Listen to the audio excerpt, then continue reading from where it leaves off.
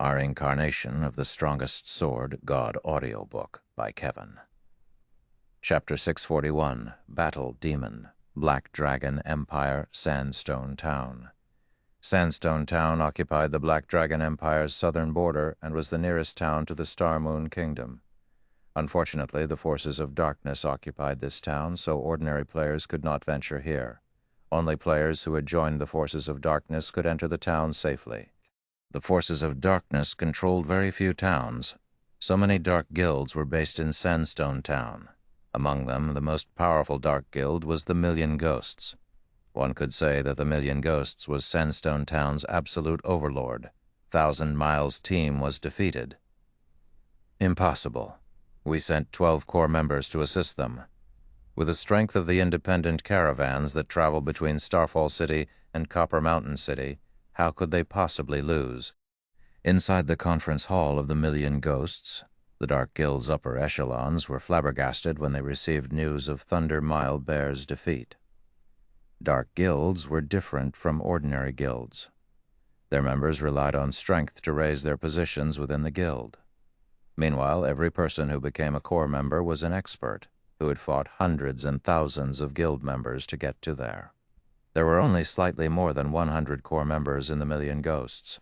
If these core members were members of any of the ordinary large guilds, everyone would easily become one of the top few experts within the guild. Yet, of the 12 core members they dispatched, not a single one managed to return alive. It was simply inconceivable. What did the 12 that died have to say? The middle-aged man who occupied the guild leader's seat asked. This middle-aged man had dark eyes, a stalwart body, bronze skin, and a chiseled face. When this man spoke, the conference hall immediately fell silent. Nobody dared to act presumptuously before this man. This man was the Million Ghosts guild leader, Lifestealer. He was also an intimidating character who the various large guilds in Black Dragon Emperor had nicknamed Battle Demon. In an ordinary guild, the position of guild leader was only a symbol of status, not a symbol of strength. This held true for most guilds in God's domain. However, for dark guilds, the position of guild leader was the symbol of both status and strength. The fact that Lifestealer had become the Million Ghosts guild leader proved that his strength ranked number 1 in the entire guild. Due to Lifestealer's presence in the Million Ghosts, the various large guilds in the several nearby cities avoided provoking the Million Ghosts at all. Even the guild ruling over Bronze Mountain City, the Holy Church of War, deferred to the Million Ghosts. The Holy Church of War was a second-rate guild with control over 5 cities. It was a top-tier second-rate guild that had over 300,000 members. The guild also had 2 experts who ranked on the God's Domain experts list. Yet, such a guild still allowed the Million Ghosts to manage the trade route to Star Moon Kingdom freely. This was all due to the Battle Demon Lifestealer. Their opponents wore cloaks, so they did not see who they were fighting. However, judging by the enemy's tone, it seems that they looked down on the Million Ghosts. They even warned us not to touch the trade routes. They're taking us too lightly. Guild leader, let me lead some men and hunt down those bastards. If we don't do anything about this, the reputation our guild has built will be ruined. Guild leader, I'll go as well. The nearby large guilds should have learned of this by now. The Holy Church will also be watching. If we show them what the consequences are for messing with us, the Holy Church won't dare consider vying for dominance. The elders in the conference hall began stepping up, one after another, all wanting to teach those who dared provoke the Million Ghosts a lesson. It seems that our guild's reputation isn't as well known as it should be. To think that even the people from Star Moon Kingdom dare provoke us. However, there is no need to be anxious. Since they have done such a thing, it shows that they possess certain confidence and background. Have our members stationed in Starfall City investigate this matter? Once we know who we're dealing with, we'll give them a taste of hell. Lifestealer revealed a malicious grin. Seeing the smile on Lifestealer's face, everyone involuntarily shuddered. Back when the third-rate guild, Divine Flurry, had provoked their guild leader had revealed this exact smile 4 days after the initial incident. Every core member of Divine Flurry died over a dozen times, and the guild disbanded as a result. Now that Liffis Steeler wore this smile once more, Starfall City would most likely fall into chaos. Meanwhile, inside the shrine in the great forest of Soria, watching the Thunderwolf's HP rapidly approach 10%, tension grew in the party. This was the crucial moment to capture the Thunderwolf, and any mistakes could waste all of their previous efforts. Suddenly, Shi Feng controlled the evil blade spirit to leave the flooded area. Meanwhile, Fire Dance and the others dashed towards the Thunderwolf, each holding a hunting scroll. 12%, 11%, 10%, start. Shi Feng immediately lured the Thunderwolf out of the flooded area, the Lord's HP stopping at precisely 10%. Upon reaching her position, Fire Dance chanted the last verse of the incantation and activated the hunting scroll. Shoo! A pitch-black chain emerged from the hunting scroll and bound one of the Thunderwolf's hind legs. Meanwhile, Fire Dance affixed the scroll on the ground. The hunting scroll's purpose was to trap the targeted beast. However, its effect only lasted 1 short minute. At the same time, everyone else in the party also activated their hunting scrolls, binding all 4 of the Thunderwolf's limbs and preventing the demonic beast from moving. A woo! The Thunderwolf howled in anger. Suddenly, dense, dark clouds condensed above the fight, releasing blue strikes of lightning towards the affixed hunting scrolls. Reacting quickly, Fire Dance activated wind steps, utilizing the skill's nearly 1-second invulnerability to block the oncoming lightning strike. However, though she was unscathed from the attack, the hunting scroll was obliterated. Continue using hunting scrolls. Do not let it go no matter what. Shi Feng also retrieved a 5-star cage from his bag and charged at the Thunderwolf. The second key aspect when capturing a beast was timing. Cages required time to activate. During this period, the target must not escape the cage's range, otherwise the capture will fail, rendering the cage useless. Fire Dance and the others understood what they needed to do. They retrieved more hunting scrolls from their bags and activated them. Meanwhile, the Thunderwolf continuously destroyed the affixed hunting scrolls in a fit of rage. At this moment, Shi Feng found an opportunity as he abruptly leaped into the air, jumping above the Thunderwolf and activating the cage. Fixing the cage to a specific location required approximately 2 full seconds. However, the 5-star cage's enclosure was not large. "A woo!" The Thunderwolf released an angry howl. Suddenly, more dark clouds collected in the sky, the lightning strikes increasing in number as well.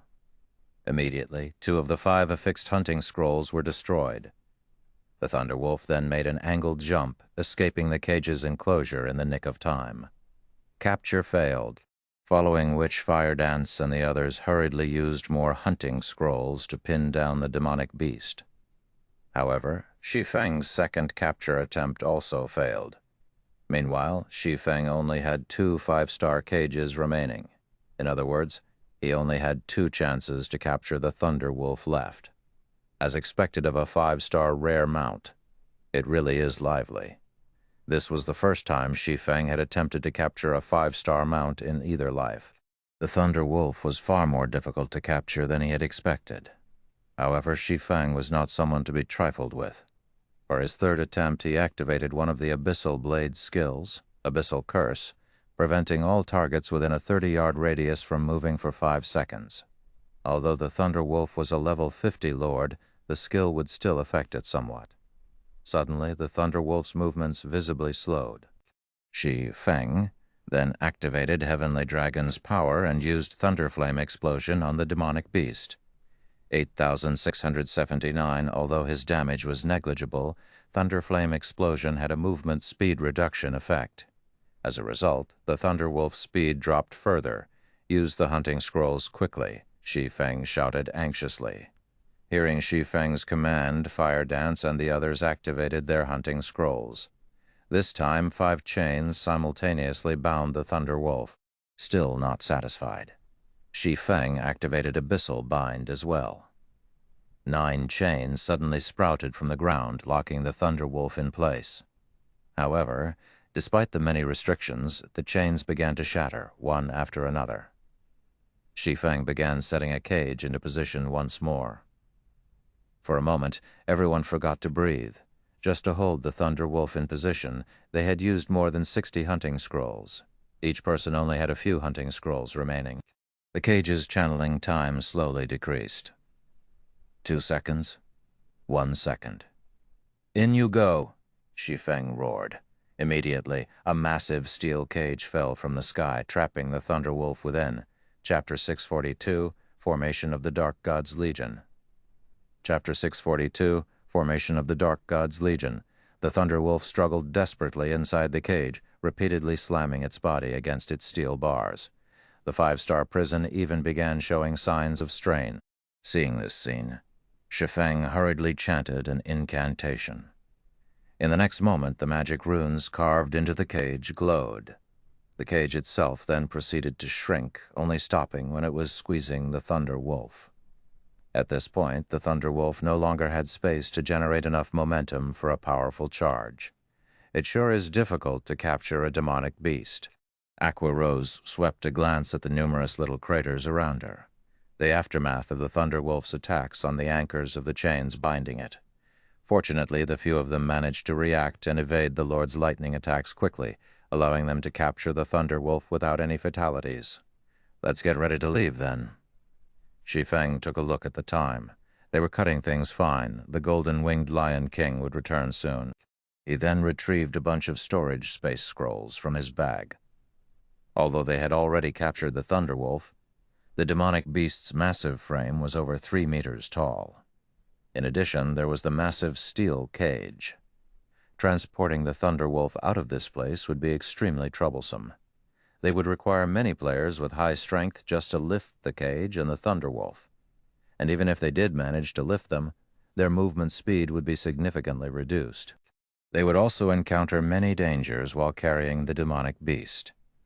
Who knew just how much time they would have to waste conveying the Thunder Wolf back to White River City? Hence, storage space scrolls were available for purchase in God's domain. These scrolls could be used to store large items. Not only was the Thunder Wolf massive, but it was also a living creature. Shi Feng had to use a total of 20 storage space scrolls in order to fit the Thunder Wolf into his bag space. The Thunder Wolf instantly took up 20 slots there. However, the duration of the storage space scrolls was not indefinite. They could only be used to store items for up to half an hour, following which everyone used return scrolls and departed from the shrine. White River City, Zero Wings Guild residence. After Aqua Rose and the others went to rest, Shi Feng went to the warehouse inside the guild residence by himself. He then placed the Thunder Wolf inside the warehouse, as well as took out several magic crystals from his bag and put them inside the Thunder Wolf's cage. Demonic beasts were different from wild beasts. Their primary source of food was magic crystals. Just a single crystal could sustain a demonic beast for a long time. Now that I've obtained a rare mount, next up we'll be constructing a stable. When Shi Feng looked at the ferocious Thunder Wolf, he grew eager to construct a stable as soon as possible. Only after he had a stable could he begin taming the Thunder Wolf. Demonic beasts were much more difficult to tame than wild beasts. Moreover, the higher the star ranking of a creature, the longer the time required to gentle it. Complete taming of the Thunder Wolf would need at least 10 to 15 days. If he could finish the stable even a day sooner, he might be able to have the Thunder Wolf trained by the time the guild's core members reached level 40. If he could pair every core member with a Thunder Beast, their combat power would soar through the roof. Only too many materials were required to construct a stable. The stable was different from the other structures inside the guild residence, which needed only money to build. Moreover, many of the materials required for a stable were obtainable only from large-scale team dungeons. I need to speed things up a little bit.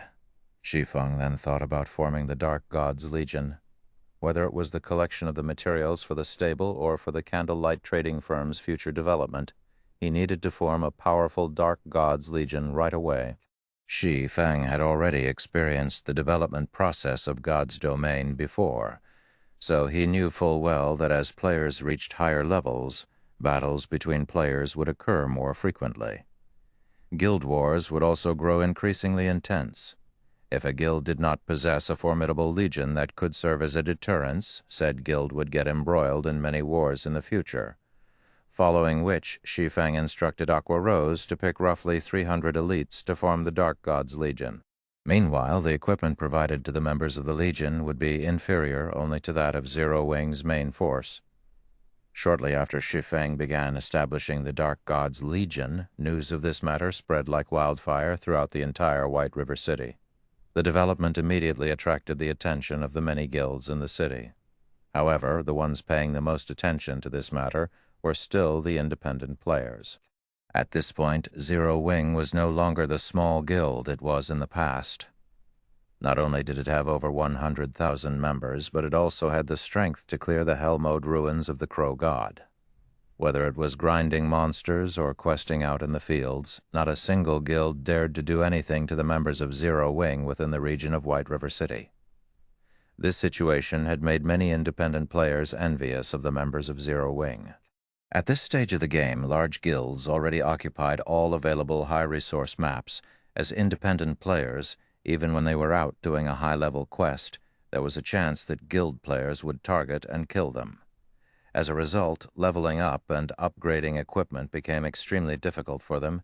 Hence, many independent players were considering joining a powerful guild. Meanwhile, Zero Wing was currently forming a Dark God's Legion. Moreover, the members of the Legion received treatment that was inferior only to the guild's main force. It should be known that while every guild had plenty of ordinary teams in its midst, there would be only one main force.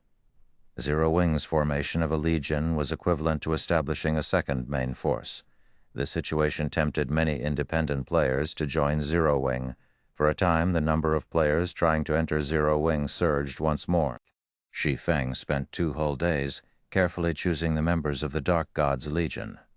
After all, the number of people he could use Light of Darkness on was limited. Even though he could take back the power of darkness he bestowed, he still preferred not to flaunt it. Meanwhile, during this period, Shi Feng produced quite a number of intermediate mana armor kits, which were all meant for the members of the Dark God's Legion. During these 2 days, many things happened throughout God's domain as well.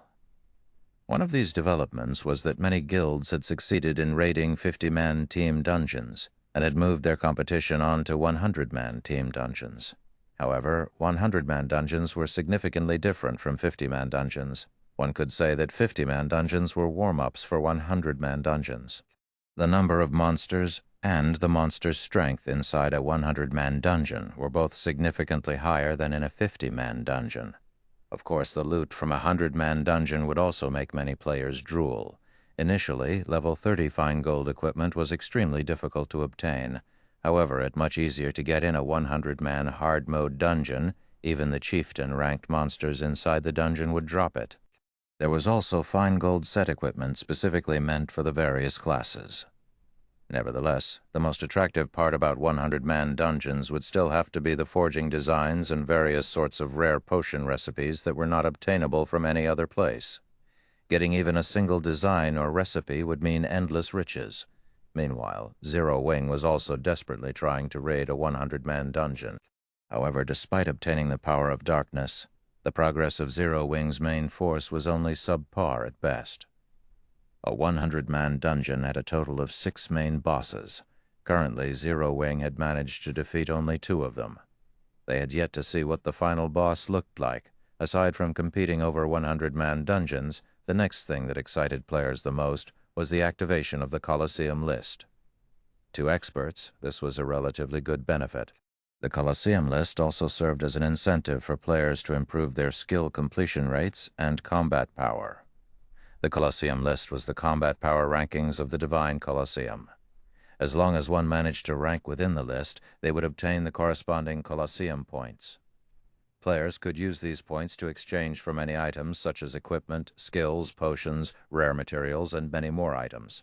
Among them, the greatest attraction was the equipment available. Not only was there level 30 Dark Gold equipment available, but even level 30 Dark Gold set equipment was also up for exchange. Due to this reason, Divine Colosseums throughout God's domain became extremely popular. Many players fought desperately to raise their rankings on the Colosseum list. Large guilds sent their core members one after another to challenge the Divine Colosseum. For a time, many hidden experts emerged throughout God's domain, giving players a great shock. Nobody had thought that there were actually so many experts in God's domain. Meanwhile, Shi Feng was currently seated in a large private room in the Divine Coliseum of White River City. Chapter 643, Astonishing Financial Resources. Chapter 643, Astonishing Financial Resources.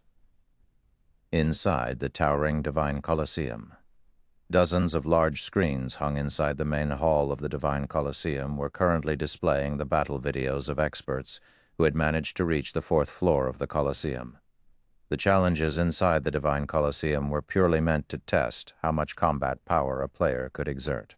The quality of a player's equipment was irrelevant in these challenges. Even a player wearing only bronze equipment could get past the 4th floor. However, ordinary players would have a difficult time just getting through the 1st floor of the Divine Coliseum, not to mention the 4th. In White River City, experts capable of breaking through the 4th floor were as rare as a phoenix's feather.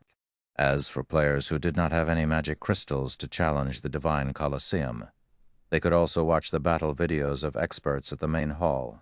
Of course, these videos were only released with the consent of the players involved. Players could also use this opportunity to make a name for themselves. Look, Heaven's Burial is here again. Everyone in the hall quickly noticed the arrival of a group of players. These players were uniformly level 30, and they were members of Heaven's Burial's current main force. If not for the fact that they were aiming to obtain the first clear of a 100-man dungeon, these players would have long since leveled up.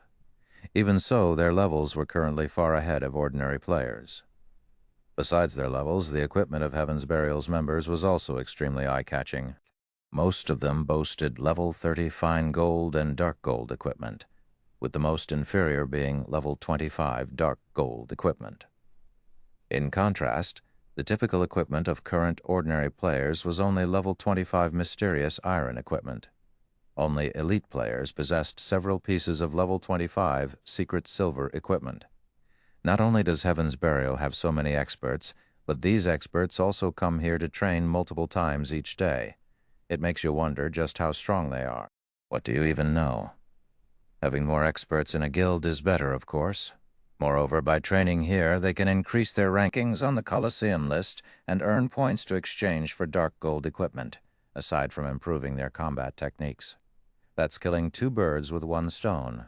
Why wouldn't they do it? Recently, Heaven's Burial has been growing increasingly stronger. Initially, they had less than 10 members who managed to pass the 4th floor. Now, after only a few days, that number is up to 20. 2 members of the guild even have managed to get to the 6th floor. In the entire White River City, Heaven's Burial is only slightly inferior to Overwhelming Smile and Zero Wing. Isn't that only because the guild is rich? Challenging the trial tower costs 1 magic crystal each time. Normally, when we raid dungeons, we will only get 1 magic crystal after a lot of difficulties. Even then, we still have to split it among several people. After raiding dungeons all day, our turn to get a crystal might still not come.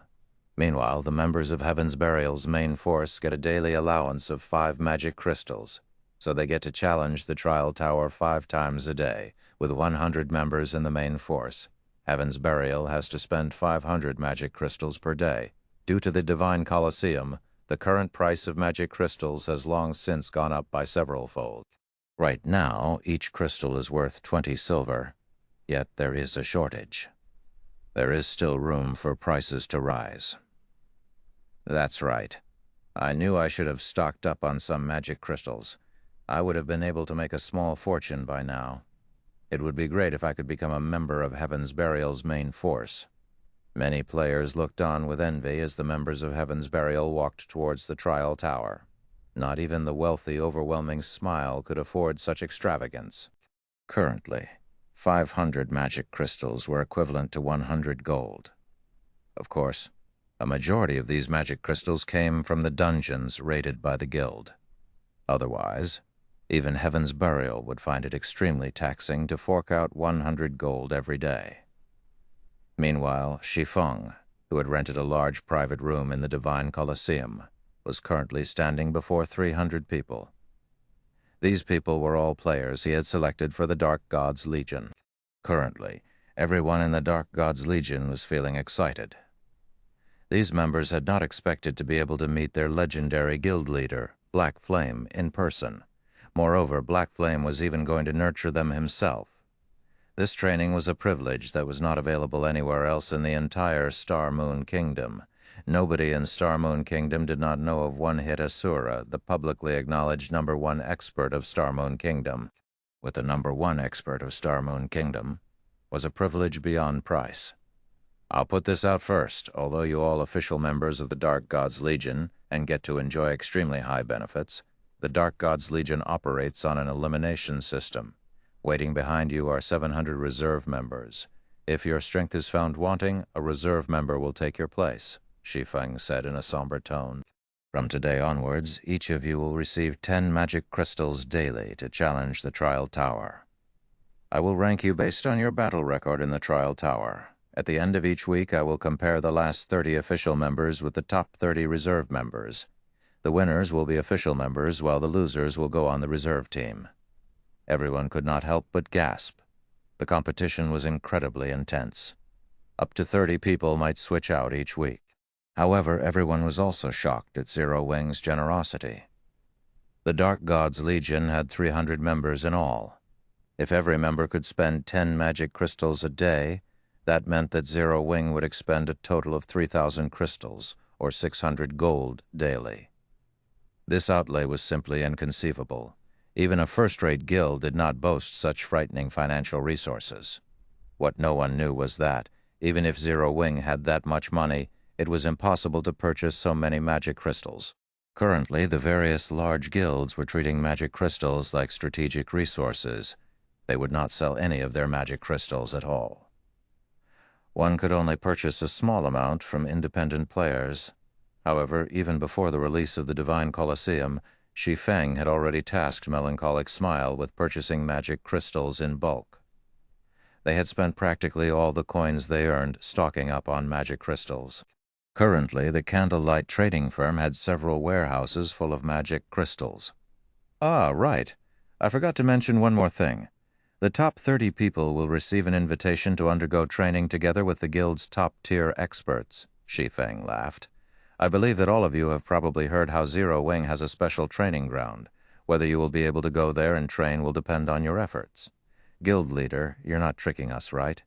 Can we really go to that place? Many Dark Gods members asked in anticipation. They had indeed heard that Zero Wing possessed a specialized training facility in the real world. There, one could ramp up their combat techniques. One could also learn the rumored advanced combat techniques and become a true top-tier expert.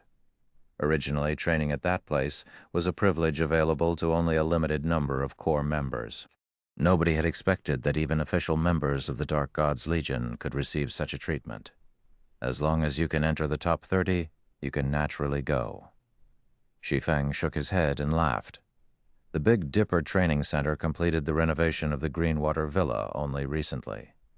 The villa was outfitted with all kinds of training apparatuses and could now accommodate more people. Otherwise, he really would not be able to extend its use to the members of the Dark Gods Legion. When Shi Feng was done speaking, the atmosphere inside the private room instantly changed. Everyone there was flushed with fighting spirit, and they could not help but want to dash to the Trial Tower right this instant to raise their rankings. After Shi Feng distributed the magic crystals and concluded the meeting, everyone promptly rushed out of the private room and ran as fast as they could towards the Trial Tower. This scene stupefied the players inside the main hall. Chapter 643, Astonishing Financial Resources. Chapter 644, Secret Competition. Chapter 644, Secret Competition. How rich is Zero Wing? They're actually sending so many people to the Trial Tower all at once.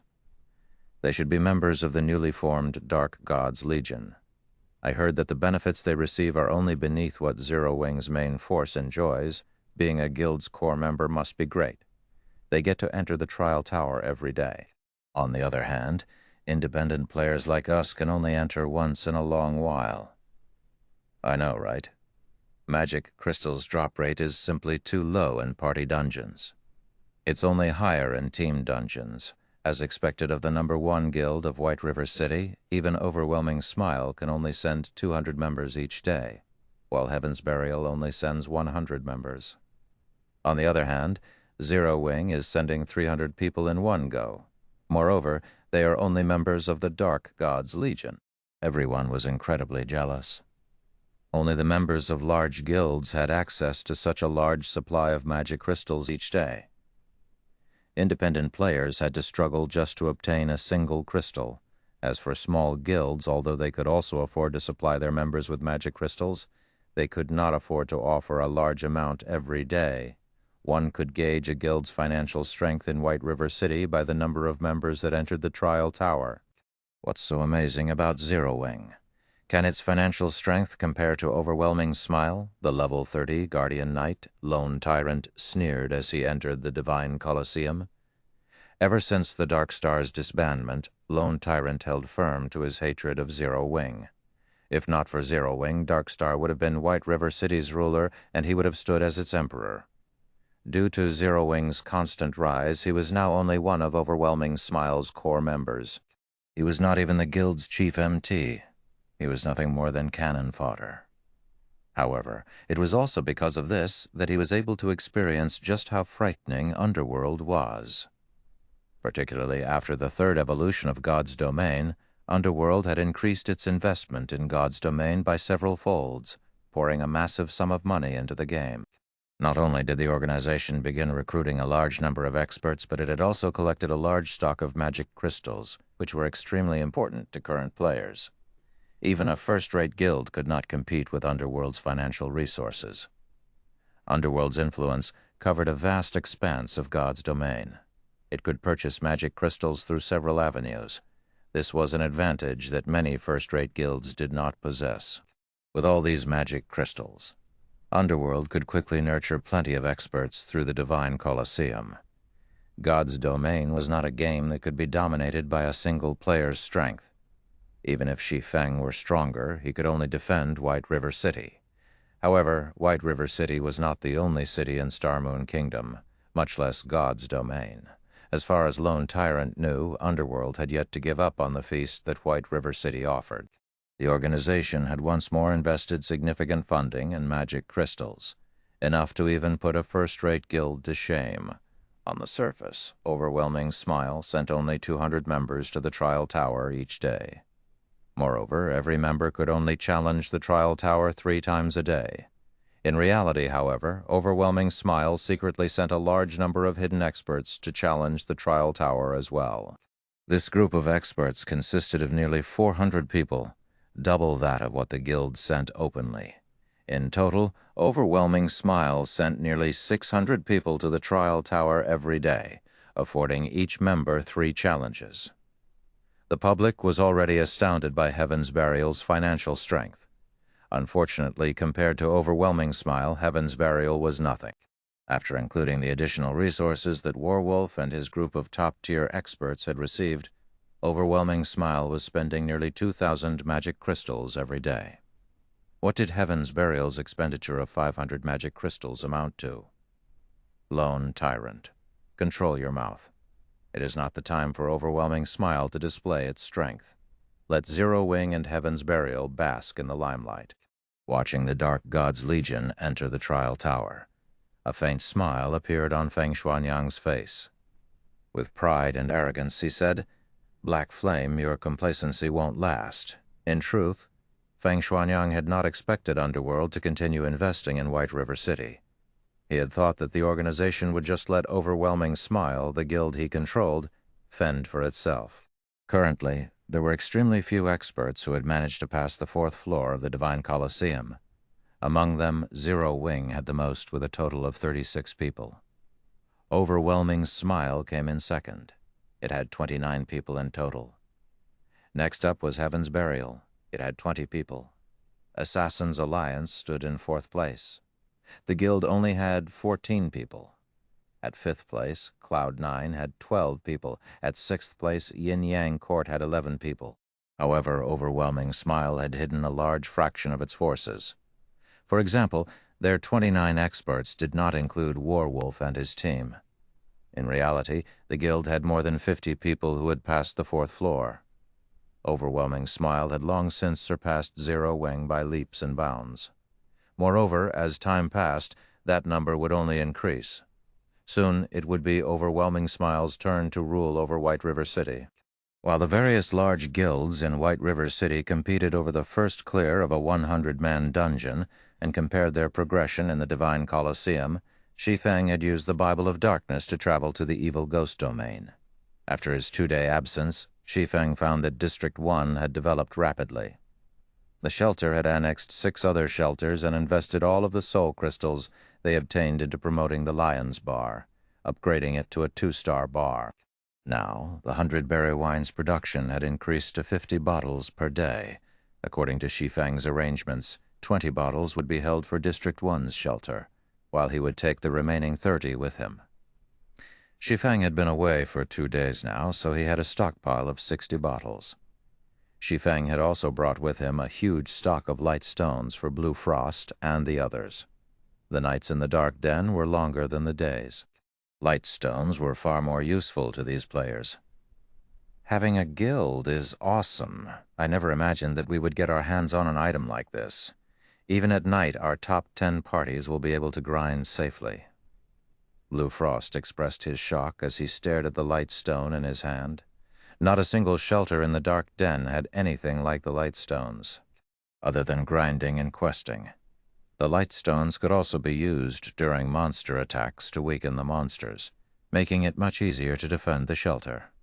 Right. My main goal in coming here this time is to give this to you, Shi Feng said as he retrieved the chapter of shelter from his bag. The chapter of shelter was an item that could promote a shelter by a single rank, up to a maximum of large shelter. When everyone saw the chapter of shelter, they were stupefied. Up until now, large shelters were something that only guild forces possessed. Although they had thought of upgrading District 1's shelter to a large shelter countless times before, it was simply too difficult for independent players. They would require at least a month to gather the required manpower and resources. That time might be extended further depending on their progression on the quests involved. Now, however, with the chapter of shelter, they could upgrade District 1's shelter into a large shelter without going through all that trouble.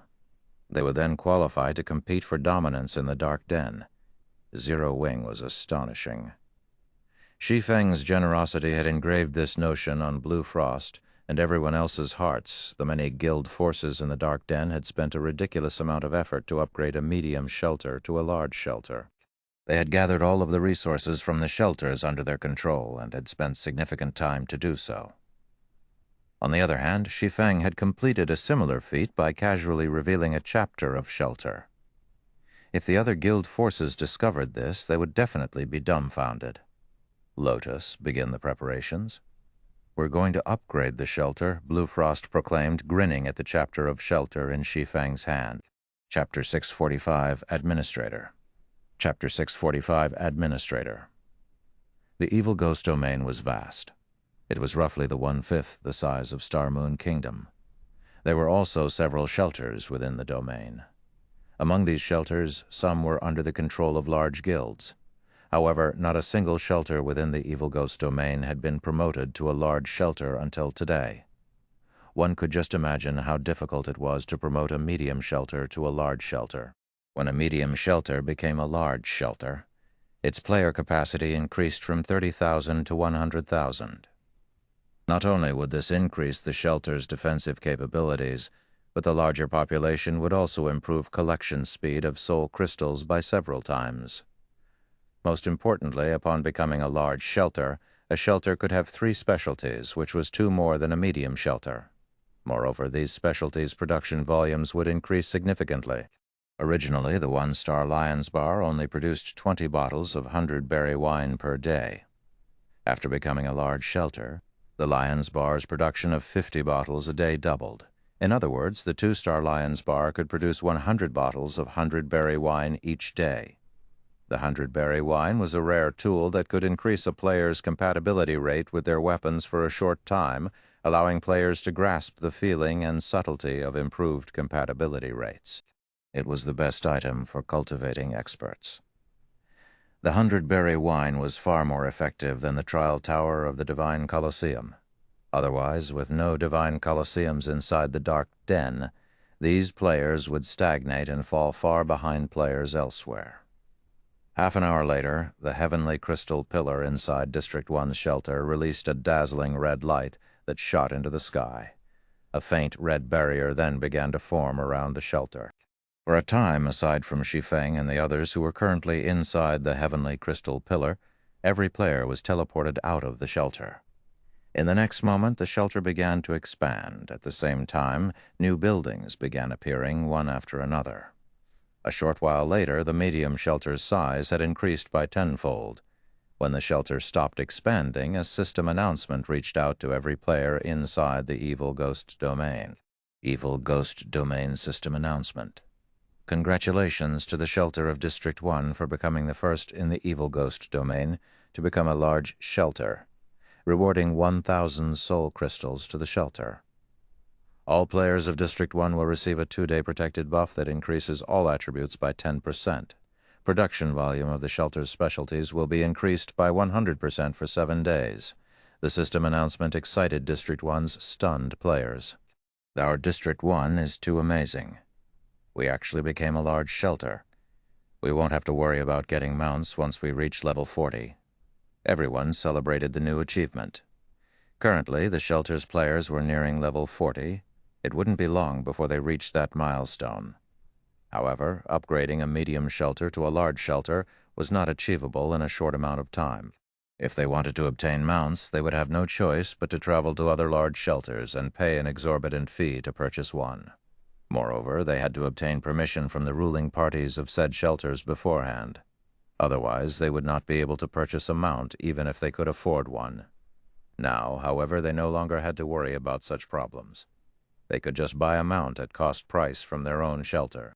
Meanwhile, the various other shelters in the Evil Ghost domain were stupefied. Normally, to promote a medium shelter to a large shelter, one had to pool the majority of the resources available within a domain and invest a lot of time.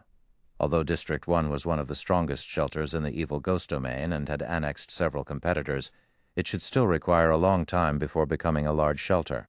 Yet, after only a few days since District 1 began annexing other shelters, it had successfully upgraded to a large shelter. It was simply inconceivable. Contact the leader of District 1's first party, Blue Frost. Immediately, tell him that our District 9 is willing to submit. How did they manage this so quickly? Wouldn't it be more beneficial to join District 1 rather than joining a guild force? Now, we need to head to District 1 and discuss an alliance. Shortly after the system announcement, the top 10 parties of many shelters discussed currying favor with District 1. When a medium shelter became a large shelter, it could hold 70,000 more players than before. It could easily fit the population of 2 or 3 medium shelters. If they could obtain a slot for themselves, they would not have to worry about obtaining mounts in the future. They could also enjoy the various benefits only available in a large shelter. Meanwhile, inside District 1's heavenly crystal pillar, Blue Frost, and the others were similarly surprised. Although they had expected the shelter's promotion, they had never expected their hold over the shelter to become more powerful. All along, the shelter belonged to all of its residents. Meanwhile, they, the shelter's top 10 parties, only acted as managers. They were not the owners. The managers were determined through contribution shares. If another party possessed more contribution shares than they did, they would be replaced immediately. Normally, this rule held fast even after a shelter was upgraded. Only after a shelter's promotion, the top 10 ranking parties would receive a massive amount of contribution shares, making it more difficult for other parties to compete for the top 10 positions. However, while it might be difficult for a guild force to take over a powerful shelter by force, it was not entirely impossible. However, after Shi Feng used the chapter of shelter, the management system had changed. Shi Feng had become the shelter's administrator. An administrator was far more powerful than the managers. Shi Feng could now arbitrarily delist players from District 1, exiling them from the district and the benefits the shelter offered. No other player possessed this authority. Of course, this was useless against the shelter's top 10 parties. Moreover, there was a limit to the number of players an administrator could delist each day. Even so, an administrator's authority was plenty frightening. Now they had the ability to remove potential threats easily, preventing other shelters from scheming against their shelter. More importantly, an administrator had the authority to veto a decision. For example, if the top 10 parties wished to construct something, even if all 10 parties agreed, the administrator could voice their refusal, and the matter would end there. Moreover, the position of administrator was unrelated to contribution shares. In other words, even if someone else accumulated more contribution shares than the administrator, they could not replace the administrator. The only way to overthrow an administrator and take over a shelter was to assault the entire shelter and destroy it. However, it was not easy to assault a large shelter. In other words, currently, the shelter of District 1 was under Zero Wing's complete control. Outsiders could not steal it. So the chapter of shelter has such a function as well. Shi Feng also only learned this after using the chapter of shelter. However, with this, he would not have to worry about losing the shelter to other guilds. He could rule with an iron fist. With that out of the way, he could invest more resources in District 1's shelter, transforming it into an iron fortress, following which Shi Feng left the shelter's management to Blue Frost. He then purchased all of the available bottles of 100-berry wine from the Lion's Bar and took the massive batch of gemstones Blue Frost had prepared before returning to White River City. As the shelter had just upgraded to a large shelter, its specialties production had improved. As a result of the 7-day bonus, the Lion's Bar could produce up to 200 bottles of 100-berry wine each day. However, as Blue Frost and the others had already purchased 50 bottles, there were only 150 bottles remaining. Even so, Shi Feng was satisfied with this amount. Even one bottle of 100-berry wine could tempt many experts, not to mention 210 bottles. With this many, he could raise the combat power of Zero Wing's core members to a whole new level. Chapter 646, Killing Multiple Birds with One Stone. Chapter 646, Killing Multiple Birds with One Stone. Shortly after Shi Feng used a return scroll and returned to White River City, the shelter of District 1 hummed with activity. Now that the shelter's population potential had increased so drastically, many players in the Evil Ghost domain planned to migrate to District 1 to enjoy the benefits of a large shelter. Reviewing the invitations demanded a considerable amount of work. In addition, the promotion to a large shelter did not mean that players could purchase mounts immediately. There was a need to construct a taming facility first, and the construction of a taming facility required a massive amount of soul crystals.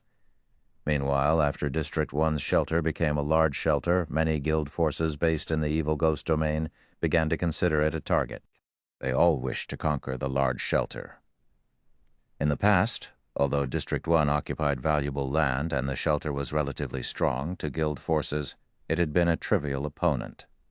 After all, independent players ran District 1. It was of no threat to guild forces. Now, however, things had changed. District 1 had become the first district to own a large shelter in the Evil Ghost domain. This would greatly affect the situation in the Evil Ghost domain. The medium shelters under their control held no advantage against a large shelter. If they could take control of District 1, not only could they extinguish any looming threats, but they could also increase their own strength. They also wouldn't have to waste effort collecting and pooling their guild's resources to obtain a large shelter for themselves. Most importantly, District 1's large shelter had not been promoted by a guild force. As far as they were concerned, District 1 was like a heap of loose sand. Its residents were not united. They could take advantage of this and take the shelter by storm. With this, they could kill 2 birds with 1 stone. Why wouldn't they do it? For a time, the many guild forces in the Evil Ghost domain secretly plotted to insert their own men into District 1's shelter. Meanwhile, although Blue Frost and the others had predicted these guild forces' intentions, not only did they not attempt to stop them, but they also actively encouraged it. After all, they were not afraid of anyone trying to replace them. They earnestly wished the various guild forces would come and offer them more resources. The matter of District 1 joining Zero Wing was only known by a few of District 1's upper echelons. In the eyes of outsiders, District 1 had only obtained a large shelter due to its managers being very united, powerful, and lucky. Moreover, there were only so many guild forces in the Evil Ghost domain. Everyone knew which shelters belonged to which guild forces. Hence, everyone believed that District 1's shelter had yet to ally themselves with a guild. Normally, if players wished to join a shelter, the shelter's managers would welcome them with open arms. After all, more players would strengthen the shelter itself and increase the number of soul crystals the shelter could obtain. For District 1, however, other than those who had been recruited by the shelter's upper echelons, any player who wished to join District 1 was required to pay a fee of 1 soul crystal.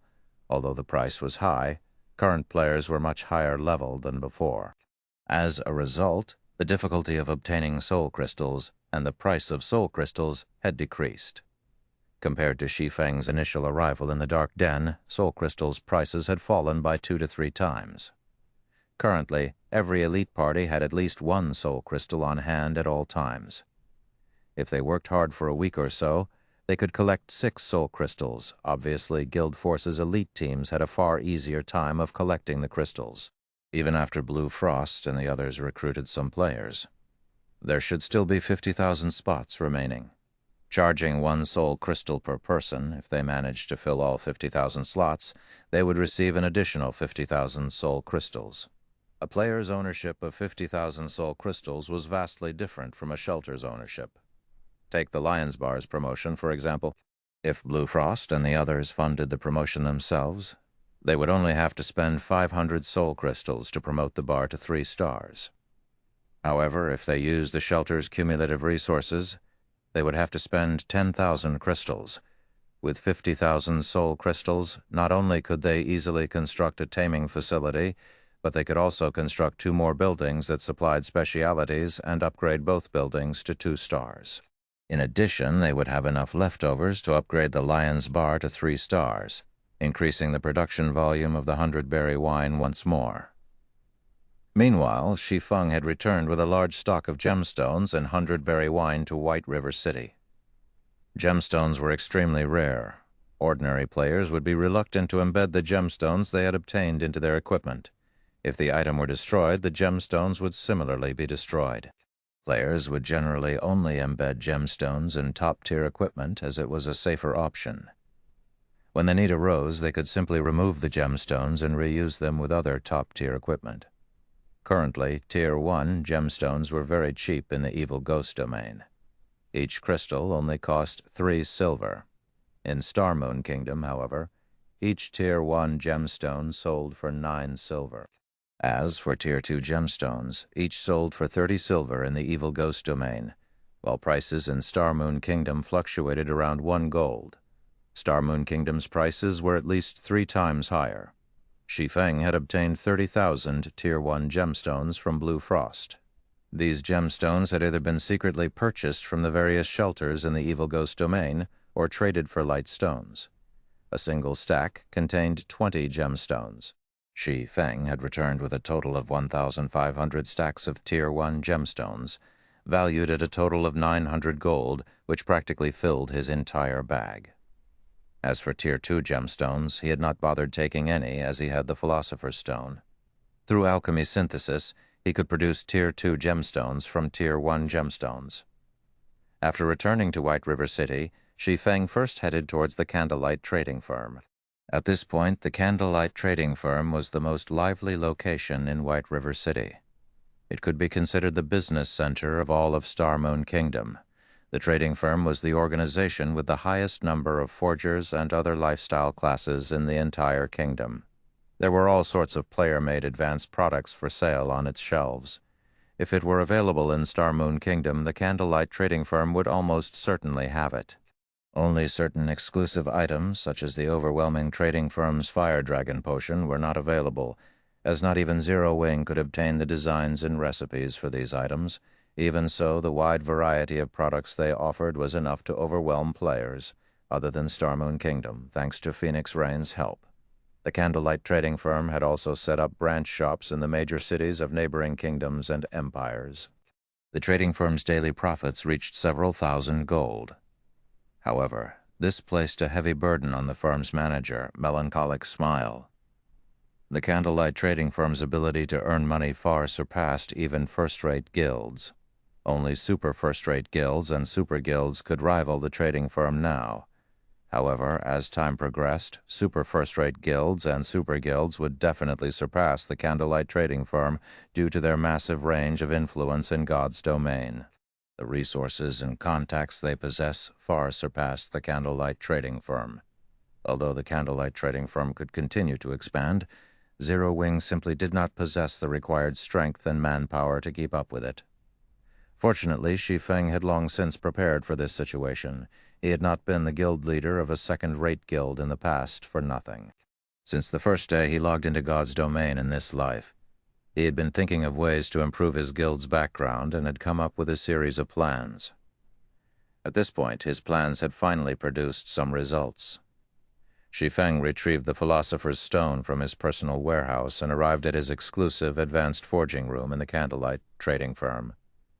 He then began to synthesize the Tier 2 gemstones. If he sought out the aid of NPC alchemists to synthesize high-tiered gemstones, not only would he have to foot an exorbitant labor fee, but the success rate was also not particularly high. For Tier 2 gemstones, NPCs only had a 30% success rate. Synthesizing a Tier 2 gemstone required 4 Tier 1 gemstones.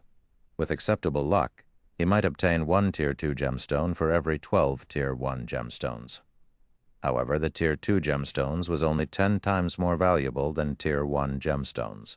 It was not profitable to synthesize high-tier gemstones.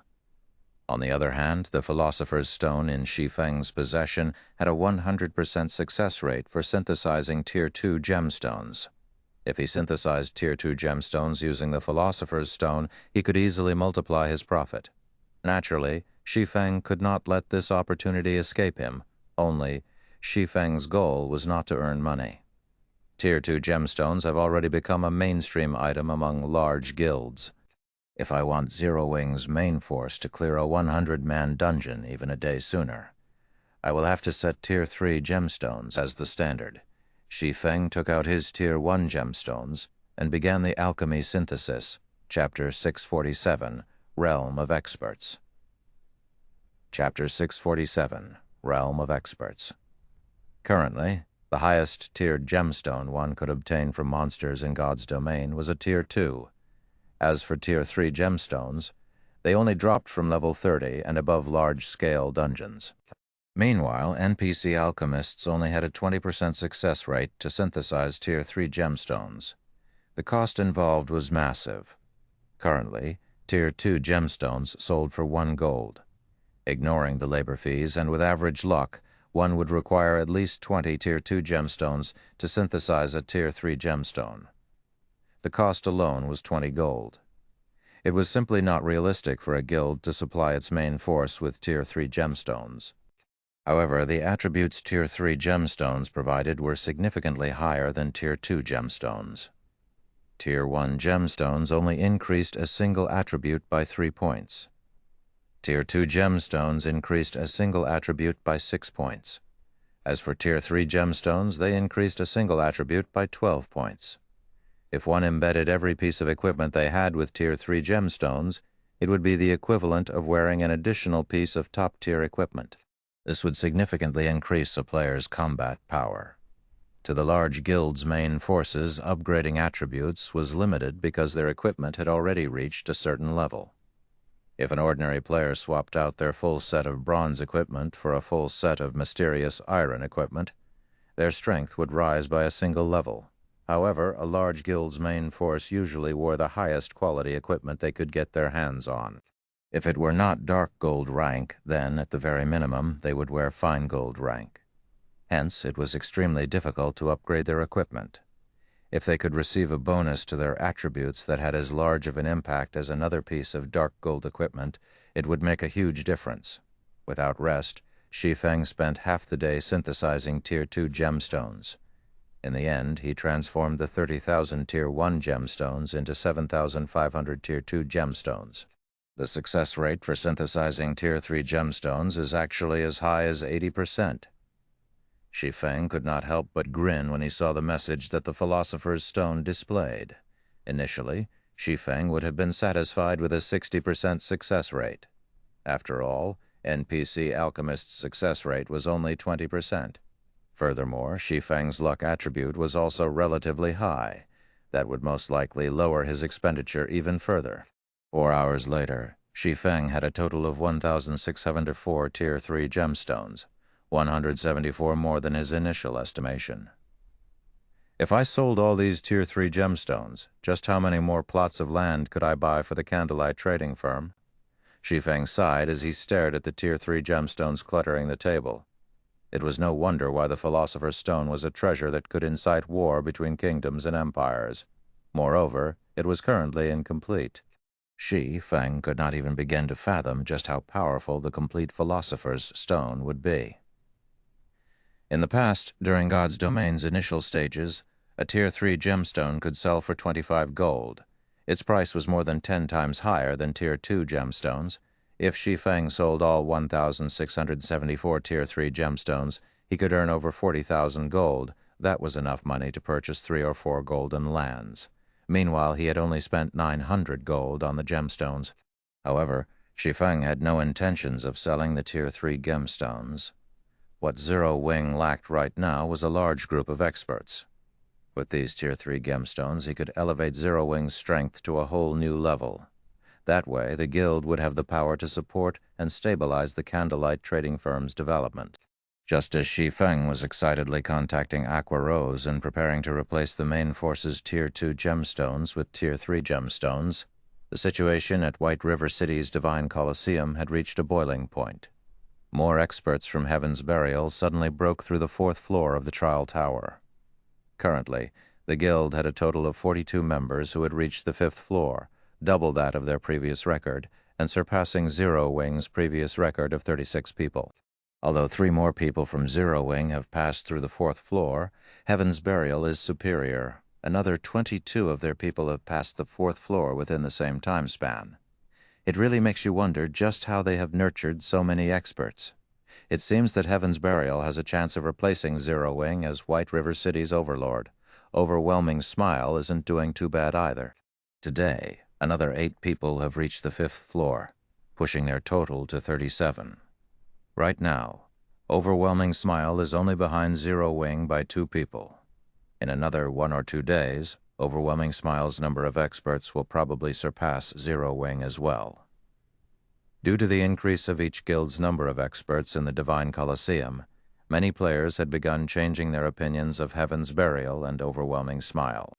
Although one could not tell much by the number of experts, it could indicate a guild's potential. In the God's Domain of today, due to Shi Feng repeatedly shattering the concept of strength by numbers, the public no longer evaluated a guild based on how many members it possessed. Then, how could one judge a guild's strength? The first method was by examining the guild's raid progression of large-scale team dungeons. This was the best way to judge the comprehensive strength of a guild. The second method was by reviewing the number of experts a guild possessed. At present, passing the 4th floor was the commonly accepted standard for an expert. Very quickly, this matter attracted the attention of the various large guilds in White River City. Originally, Zero Wing had been White River City's sole ruler. Now, however, it would seem that 3 rulers would sit on the city's throne. Heaven's Burial, in particular, was very mysterious.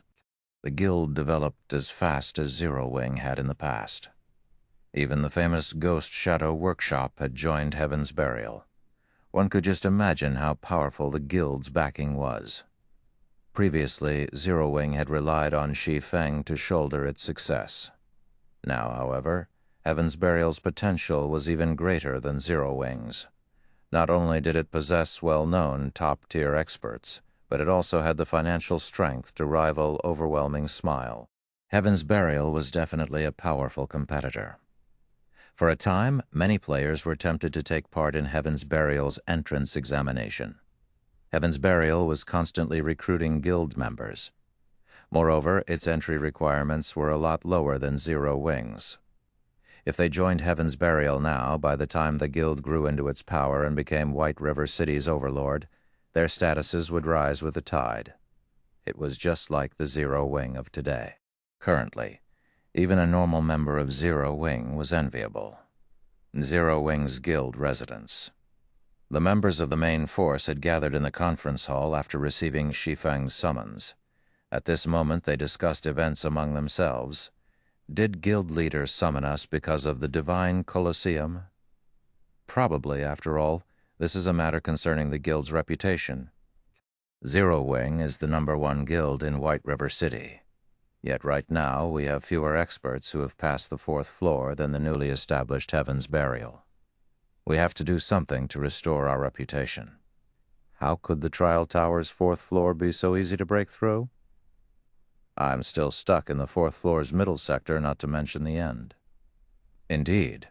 Based on what I heard from guild leader, if one cannot display 50% of their actual combat power, they will not be able to overcome the 4th floor. Everyone felt disheartened when they spoke about the Divine Colosseum's Trial Tower. They all were members of Zero Wing's main force and were the envy of ordinary players. In reality, however, they knew that, without breaking through the Trial Tower's 4th floor, they could not be considered as true experts.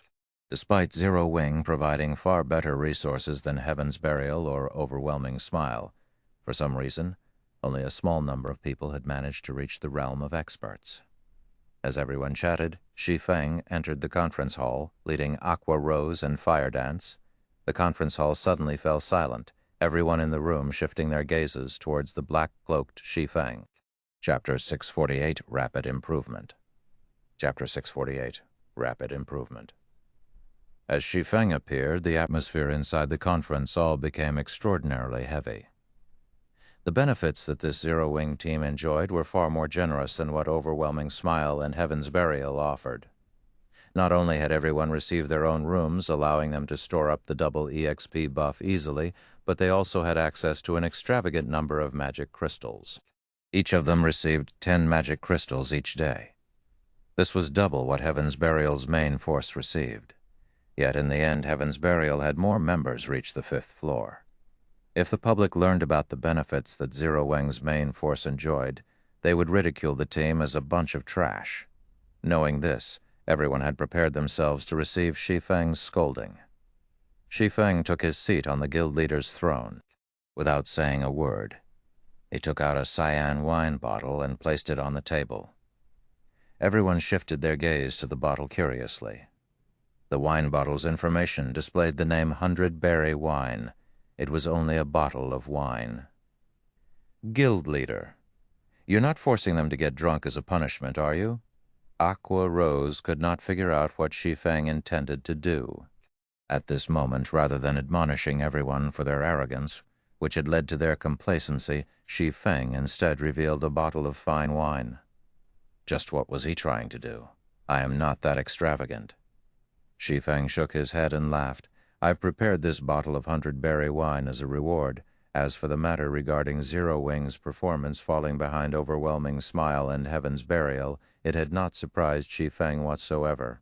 These two guilds were not as simple as they appeared. Both guilds had been recruiting talents from everywhere, not just White River City.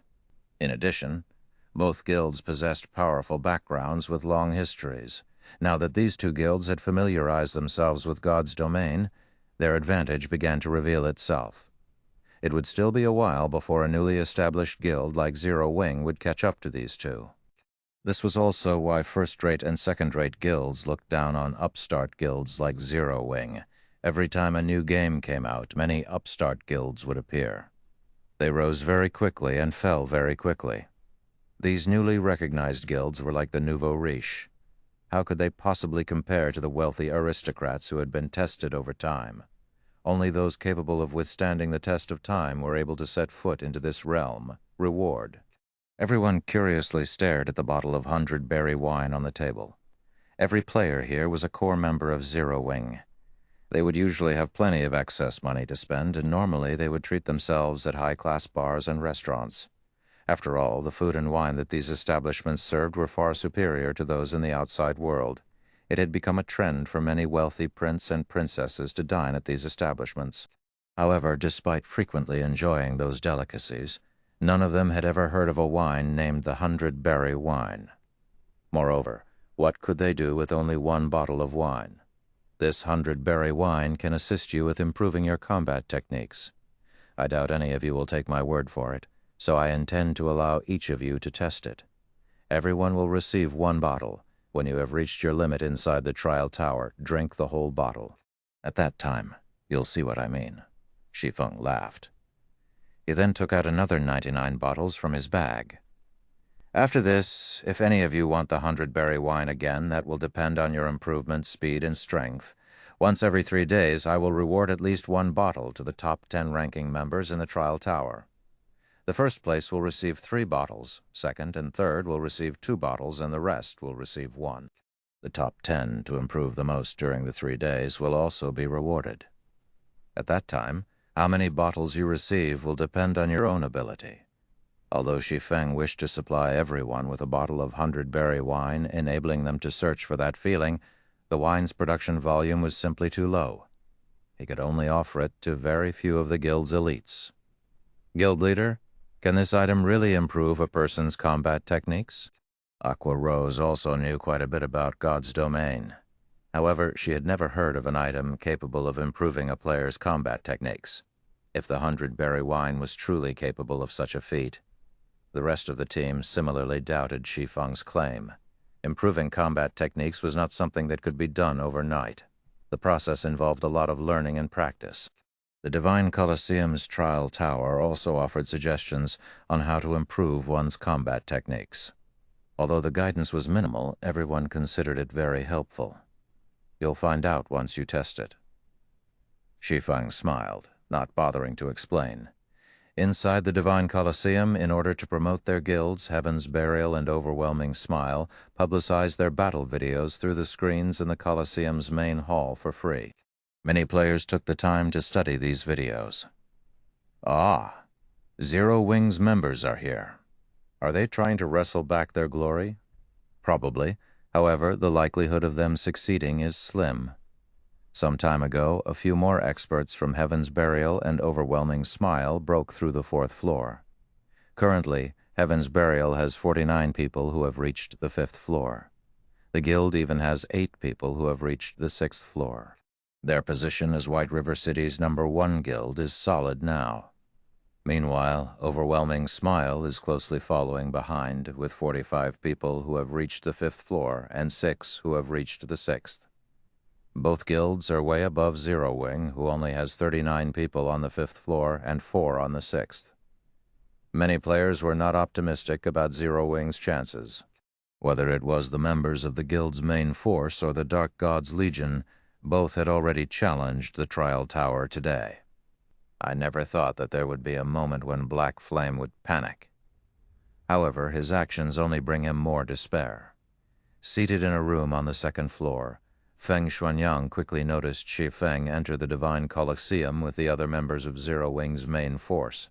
With excitement filling his eyes, he said, "Go, notify Warwolf's team. It's time to show the public who the true ruler of White River City is originally." Feng Xuanyang had intended to keep Overwhelming Smile's strength hidden for a little while longer. However, after seeing Shi Feng personally show up at the Divine Colosseum, he could not suppress the hatred in his heart.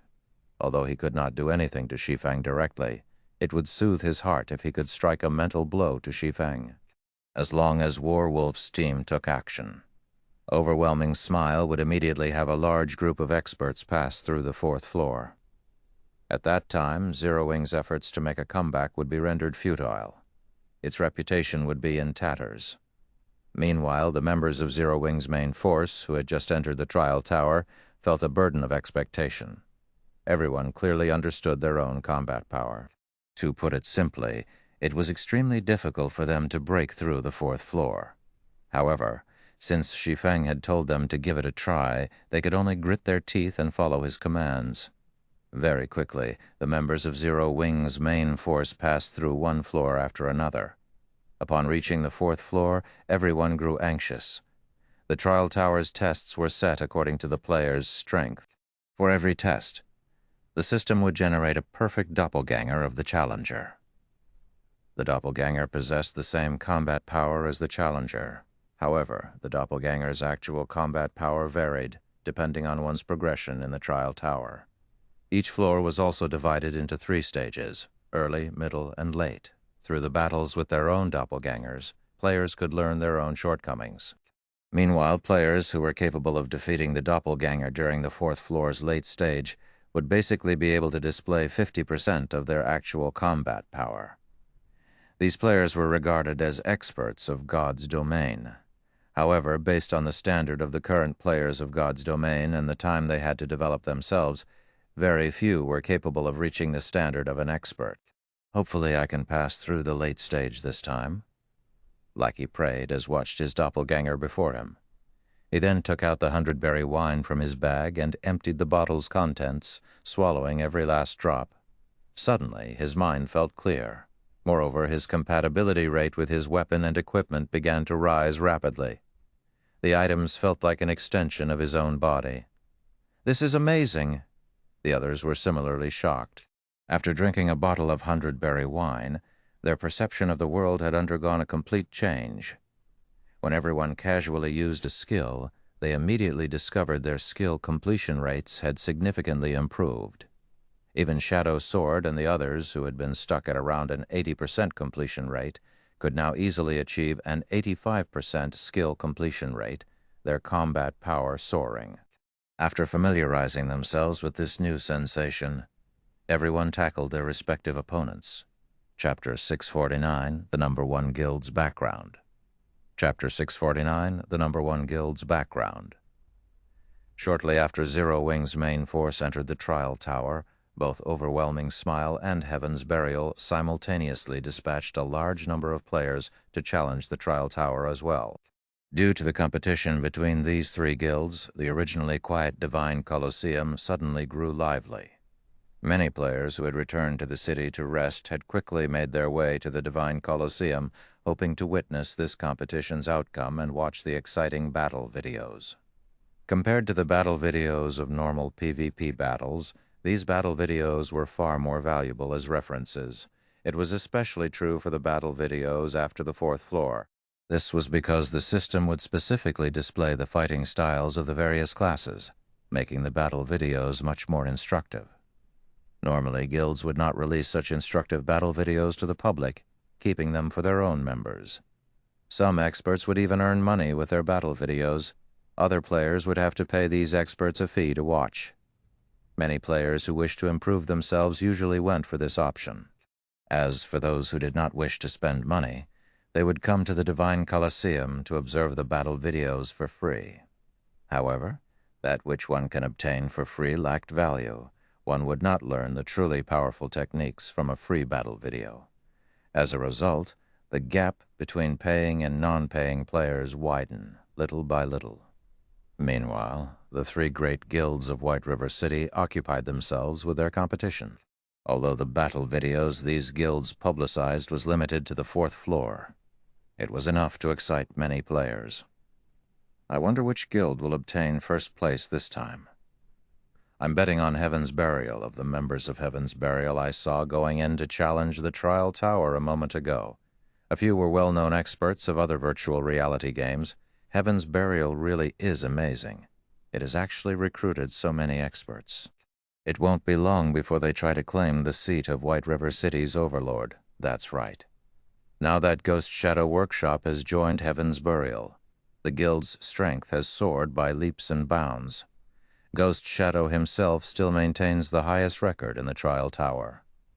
Ghost Shadow indeed deserves to be called one of the virtual gaming world's top-tier experts. Even now, no one else has reached the 7th floor. Moreover, he even reached the middle stage of the 7th floor. I heard that Star Moon City's best record stopped at the 6th floor's middle stage. This is simply madness. I'm an elite member of the Assassin's Alliance, but even until now I'm still stuck on the 3rd floor. The 4th floor is still out of my reach. It really makes you wonder just how those experts managed to do it. However, isn't Black Flame Star Moon Kingdom's number 1 expert? Did Black Flame fail to reach the 7th floor? I'm not sure. However, Black Flame's name isn't on the trial list. Maybe he hasn't challenged the trial tower yet. Hasn't challenged it yet? He must be afraid of embarrassing himself. If he fails to surpass Ghost Shadow, he will lose his title as Star Moon Kingdom's number 1 expert. Everyone grew excited as they examined the trial tower's ranking list. Normally, it was extremely difficult for ordinary players to meet experts like Ghost Shadow. They lived in two completely different worlds.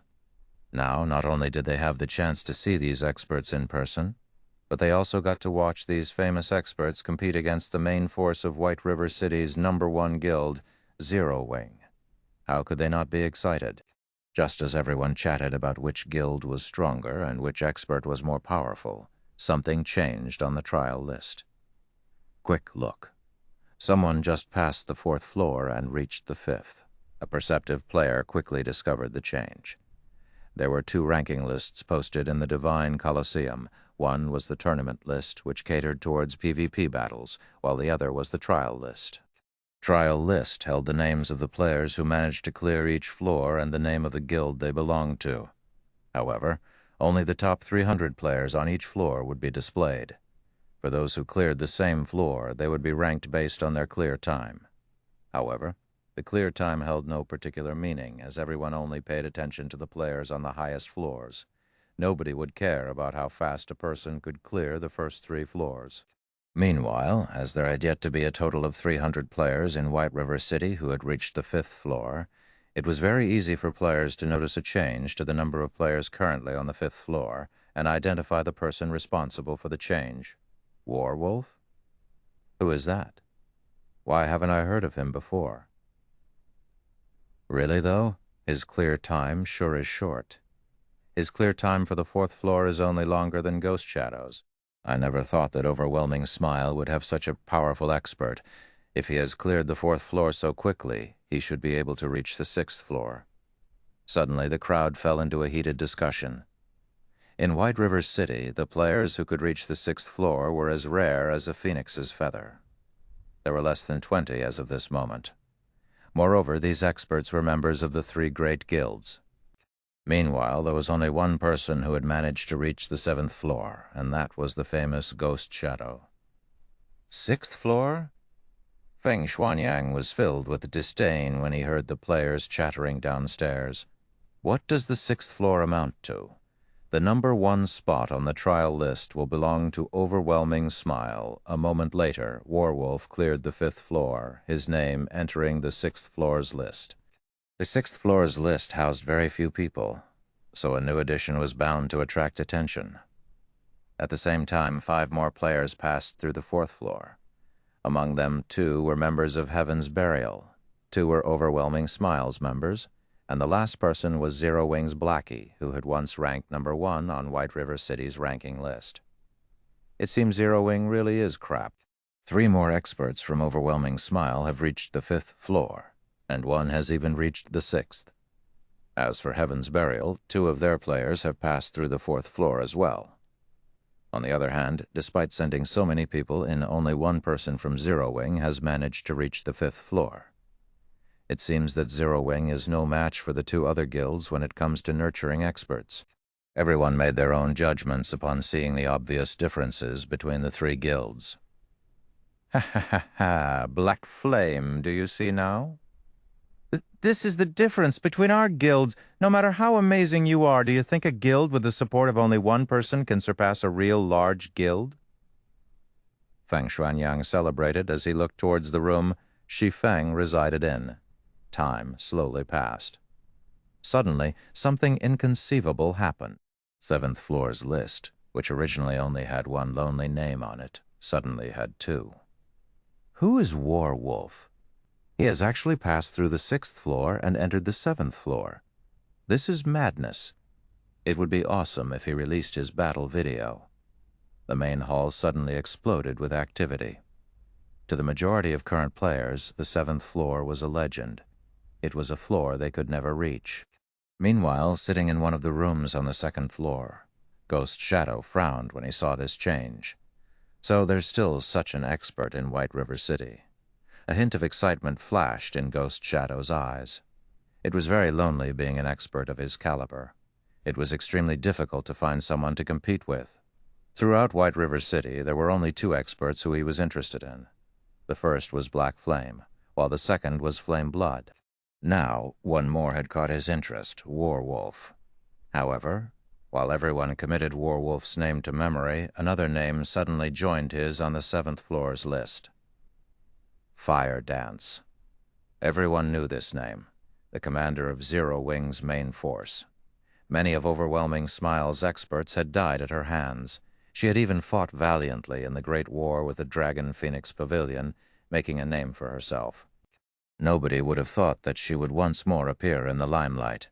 Sure enough, Zero Wing will not be replaced so easily. Ghost Shadow could not help his elation when he saw another person reach the 7th floor. How is this possible? Feng Shuanyang stared at the name on the 7th floor's list in disbelief.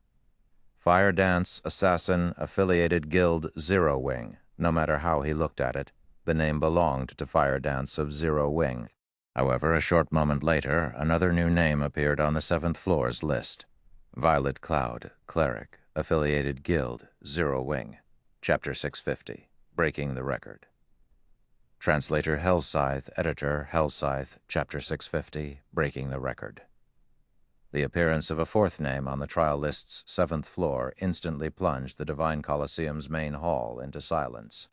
Everyone's eyes nearly popped out of their sockets when they saw Violet Cloud's name. How? Feng Shuanyang, who occupied a VIP room, also stared slack-jawed, having lost his previous calm. He could barely accept Fire Dance reaching the 7th floor. After all, she was the commander of Zero Wing's main force. However, he could not bring himself to accept Violet Cloud's victory. Aside from the difficulty of reaching the 7th floor, just the fact that there were 2 people in Zero Wing capable of this success was shocking. Yet, the second person from Zero Wing to reach the 7th floor was not even a combat class. Instead, she was a cleric, one of the healer classes. It was commonly known that out of the 12 main classes in God's domain, the healer classes possessed the weakest combat power. It was also a lot more difficult for healer classes to advance in the trial tower, as most of their skills focused on healing rather than dealing damage. Hence, healers never ranked particularly high in the trial tower, yet Violet Cloud, a cleric, had actually managed to reach the 7th floor. However, what everyone did not know was that in reality, Violet Cloud possessed a hidden class. She was not purely a cleric. Regarding combat capabilities, Violet Cloud was slightly stronger than ordinary combat classes. Moreover, Violet Cloud had a bit more control over her own body than Fire Dance. Since Fire Dance had reached the 7th floor, Violet Cloud would naturally be able to do so as well. One could say that this was expected. When comparing top combat power, it was obvious with a glance which guild was superior. Zero Wing grasped a complete victory. Zero Wing really is the #1 guild. They actually have 2 top-tier experts capable of reaching the 7th floor. If Black Flame also competes, Zero Wing will most likely have 3 people on the 7th floor. Even Overwhelming Smile and Heaven's Burial combined are no match for Zero Wing. But it's still too early to determine anything. Zero Wing has always had many top-tier experts. It is reasonable that they are superior to Heaven's Burial and Overwhelming Smile in this aspect. However, a guild cannot survive by relying on a handful of people. It has to rely on its main force, the guild's backbone. Take a look at Zero Wing's backbone. It is clearly inferior to the other 2 guilds. Zero Wing's potential is still no match for the other 2. We are no longer living in the past. Before Zero Wing was White River City's absolute overlord. Now, however, just look. The person occupying the top 1 position on the trial list is Heaven's Burial's Ghost Shadow. Zero Wing might not necessarily hold the overlord's seat in the future. Many players in the main hall began discussing the matter, and the majority did not have a favorable view of Zero Wing's future. A guild had to depend on a powerful team for support. Even if an individual was stronger, how much of a difference could they make by themselves? Not to mention, Zero Wing had yet to obtain the #1 position on the trial list. Right. This should be Zero Wing's last remaining card. What's there for me worry about? White River City will definitely be mine. Feng Shuanyang calmed himself down. He had too much riding on White River City. At this point, he had already invested everything he had into White River City. As long as he succeeded, he would become the first heir to his family. After being repeatedly defeated by Zero Wing, It had become an instinct of sorts to worry. However, after calming himself and giving the matter some thought, he realized that he had nothing to worry about. There were only so many experts in Zero Wing. On the other hand, in order to take control of White River City, Underworld had invested blood and sweat and had sent the experts it recruited from all over the virtual gaming world to White River City. With White River City under its control, how could Zero Wing possibly hope to compare with Underworld when it came to recruiting talent? This was only the beginning. Now that overwhelming Smile had surpassed Zero Wing in terms of their respective guilds' backbones in the future, this gap would only grow. It was only a matter of time before overwhelming Smile took control of White River City. Time gradually ticked by. Although it had been quite a shock to the spectators that 2 people from Zero Wing had reached the 7th floor, everyone's attention quickly shifted back to the 5th floor's list. 2 ordinary players. Reaching the 7th floor was an impossible dream. The 5th floor, on the other hand, was not completely out of their reach. Hence, they paid more attention to the 5th floor's list. Look, 2 more people from Heaven's Burial have passed. 3 more from Overwhelming Smile have passed as well. Just as everyone was focused on the 5th floor's list, the list suddenly began to change multiple times. What's going on? I'm not seeing things right. Why did more than a dozen names suddenly appear on the list? Wow. It's true. The total number of people on the list was 224. Now it's 242. I wonder which guild or independent players succeeded. Many among the spectators greatly admired the independent experts who had reached the 5th floor. At this point, there were only a few experts in White River City who had reached the 5th floor. If one were an independent expert, large guilds would shower them with invitations and various offers. They would become famous overnight and would no longer have to live an ordinary life. This situation had driven many independent players into a frenzy. It was one of the reasons why so many independent players were desperately challenging the trial tower. Today's mainstream experts were already on the 5th floor. After some more time passed, when these experts reached the 6th floor, it would be far more difficult for independent players to experience such overnight fame. As everyone began searching for the identity of those 18 experts, they suddenly realized that something amiss. Why does it seem like these people are from Zero Wing? This is a lie, right? All 18 people are actually from Zero Wing. None of the spectators dared to believe their own eyes. They immediately began counting the total number of players Zero Wing had on the 5th floor. In the end, they discovered that there were indeed 18 more 5th floor experts in the guild. Instantly, Zero Wing became the guild with the most experts on the trial tower's 5th floor. However, just as they finished counting, another group of experts managed to pass through the 4th floor. This time, the numbers were even more frightening, with a total of 45 people. Moreover, all 45 were members of Zero Wing. Suddenly, the Divine Colosseum fell silent. Just what was this? Nobody in the main hall could make sense of what was happening. In the morning, Zero Wing's main force had challenged the trial tower. At that time, however, not a single person had passed through the 4th floor. Yet now every single one of them passed.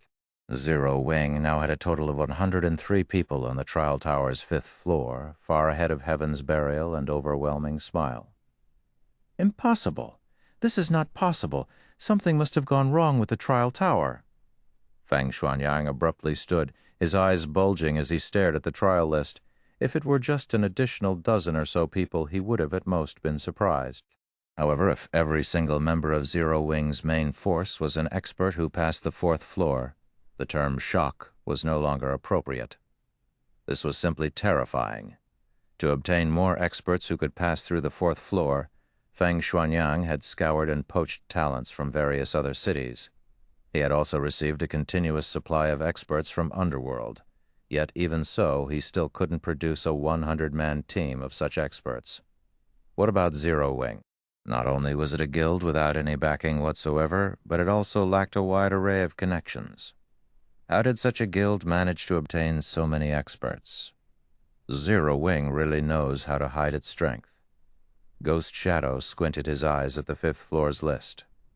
He too felt a heavy pressure weigh on him. There was no longer anybody who dared to look down on Zero Wing.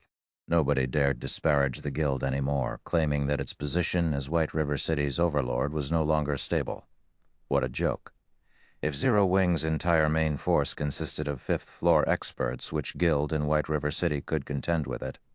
Not to mention White River City, even in all of Star Moon Kingdom, there was not a single guild that was a match for Zero Wing. However, before everyone could recover from their daze, another change occurred on the trial list's 7th floor.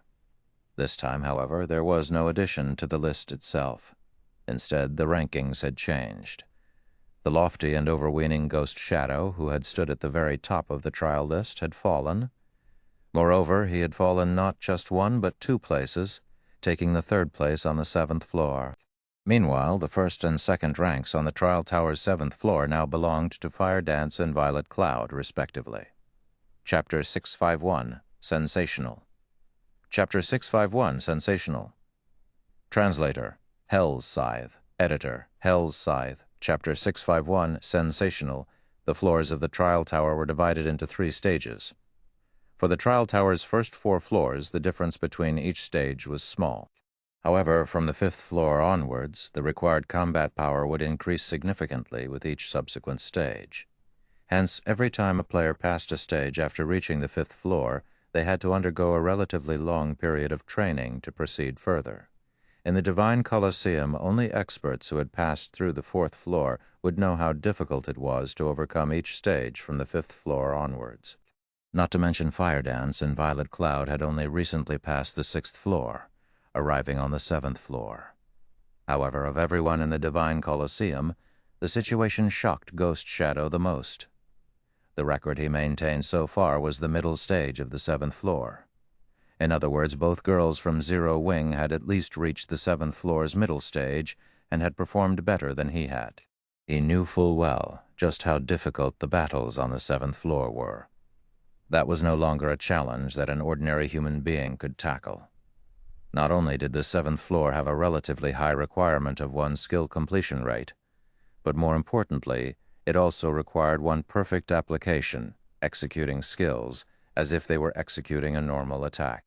For example, if an ordinary person and a martial arts master were given identical swords, although the weapons were the same, each person's capabilities with the blade were miles apart. Similarly, the combat power each individual could display was miles apart from each other. In this case, skill completion rate was the weapon. The higher the skill completion rate was, the more power the weapon could display. However, how much of that power was actually displayed still depended on the individual's application. Ghost Shadow recognized himself as one of the top players in the virtual gaming world. He was also a talented individual. After coming into contact with God's domain, he had continuously researched and explored ways to better integrate his skills into his basic attacks, displaying the maximum effect of his skills and eliminating any hindrance in battle. Yet now, 2 little girls had surpassed him so quickly. It was inconceivable. Have they been holding back all this time? Ghost Shadow wondered. In fact, Ghost Shadow wasn't the only one with such thoughts. Everyone wondered. There was no other explanation. Something like a breakthrough in the face of a crisis was legendary.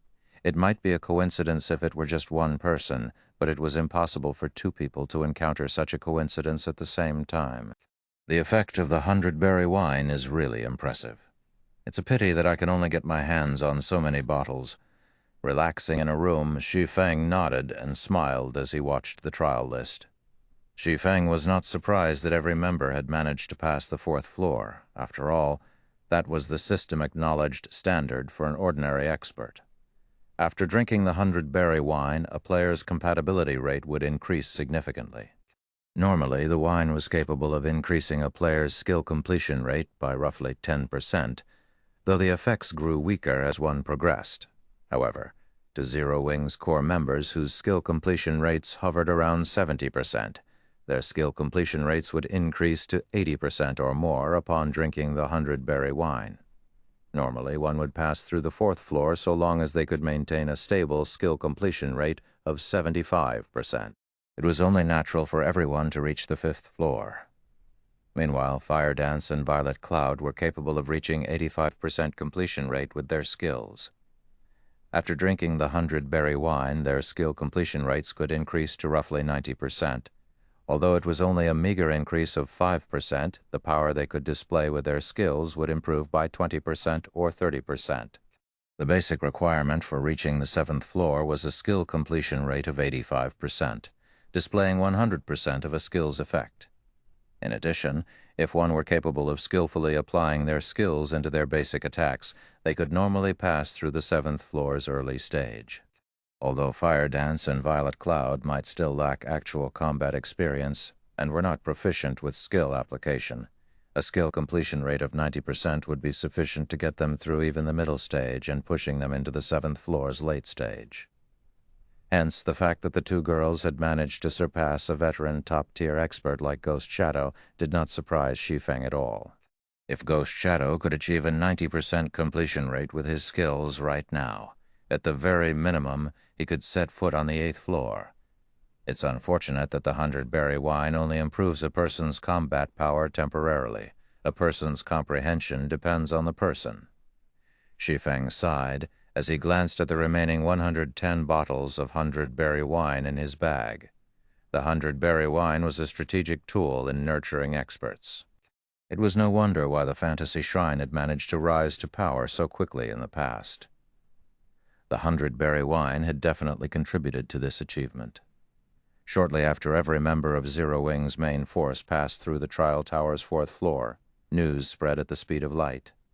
This reminded everyone just how powerful Zero Wing was. Upon receiving this information, many guilds gave up on their development in White River City, shifting their attention to other cities instead. Against Zero Wing, whose main force consisted entirely of experts who could clear the 4th floor, their guilds stood no chance. Rather than wait for their extermination, it would be better for them to develop themselves elsewhere. Who knew?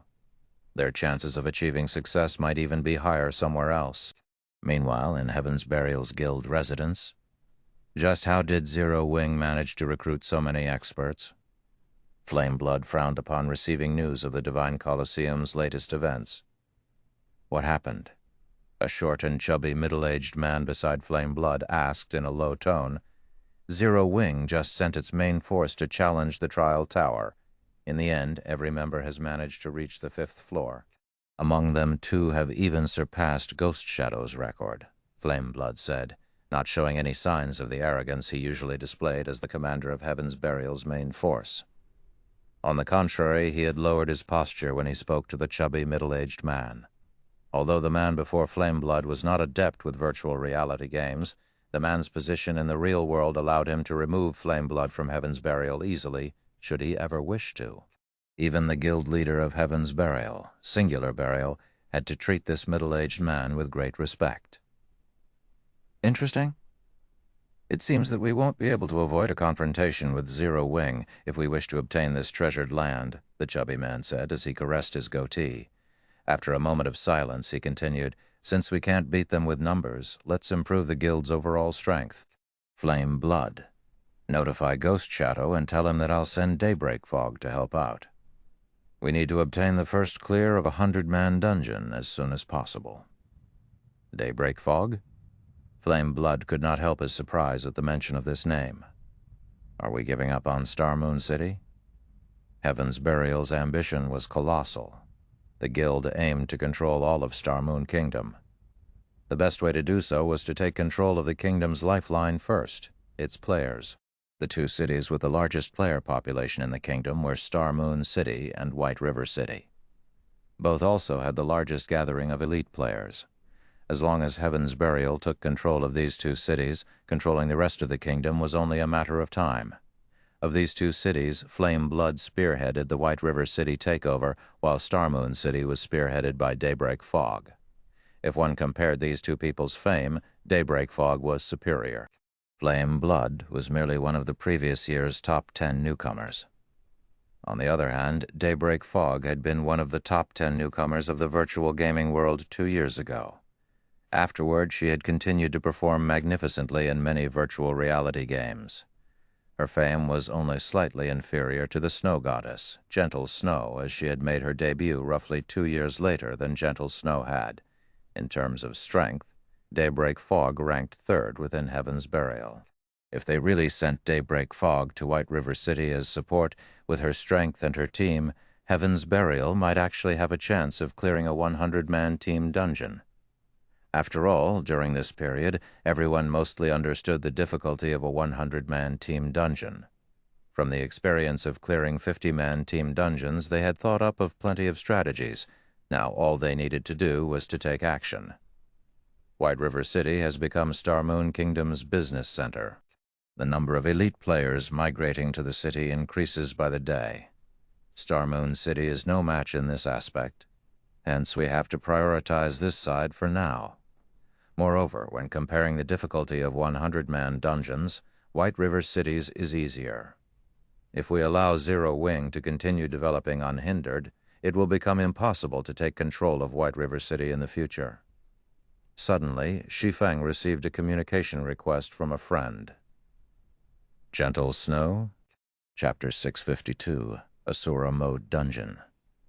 Chapter 652, Asura Mode Dungeon. Miss Snow, long time no see. You look tired, Shi Feng said, slightly surprised as he saw Gentle Snow's haggard expression through the video chat. Gentle Snow was a well-known superwoman in the virtual gaming world. She also had plenty of capable subordinates under her. After not seeing each other for only a few days, Gentle Snow looked so exhausted, it was surprising. It had been quite a few years since Gentle Snow had made her debut. She should be quite competent at managing a guild by now. In addition, the majority of Ouroboros' elders supported Gentle Snow right now, so managing the guild should not be difficult. I've been busy with guild affairs these past few days, so I haven't gotten much rest. Gentle Snow laughed softly, sweeping the matter under the rug with a single sentence. Inwardly, she envied Shi Feng, who could push the majority of guild affairs onto Aqua Rose. Moreover, he only had to focus on White River City. Ouroboros, on the other hand, was competing over dozens of cities, both large and small. However, these cities were still the least of her problems. Star Moon City was the issue. Ouroboros and the Star Alliance had been consolidating their positions in Star Moon City. And in addition to several other powerful second-rate guilds, things had become extremely hectic for Gentle Snow. It was especially true for the three upstart guilds that had recently appeared in Star Moon City, Cloud 9, Yin Yang Court, Heaven's Burial. All three possessed extraordinary backgrounds. They even had multiple guild residences in Star Moon Kingdom's major cities. They were developing as fast as a plague. Among the affected cities, Star Moon City received the greatest impact, and White River City was not far behind. Particularly the manager of Star Moon City's Heaven's Burial, Daybreak Fog, was far more difficult of an opponent than even Galaxy Past of the Star Alliance. So far, Ouroboros had clashed with Heaven's Burial dozens of times, the battles ranging from small skirmishes to large-scale battles. Although Gentle Snow still held the advantage, Ouroboros did not have only one enemy. Both Cloud 9 and the Yin Yang Court eyed Ouroboros like fresh meat. Ouroboros had already been unstable due to Cao Chenghua's theft of several of the guild's core and elite members. Now, before she could settle the turmoil within the guild, she faced so much trouble. In such a precarious situation, how could set aside time to rest? She had not even upgraded her equipment recently. As Gentle Snow knew that Shi Feng disliked playing with words.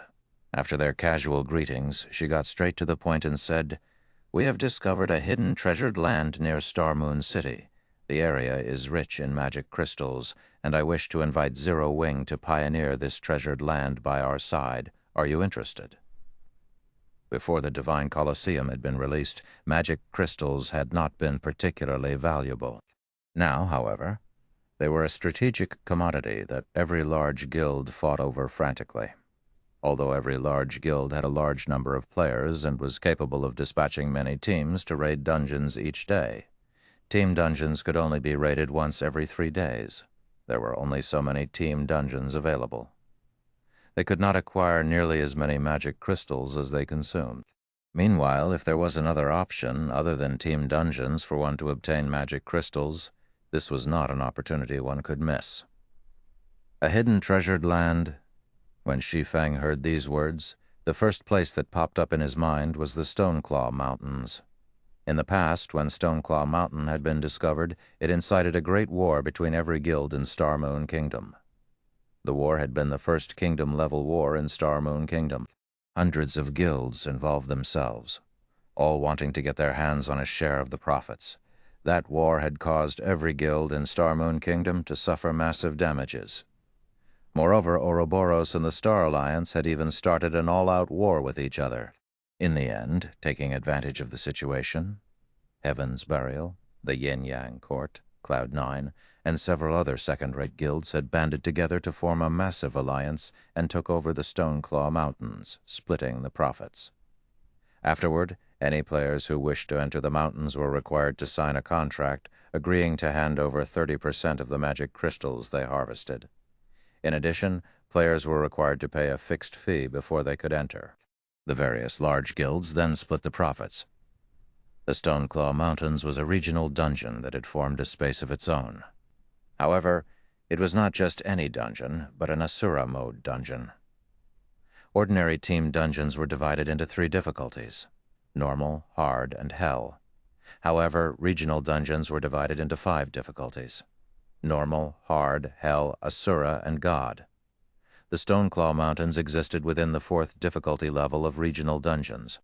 The dungeon was level 30 to level 49. In other words, only players that were within the range of level 30 to level 49 could enter the dungeon. Unlike team dungeons, however, there was no limit to the number of players who could enter. It was like White Fog Canyon. Inside the dungeon, players could obtain items that were normally unattainable elsewhere. In White Fog Canyon, players could obtain starfire ore that increased the success rate of forging. There was also the Warfire set equipment. Unfortunately, Shi Feng had already ruined White Fog Canyon. As of this moment, the level 35 Great Lord, Anubis's gatekeeper, still roamed the map. As a result, no players dared to approach. Meanwhile, White Fog Canyon was merely a hard-mode regional dungeon, whereas the Stoneclaw Mountains was an Asura mode regional dungeon. Survival was far more difficult in the Stoneclaw Mountains. However, magic crystals were vastly important.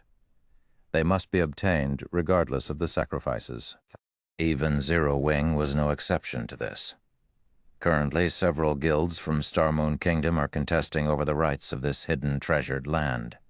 If Zero Wing is willing to help, I can offer 50% of the income. Gentle Snow offered a relatively attractive price. To Gentle Snow, offering 50% of the profits was a big concession on her part. The Stoneclaw Mountains were within the Star Moon City region. It was impossible for Zero Wing to send a large number of players to supervise the map.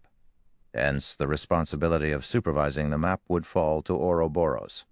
However, Zero Wing possessed extraordinary strength.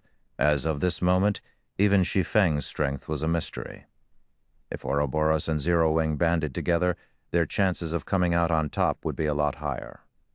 Furthermore, working with other guilds was simply not an option for Ouroboros. "All right, but I have a condition," Shi Feng responded after giving it some thought. Zero Wing was based in White River City. There was a limit to how much combat power it could display in the faraway Star Moon City. Even though the guild was powerful, it could not move on the Stoneclaw Mountains by itself. Moreover, it was not realistic for a single guild to monopolize the Stoneclaw Mountains. "Tell me." Gentle Snow rolled her eyes at Shi Feng. Her offer had already been bountiful, yet Shi Feng still had conditions of his own. "It's not really a condition. I just need Ouroboros to help me obtain some materials. I'll even purchase them for 20% above market value." Shi Feng laughed. He currently had very few of the materials required to construct the stable and teleportation magic array. It would take a long time to gather the necessary materials if he relied on Zero Wing. However, it would be much easier if he used Gentle Snow's connections to purchase the materials, because most of these materials could only be obtained by large guilds. It was practically an impossible task for independent players. Yet, even if he tried purchasing these materials, other guilds would only sell them to their allies. "Give me the list, then." Gentle Snow released a sigh of relief upon hearing Shi Feng's condition. She had thought Shi Feng intended to take advantage of her current predicament, but it turned out that he still had some humanity left in him. "I'll send it to you now." Shi Feng then sent a list of the materials required to construct the stable and teleportation magic array to Gentle Snow. "You really are daring. Most of these materials are rare drops from large-scale team dungeons. Although my guild can obtain some 20% above market value is too cheap, I'll need 50% at least." Surprise flashed across Gentle Snow's eyes when she read the list Shi Feng had provided. Even if she worked with the Star Alliance, the two guilds could not gather all the materials listed. The cost alone was more than 2,000 gold. Okay, just get them as soon as possible. Shi Feng did not care about spending a little more money. If he could get his hands on the materials, he could earn back the money in the blink of an eye. Hearing Shi Feng's lack of hesitation, Gentle Snow was slightly shocked. A 50% increase in price would mean more than 3,000 gold. Even to a first-rate guild like Ouroboros, that was a massive amount of money. Yet, Shi Feng thought nothing of it. After both sides established a contract, Shi Feng contacted Aqua Rose and the others, instructing them to gather. The Stoneclaw Mountains could only be dealt with sooner and not later. The earlier they occupied a favorable location, the greater their advantage would be when the war began. Chapter 653, Overall Improvement. Chapter 653, Overall Improvement. Although the Trial Tower's competition ended with Zero Wing's victory, the members of Zero Wing's main force were well aware that it had been due to the 100-berry wine. Otherwise, they would not have achieved such frightening results. During the challenge, everyone had discovered many of their own imperfections, their combat power improving slightly as a result. What a pity. If I could experience that kind of feeling once more, I might reach a stable skill completion rate at 87% and pass this stage. After the 100-berry wine's effects dissipated, Fire Dance challenged the 6th floor's late stage again. This time she passed it without any issues and could now reach the 7th floor with her own power. Unfortunately, she suffered defeat in the 7th floor's early stage. But the 100-berry wine did allow me to gain an initial understanding of how to use void steps. Guild leader will be surprised if he finds out. Void steps was an advanced style of footwork and Shi Feng's trademark technique. Just gaining an initial understanding of how to use the skill was extremely difficult. If Shi Feng learned that Fire Dance could use void steps, he would definitely be surprised.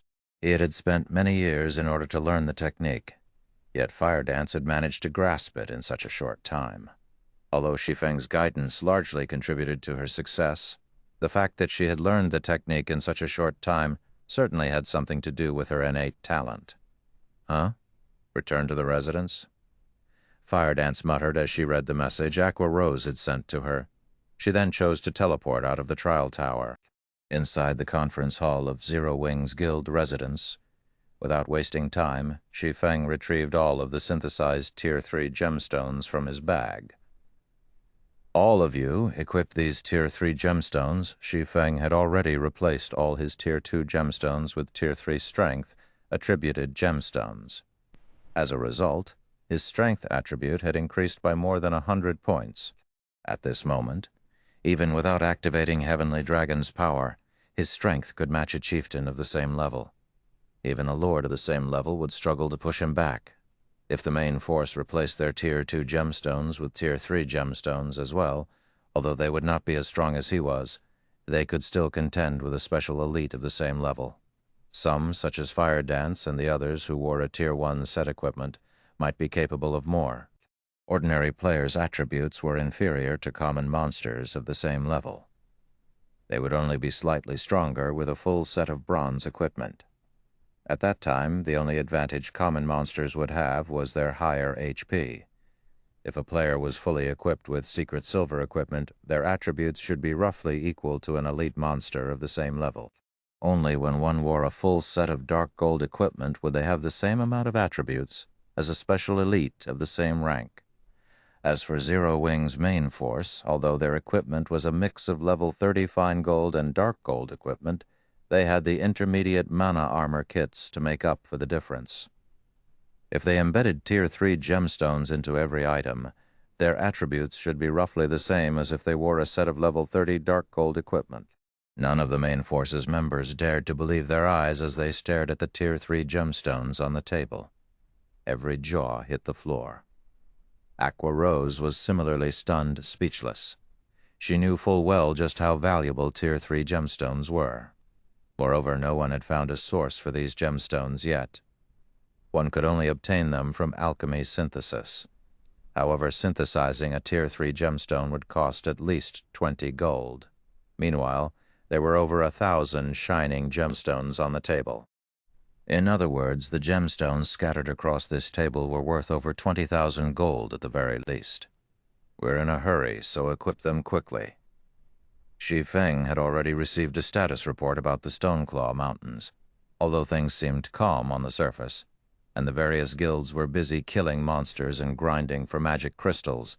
The number of guild players gathering in the mountains increased by the minute. Every guild was rapidly mobilizing their forces. Even Stone Forest Town, the closest town to the Stoneclaw Mountains, was surrounded by players. All of these players were members of various large guilds. It seemed that these guilds intended to capture Stone Forest Town. The nearest teleportation array to the Stoneclaw Mountains was over 10 hours on foot. On the other hand, Stone Forest Town was only an hour from the Asura Mode dungeon. The town was an absolute treasure. Whether it was for repairing equipment or purchasing consumables, Stone Forest Town was the best option. Otherwise, they would have to waste a day to travel back and forth between Star Moon City and the Stoneclaw Mountains. Meanwhile, Stone Forest Town was not under Star Moon Kingdom's control. Instead, the forces of darkness held it. It was one of the towns that players could capture and occupy. As long as the town fell under a guild's control, said guild could hire an army of NPCs to defend the town for 15 days. Even if every guild in Star Moon Kingdom banded together, they would not be able to do anything to the captured Stone Forest Town. After a guild successfully captured Stone Forest Town, said guild would also receive an additional advantage. They could select a resurrection point. When players died, they would revive in their own cities. Of course, players could also choose to revive at the nearest resurrection point. Meanwhile, Stone Forest Town was the nearest resurrection point to the Stoneclaw Mountains. However, the precondition for reviving in Stone Forest Town was that one needed to capture it. Moreover, only members of the guild that held the town, or those given explicit permission by said guild, could revive there. This would be a huge advantage for capturing the Stoneclaw Mountains in the future. Since Shi Feng had learned that the Stoneclaw Mountains had been activated, he would not waste any time. He intended to capture Stone Forest Town with Zero Wing's greatest forces. Unfortunately, other guilds shared the same thoughts. For now, though, he needed to occupy a strategic location as quickly as possible.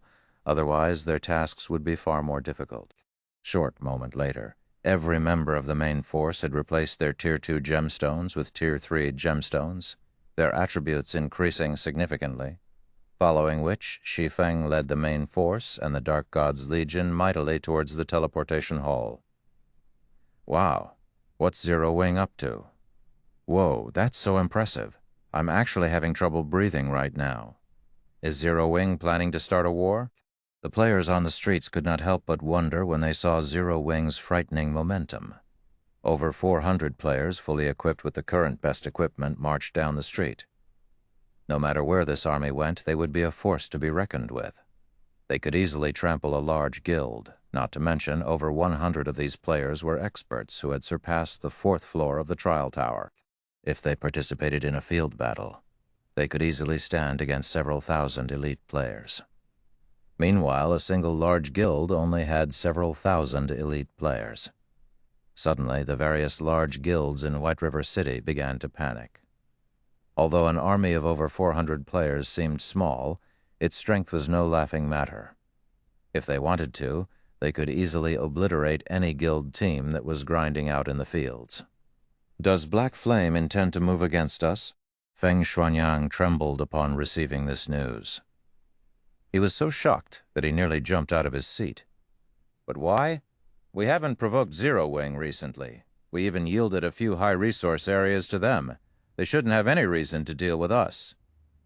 Did some fool go and provoke Black Flame again? At this moment, the upper echelons of the various large guilds in White River City felt threatened. Every one of them immediately withdrew from the fields, returning either to White River City or the nearest town as fast as possible. Chapter 654, Town Capturing. Chapter 654, Town Capturing. Star Moon City, Stone Forest Town, ever since the Stoneclaw Mountains had been discovered. The upper echelons of the various large guilds had realized the importance of Stone Forest Town. As a result, the various large guilds in Star Moon City had frantically gathered their members around the town. Upon receiving information regarding the Stoneclaw Mountains, large guilds from other cities also mobilized their forces to Stone Forest Town. However, as the teleportation fees were a problem, they could not dispatch too many members. Most of the members they sent were the guild's elites. After arriving at Stone Forest Town, these guilds would send their main forces to the Stoneclaw Mountains to grind for magic crystals, while leaving behind the majority of their elites to stand guard a short distance away from Stone Forest Town to observe other guilds. At this moment, Stone Forest Town was surrounded. There were over 300,000 players watching the town, making the town's resident players quite uncomfortable. These 300,000-plus players were not ordinary players. They all were the elite members of various large guilds. They were stronger than even 3 million ordinary players. If these elites surged into Stone Forest Town at the same time, although the town was protected by level 55 dark NPCs, these NPCs would most likely fall under the fierce assault of so many elite players. The only fortunate advantage that they had was that these elite players belonged to multiple large guilds. They were not united, each guild having their own intentions. And here I thought this was our chance as dark guilds to rise to power. I didn't think that the Star Moon City's guilds would find out about the Stoneclaw Mountains so soon. Now we won't even have a place to level up. What are you worried about? Don't forget that Stone Forest Town has the 3 great leaders. Furthermore, the guilds outside are not united, unless some guild is looking to get itself killed and benefit the other guilds they won't invade.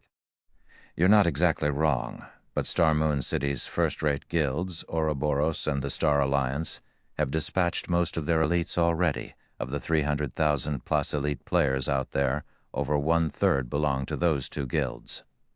Even if the other guilds don't make a move, those 2 alone are enough to capture the town. Stone Forest Town's red names discussed their current predicament. They were at a loss on what they should do next. Originally, they had simply lived here in peace. When they had nothing better to do, they would kill some players to earn some money or complete some high-level quests. They lived carefree lives. Hence, they had never imagined that such a massive issue would arrive on their doorsteps one day, on a hilltop, a short distance away from Stone Forest Town. A group of players quietly observed the town below. These players were uniformly level 30 and wore level 30 fine gold or above equipment. Not far behind these players, there were more than 70,000 players standing at attention. The majority of the players in this army were level 28, with the lowest being level 27. They were 2 or 3 levels higher than the current average level of players. These players were none other than the members of the Star Alliance led by Galaxy Past. Star Alliance was also the guild that had dispatched the most players to Stone Forest Town. An army of 70,000 elite players. This was the strength of a first-rate guild. It was not something a second-rate guild could hope to compete with. Ordinary second-rate guilds would only have over 100,000 members, while a more powerful one would have up to 200,000 or 300,000 players. Of these players, only a maximum of 30,000 or 40,000 would be elite players. After deploying these elites across multiple cities, it would be amazing enough if a second-rate guild could dispatch 20,000 elites for a single expedition. However, compared to a first-rate guild like the Star Alliance, second-rate guilds were not worth mentioning.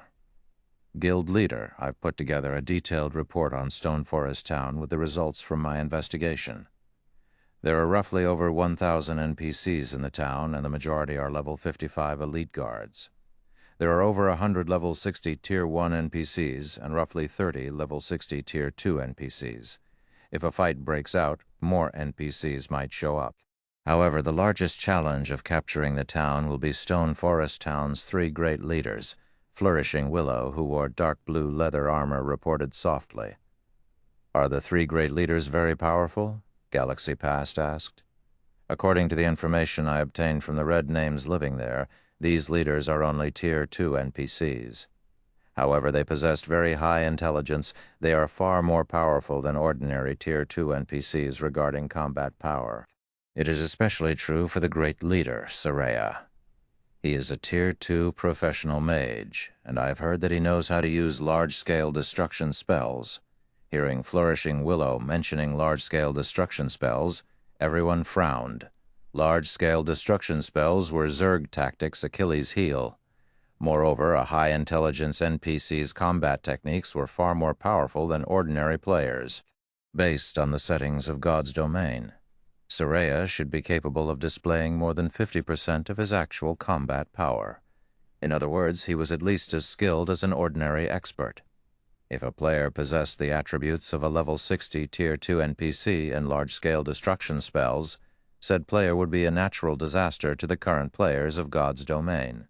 Right, I've also received news that White River City's Zero Wing has sent people over. It seems that they have designs on this area as well, Flourishing Willow said. Zero Wing? Galaxy Past laughed. This is the Star Alliance's home ground. Do they think that they can just show up and take a slice of the pie as well? Zero Wing was indeed powerful. However, that was limited to White River City. Stone Forest Town was in the Star Moon City region. How many people could Zero Wing possibly dispatch? Moreover, the ordinary guards one hired could not be used in the fields. Only personal guards could be used. On the off chance that a personal guard died, it would be extremely difficult to revive them. Hence, players would not use their personal guards casually. Even if Zero Wing sent its personal guards, their impact would be minimal. Ignore them. Since we can't capture Stone Forest Town in a short time, have the main force grind for magic crystals for now. However, we can't let Ouroboros relax either. Look for opportunities to kill some of its members. After all, the Stoneclaw Mountains still belong to our two guilds. Galaxy Past smiled lightly. It truly is fortunate that Cao Chenghua stole a large number of experts and elite players from Ouroboros. The Stoneclaw Mountains will belong to the Star Alliance. In Star Moon City, the Star Alliance had far more experts and elite players than Ouroboros. Currently, Ouroboros barely held on. As for the other guilds in Star Moon City, they were nothing to the Star Alliance. At this moment, many guilds that had completed their investigation of Stone Forest Town had decided to give up on the idea of capturing the town. Instead, they shifted their focus towards grinding for magic crystals in the Stoneclaw Mountains. However, as the majority of their elite members had yet to reach level 30 and could not enter the Stoneclaw Mountains, these elite members were tasked with leveling up as fast as possible. Meanwhile, at Ouroboros's base camp, Shi Feng had just arrived with his team. Very quickly, Shi Feng's group became the center of attention. The group was simply too impressive. Not only were the members of Zero Wing's main force uniformly level 30, but many in the Dark God's Legion were also level 30. In addition, the most inferior piece of equipment worn by the group was fine gold rank. Most importantly, every member's aura inflicted a deep fear. They felt like a group of primordial beasts. Even those standing quite a distance away could not help but tremble when they glanced at this group of players. This is Zero Wing? Sure enough, their reputation is well deserved. Zero Wing is simply too powerful. We don't even have so much top-tier equipment. The members of Ouroboros could not help discuss Zero Wing's members. Meanwhile, when Gentle Snow emerged to welcome Shi Feng and the others, she was similarly surprised. How did Zero Wing manage to recruit so many experts? Gentle Snow could clearly feel that among the 400 players Shi Feng had brought with him, many radiated an intense pressure. There were even a dozen or so people who felt extremely dangerous. Although she had been busy settling the guild's internal affairs, she had not fallen behind or neglected her own development. Throughout Star Moon City, extremely few players were capable of making her feel nervous. There were even fewer experts who felt dangerous to her. Star Moon City should only contain a handful of such experts. Yet Zero Wing had over a dozen such people. It was simply inconceivable. Chapter 655, Flame Shaman. Chapter 655, Flame Shaman. It had been a relatively long time since God's domain launched. During this period, even an ordinary player's sensitivity towards danger had increased significantly, not to mention experts. Many a time, experts of God's domain would not judge an opponent's strength based solely on the other party's weapons and equipment. They also judged their opponent's strength based on the degree of danger they felt from their opponents. An expert's combat power was not limited to their weapons and equipment. Combat techniques and powerful skills also affected a person's combat power. These were hidden aspects, not visible until combat. One had to rely on intuition to judge a person's strength. Gentle Snow was very confident of her own perception because up until this day, her intuition had never failed her. It reminded her of her first encounter Shi Feng. Although Shi Feng's equipment had been pathetic, his level had been very low, and he had not felt threatening in the least. Her intuition had told her that Shi Feng was extraordinary, and indeed her intuition had not been wrong. Time had proven that Shi Feng was truly extraordinary. Meanwhile, Gentle Snow's intuition currently told her that the group of people in front of her was very deadly. They were not as simple as they appeared. It felt as if every single player had a ferocious beast hidden inside their bodies. Only these beasts had yet to expose their true nature. Zero Wing is growing more mysterious by the minute. Gentle Snow laughed bitterly as she subtly examined the crowd from Zero Wing. In the past, Zero Wing had been no more than a small, weak guild, yet before anyone realized it, the guild had grown into a towering existence. Even Ouroboros had to treat Zero Wing seriously. Fortunately, their two guilds had long since formed an alliance. Otherwise, Zero Wing would be a formidable enemy. "Let's talk inside," Gentle Snow said as she led the way to a large tent. Shi Feng nodded and entered the tent with Aqua Rose and Fire Dance. During God's Domain's early stages, players only had needed to travel for a short time to arrive at their destination. However, as players reached higher levels, the time they spent on travel increased. When going out to the fields to level up, it was typical for players to not return to their respective cities for several days. Meanwhile, when players wished to rest, they could rely on these field tents.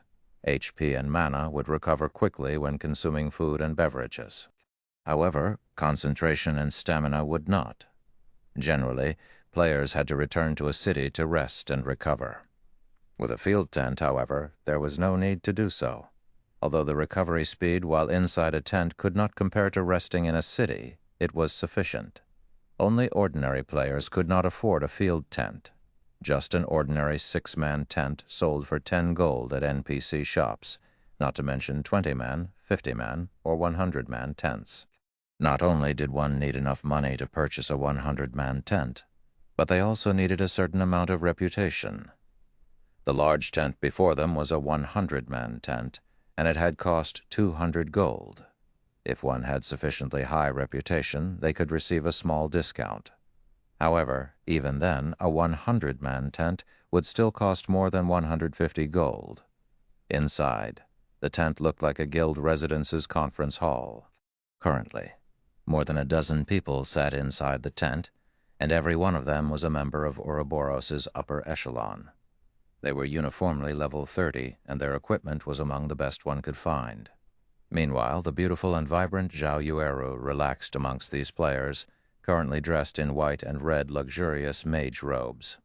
In her hand, she wielded a red jade staff covered in runes. Looking at the faint red glow that surrounded the staff, one could immediately tell it was an extraordinary item. Furthermore, a faint flame-red aura surrounded the caster. She looked like a goddess of fire. Flame Shaman. Shi Feng concealed his surprise when he saw Zhao Yueru, who had undergone a massive change since the last time they met. Flame Shaman was a hidden class, and its legacy rank was similar to the Astromancer. It was considered an advanced legacy. As the name suggested, it was a class that specialized in controlling flames. However, a Flame Shaman was not as balanced as an elementalist. The class specialized in attacking and destroying everything. In terms of damage output, The class was far superior to an astromancer. It was an extremely violent class. In the past, Zhao Yoru's fame had only started to soar after she class changed into a flame shaman. The public had known her as the Flame Witch. Shi Feng never imagined that Zhao Yoru would become a flame shaman so quickly. Even against an MT of the same level geared with top-tier equipment, a flame shaman could finish them off in 2 or 3 moves. A flame shaman could practically one-shot an ordinary MT. However, although the class's damage was astounding, it was also because of this that flame shamans had very few survival and life-saving abilities. In dungeons and team battles, though, they were beyond scary. They were practically Tomahawk cruise missiles.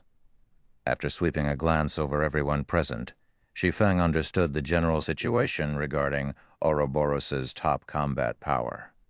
Although Ouroboros had lost many of its top combatants, the guild was still much stronger than second-rate guilds with its remaining forces. "This is the data we collected on Stone Forest Town," Gentle Snow said as she handed Shi Feng a folder. Slowly, she explained. "Currently, every guild is trying to occupy the town. However, the town is strong enough to avoid capture even if we combine our guild's strengths. I suggest that we strike at the Stoneclaw Mountains first, harvesting magic crystals and building our strength. With both of our guild's experts, we should be able to occupy the high-resource areas within the mountains quickly. We can then use the opportunity to widen the gap between us and the other guilds." Currently, nobody could do strike against Stone Forest Town. The best option right now was to accumulate their strength. This was also why Gentle Snow had asked for Zero Wing's help. "There is no need to go through all that trouble. We can just capture Stone Forest Town. Once we occupy the town, it will be simple to obtain the rights over the Stoneclaw Mountains," Shi Feng said, shaking his head. He did not agree with Gentle Snow's idea in the past. It was precisely such thinking that had led to the various large guilds ending in a deadlock with each other. As a result, more guilds had involved themselves in the situation in the Stoneclaw Mountains. Once that happened, they would lose the chance to capture Stone Forest Town. At this moment, the various large guilds were still helpless against Stone Forest Town, so they would focus their attention on the Stoneclaw Mountains. This was the best chance to capture Stone Forest Town. Otherwise, if time dragged on, the number of guilds in the area would increase. At that time, the number of experts who were interested in this area would also increase, and their chances of capturing Stone Forest Town would decrease. Hearing Shi Feng's resolve, Gentle Snow was momentarily stunned. That was suicide. "Immediately," she explained. "You should have seen the information regarding the 3 great leaders for yourself. All 3 are high-intelligence NPCs. They are equivalent to expert players who have reached the 5th floor. They also possess large-scale destruction spells. Furthermore, if we attack Stone Forest Town, the other guilds will not sit by and do nothing. They will take advantage of the situation and try to annihilate us. What if we don't give them the chance?" Shi Feng smiled confidently. On his way here, Shi Feng had considered the matter of Stone Forest Town extensively. It was extremely difficult to deal with the 3 great leaders. Not to mention, they would have to give the other guilds the slip. However, there was a simpler method of capturing Stone Forest Town. Chapter 656, Crazy Decision. Chapter 656, Crazy Decision. "Don't give them the chance." Gentle Snow grew curious. There were over 300,000 guild elites stationed close to Stone Forest Town. Of them, 70,000 belonged to the Star Alliance, while Ouroboros only had 50,000. Even if both first-rate guilds banded together, they still wouldn't be able to do anything to the other guilds. Hence, every guild was maintaining this temporary peace. Nobody dared provoke anybody else. However, if a guild decided to attack Stone Forest Town, so much commotion would attract the other guild's attention. At that time, no one would not sit by and let someone else capture the town. The other guilds would definitely work together to exterminate the mutual enemy. Because of this, even Star Alliance, with its numerical advantage, would not dare to take action. Now, however, Shi Feng insisted that they attack Stone Forest Town without giving the other guilds the opportunity to retaliate. How would that even be possible? There were level 55 and level 60 NPCs defending the town. Among them, there were even Tier 2 NPCs. A level 60 Tier 2 NPC was even stronger than a level 30 Great Lord. Not to mention, there was more than just one level 60 Tier 2 NPC defending the town. The great leader Saraya, who wielded large-scale destruction spells, also defended the town. With Ouroboros's 50,000 elites, it would be a bitter battle to capture Stone Forest Town. There was also no certainty that they would succeed. "Yes, don't give them the chance," Shi Feng nodded as he repeated himself. "When the time comes, everyone needs to dispose of the town's NPCs as quickly as possible and leave the rest to me." Shi Feng had conquered many towns in the past, so he was quite familiar with the method. It was not an easy task for a guild to gain control of a town. First, players had to dispose of every NPC within the town. Leaving even one NPC alive would result in failure. Second, players had to obtain the town token that the leader of the town guarded. After completing these two tasks, one would obtain the authority to rule over the town. Hence, it was extremely difficult to capture a town with a large number of competitors nearby. In the past, after the Stoneclaw Mountains profits had been distributed, no guild bothered with capturing Stone Forest Town. However, things were slightly different in this life. Currently, various large guilds' main forces and elite members had gathered near the Stoneclaw Mountains, making this the perfect opportunity to capture Stone Forest Town. However, they only had a small time frame to do so, as it took less than 2 hours to travel from the Stoneclaw Mountains to Stone Forest Town on foot, or 30 minutes on a mount. Fortunately, no one had reached level 40 yet. "Are you planning to hold off all of those guilds by yourself?" Gentle Snow asked, flabbergasted. She highly doubted that Shi Feng could achieve this feat. They were talking about more than 250,000 elite players. How could one person possibly hold off that many players? Shi Feng's words stupefied everyone else in the tent as well. Although they had long since realized that Shi Feng was crazy, they had not thought that he was this crazy.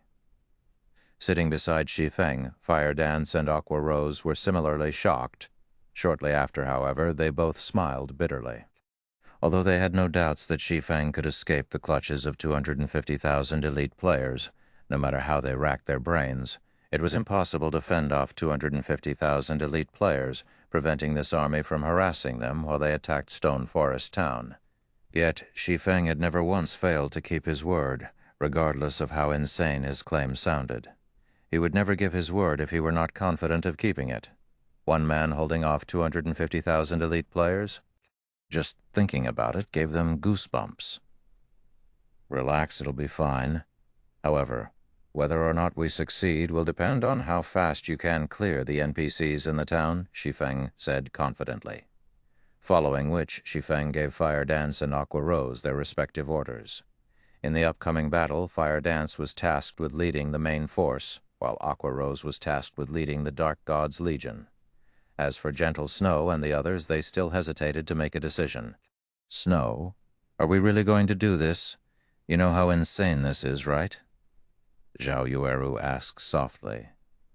Gentle Snow took a deep breath. In the next moment, cold determination flashed in her eyes as she said, "We have no other options. The Star Alliance grows stronger by the day. Other guilds constantly harass us as well. At this rate, the Star Alliance will overtake us." Afterward, Gentle Snow began organizing her guild's forces, preparing for battle.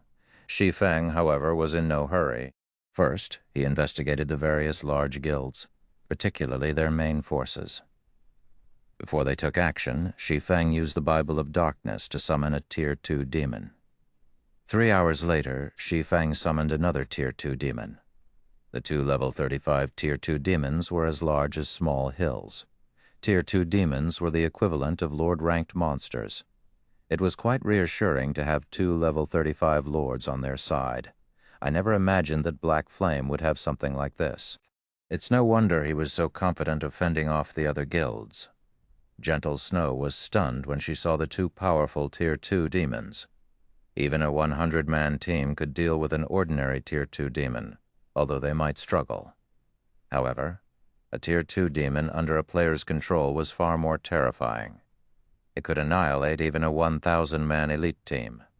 If two Tier 2 demons banded together, their impact would be multiplied several folds. With these two Tier 2 demons, Shi Feng could successfully delay the other guilds for some time. Just as Zero Wing and Ouroboros were about to mobilize their forces, the various large guilds received news of this matter. The various large guild each had their own information network. With Ouroboros mobilizing such a large army, how could news of it escape the eyes and ears of the various large guilds? Has Gentle Snow gone mad? She really believed Black Flame? Does she think Black Flame is a god that can fend off an army of 250,000 players?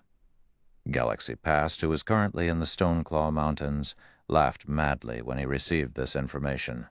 Notify the others immediately. If Ouroboros dares attack Stone Forest Town, find an opportunity to strike. Galaxy Past wasn't the only person with such thoughts. The other guild leaders similarly thought that Gentle Snow had lost her mind. Black Flame was similarly insane. Did he really think that their guild's elite members were blockheads that would just stand by and die for him? If all 250,000 players worked together, the ranged attacks alone could kill a lord of the same level instantly, not to mention a player. Suddenly, the various large guilds surrounding Stone Forest Town began mobilizing their forces, preparing to take action at a moment's notice. Now all that was left was for Ouroboros and Zero Wing to move. As for the various large guilds' main forces and elite members, they all continued grinding for magic crystals in the Stoneclaw Mountains. News sure flies, however. This isn't too bad either.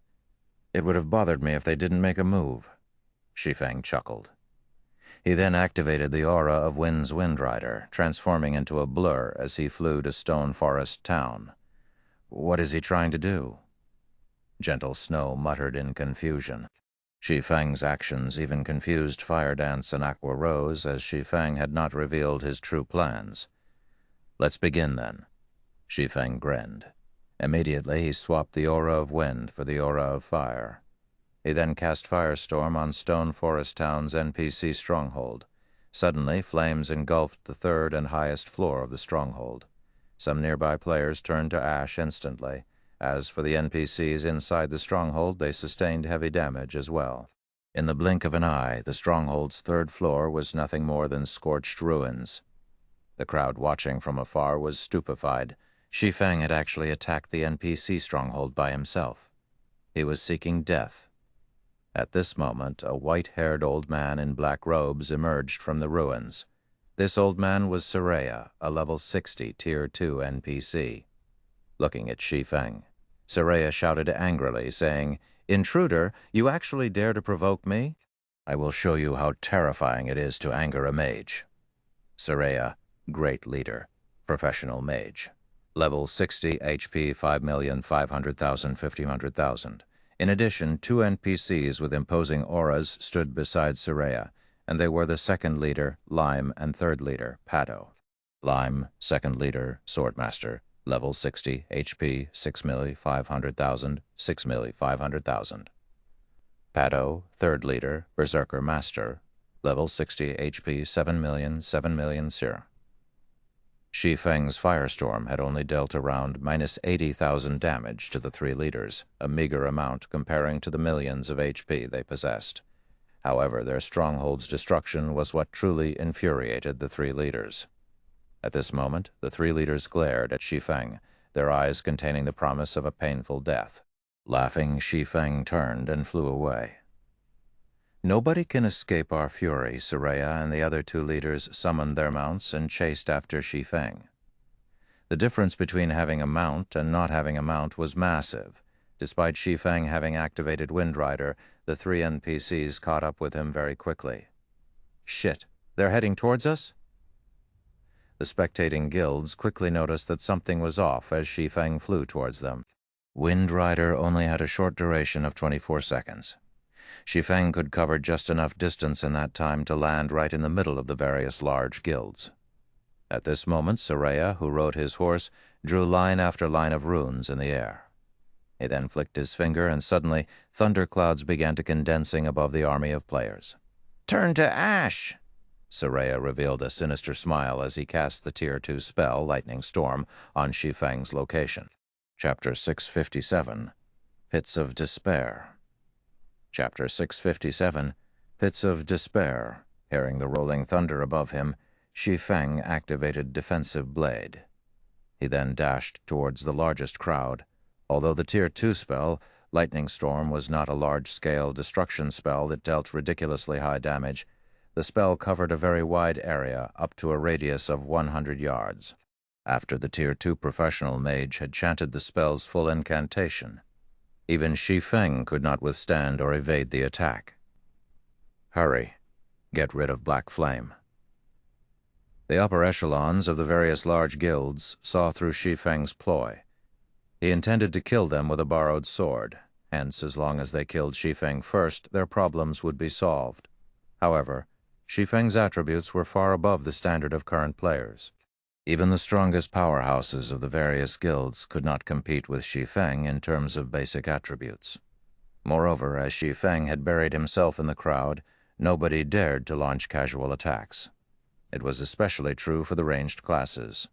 It would be very easy for their attacks to hit their allies. Only the melee classes could attempt to pin Shi Feng down, however could elite players possibly predict Shi Feng's actions. Moreover, Shi Feng was extremely cunning as he dashed towards the healers. Hurry up, use control skills. Don't worry about friendly fire. The upper echelons hurriedly commanded, as the magical classes began chanting their spells. The thunderclouds in the sky reached their climax. In the next moment, blue lightning descended from the sky. For a moment it looked as if the end of the world were upon them, as bright lightning and booming thunder took over the field. When the lightning strikes stopped, silence fell. Everyone was stupefied. All players that were within spell's range had received over -5,000 damage each time the lightning descended. After more than a dozen lightning strikes, even the high HP MTs, who had activated Shield Wall and such life-saving skills, gave up the ghost.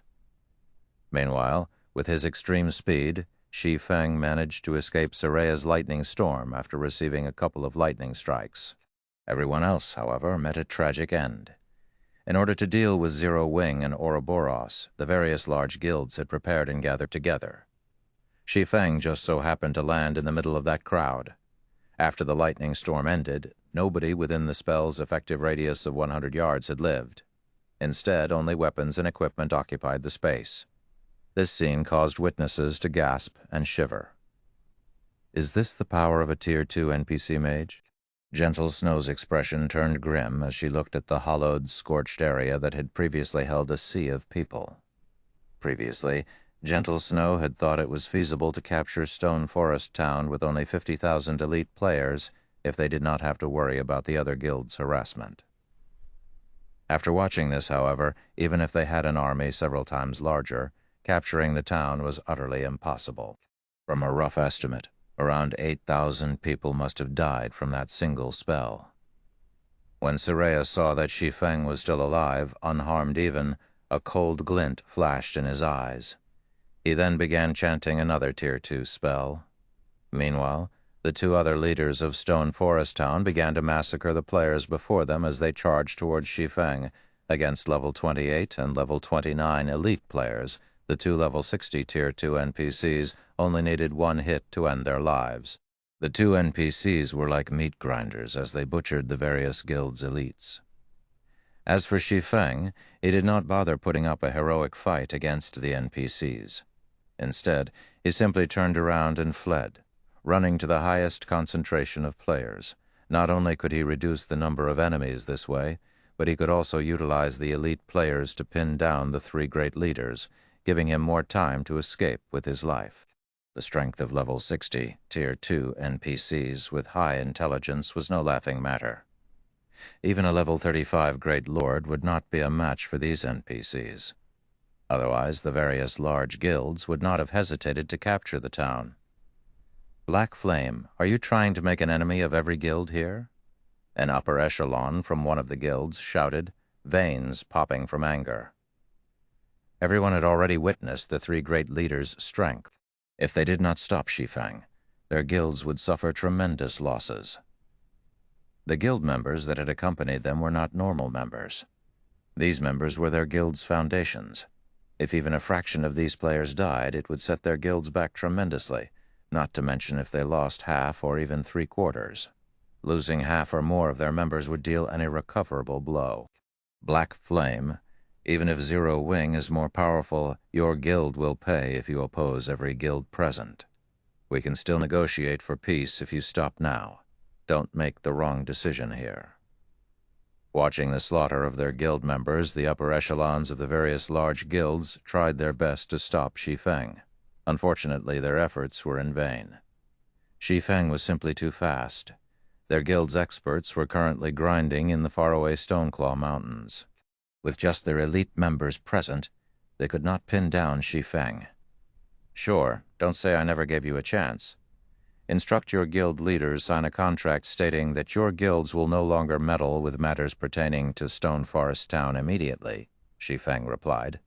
Black Flame, don't go overboard. If you don't stop now, don't blame us for taking action against Zero Wing's members. Walk away from Stone Forest Town? Even without reporting Shi Feng's demands to their higher-ups, they knew it was impossible. If Zero Wing and Ouroboros occupied a strategic location like Stone Forest Town, it would only be a matter of time before the Stoneclaw Mountains would fell their hands as well. Hence, they could not agree to this condition. At this point, none of the large guilds dared to strike the three great leaders in fear of shifting the NPC's aggro towards themselves. As for having their members scatter and flee, although they could reduce their losses by doing so once scattered, they would no longer be a threat to Ouroboros and Zero Wing. However, dealing with Zero Wing's 400 members would be a piece of cake for their armies. Even Shi Feng could not save his allies. At that time, both sides would end in mutual destruction, with neither side obtaining any benefits. What a pity. You leave me with no choice, then. Shi Feng then proceeded to dash towards the next crowd of players. You will regret this. The upper echelons of the various guilds had never imagined that Shi Feng would be so decisive and unafraid of their mutual destruction. At this moment, the guild leaders of the various guilds who currently resided in the faraway Stoneclaw Mountains had received news of the attack. Black Flame has truly lost his mind this time. He actually dares to declare war against all of our guilds. Since he wants to play, let's play. Tell them to send a small detachment to take out Black Flame. Everyone else is to split up and delay Ouroboros and Zero Wing as much as possible. I doubt that Black Flame will lead the three great leaders towards his own allies. Galaxy Past laughed. Immediately, he commanded. Everyone retreat from the Stoneclaw Mountains and hurry to Stone Forest Town. Also contact the other guild leaders. I want to show Black Flame and Gentle Snow that they are doing nothing more than digging their own graves. Before this occurred, the Star Alliance and Ouroboros had both been intimidating guilds. Hence, none of the other guilds would have worked with either one of them. Now, however, the situation changed as Ouroboros actively stirred up trouble. The nail that stuck out would be hammered down. If the Star Alliance could band together with the other guilds to deal with Ouroboros, not only could they obliterate Ouroboros in one fell swoop, but it would also have a better chance of obtaining Stone Forest Town. After all, within the Starmoon Kingdom, no other guild could possibly stand against the Star Alliance. Once Ouroboros was gone, the Star Alliance's word would become law. A short moment later, sure enough, the guild leaders of the various large guilds had formed an alliance with the Star Alliance to deal with both Ouroboros and Zero Wing. After the various large guilds surrounding Stone Forest Town banded together, according to Galaxy Past's plans, they sent out a force of 80,000 players to suppress Ouroboros and Zero Wing. As for the remaining forces, they scattered and circled the town, preventing anyone from escaping. Black Flame, it's too late. Today, we'll teach you the consequences for antagonizing the masses. The upper echelons of the various guilds directed their members to suppress Ouroboros and Zero Wing. Even if the three great leaders were more powerful, with everyone spreading out, even if the NPCs had free reign, they would only kill a limited number. Against an army of 250,000, that number would only be a drop in the bucket. Meanwhile, the various large guilds had forced Ouroboros and Zero Wing into a corner. It was extremely easy for an army of 250,000 elites to suppress 50,000 elites. Not to mention, the experts of each respective guild were on their way. When their main forces arrived, Ouroboros and Zero Wing would be finished. They banded together as expected. Shi Feng frowned. However, he just shook his head and laughed. Since you want to go for mutual destruction, I'll show you the pits of despair. The three great leaders protecting Stone Forest Town had not revealed all of their strength. Stone Forest Town was in such close proximity to the Stoneclaw Mountains. With the massive benefits from the mountains, how could Stone Forest Town possibly be an ordinary town? Chapter 658. Nightmare Descends. Chapter 658. Nightmare Descends. Aqua. Lead everyone away from the town immediately, Shi Feng said through a whisper. Understood. Aqua Rose was slightly stunned by this command. Originally, she had thought Shi Feng would use Zero Wing's trump card. She had not expected him to order a retreat and give up on Stone Forest Town. However, since Shi Feng had given the command, Aqua Rose had no choice but to lead everyone away. Gentle Snow's army similarly retreated throughout Starmoon Kingdom. There was not a single guild that could stand against an army of 250,000 elite players. If they continued fighting, only death awaited them. In truth, though, even if they did fight, their enemy would not leave unscathed either. Both sides would be destroyed. In terms of equipment, Zero Wing's main force was far superior to the other guild's experts, not to mention their elite players. After the main force had swapped out their Tier 2 gemstones for Tier 3 gemstones, their attributes were simply overwhelming. In addition, there were currently no enemy experts to pin them down. As a result, the Zero Wing's main force swept like a scythe across the enemy forces, leaving only devastation in its wake. Spell after spell bombarded Kola, Ye-Wumian, and Turtledove, who stood at the forefront of the team. However, these spells had not even tickled the three MTs. Even the most powerful attack only dealt slightly over -1,000 damage. However, all three MTs had over 10,000 HP each. Moreover, the majority of their enemies' attacks had not even landed. These MTs only needed a single heal to recover to full HP. There were also the two Tier 2 demons. Both Tier 2 demons were melee fighters with over 3 million HP each. Under Shi Feng's control, both demons were like gods of destruction. The two demons were unstoppable as they targeted the enemy healers. Also, although Shi Feng could not control the two demons perfectly, he could maneuver them to avoid as many attacks as possible. In terms of basic attributes, the two level 35 Tier 2 demons were much stronger than even Shi Feng. Even their strength was superior to Shi Feng's, who wore Tier 3 strength-attributed gemstones. So how could ordinary players hope to touch them? Only if everyone concentrated their attacks on the two demons and sealed off their escape routes would the two demons receive some form of damage. However, with Zero Wing's healers and the demons' innate battle recovery, they could very quickly recover the lost HP against the two Tier 2 demons' assault. The various large guilds suffered scores of deaths with every passing second. After only a few minutes of battle, the coalition of guilds had lost nearly 7,000 elite players. Zero Wing claimed just as many lives as the three great leaders. The members of the various large guilds felt like a knife had been plunged into their hearts as they watched. Without any of their guild's experts, they were helpless against a team like this. This was also why the various large guilds were desperately trying to nurture experts and frantically fighting over the Stoneclaw Mountains. The only consolation was that Ouroboros suffered similar losses. Since the battle had begun, Ouroboros had lost over 2,000 members.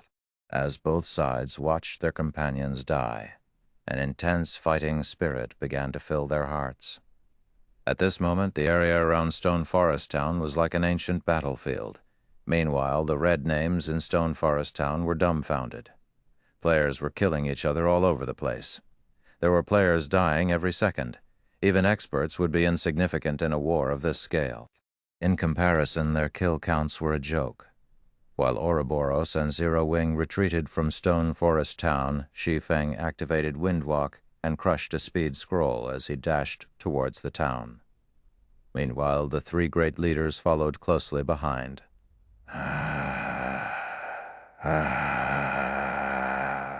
Black Flame is finally scared. Too bad that it's too late for regrets.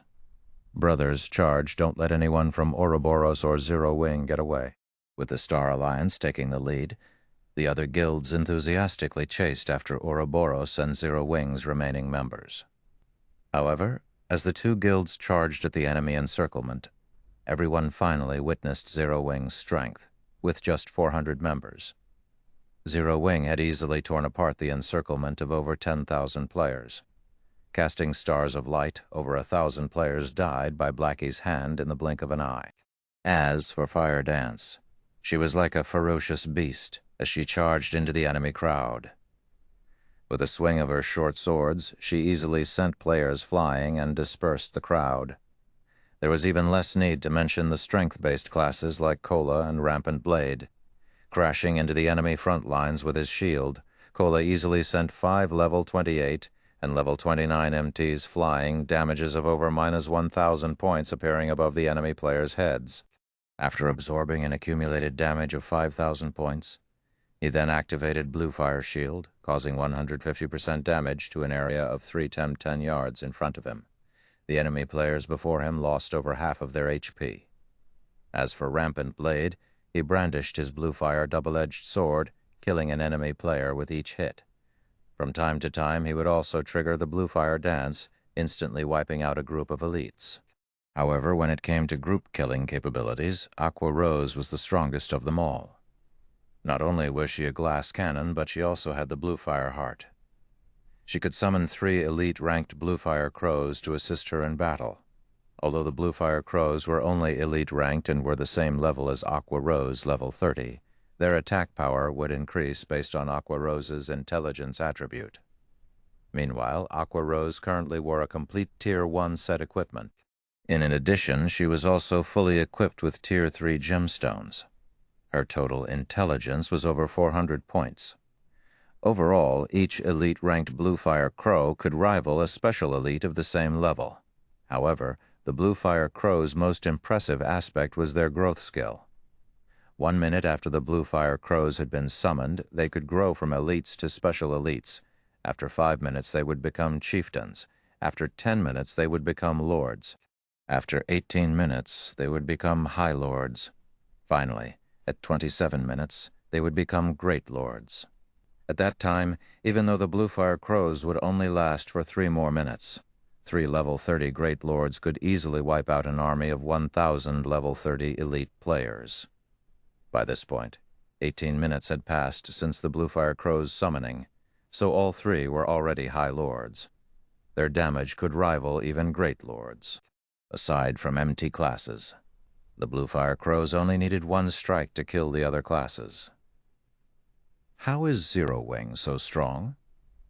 Even though they have so few people, they've killed over 10,000 of our troops. Yet we've only managed to claim over a dozen or so lives. For a time, after seeing how powerful Fire Dance and the other members of Zero Wing were, the enemy guild members refused charge forward, afraid that they would die instantly as well. Before this, everyone had only heard that Zero Wing was very strong. However, no one had ever actually witnessed their exact strength. Now, however, these guilds finally saw it for themselves. An army of 10,000 elite players was nothing to these experts. This scene also shocked Ouroboros's members. With just 400 players, they had instilled fear into tens of thousands of players. As an enemy, they were a frightening force to reckon with. As an ally, however, they were incredibly dependable. Very easily, Zero Wing punched a hole through the encirclement of the various large guilds, creating a path of escape. However, facing the encirclement of over 200,000 players, even Zero Wing's members could only do so much. Ouroboros, which had started this war with an army of 50,000 players, had less than 30,000 members remaining. Should they continue fighting, they would most likely suffer complete and utter annihilation. Meanwhile, Stone Forest Town suddenly began to collapse, the buildings within the town crumbling one after another. A massive obelisk then emerged in the heart of the town, and Shi Feng stood atop this obelisk. "What's going on?" This commotion instantly attracted everyone's attention as they felt the ground beneath their feet quake. It was like an earthquake measuring 7 on the Richter scale had hit the area around Stone Forest Town. "What are you trying to do?" Soraya shouted anxiously at Shi Feng, an expression of horror on his face. The two other leaders similarly stopped their pursuit as they glared at Shi Feng. This obelisk was their group's greatest secret.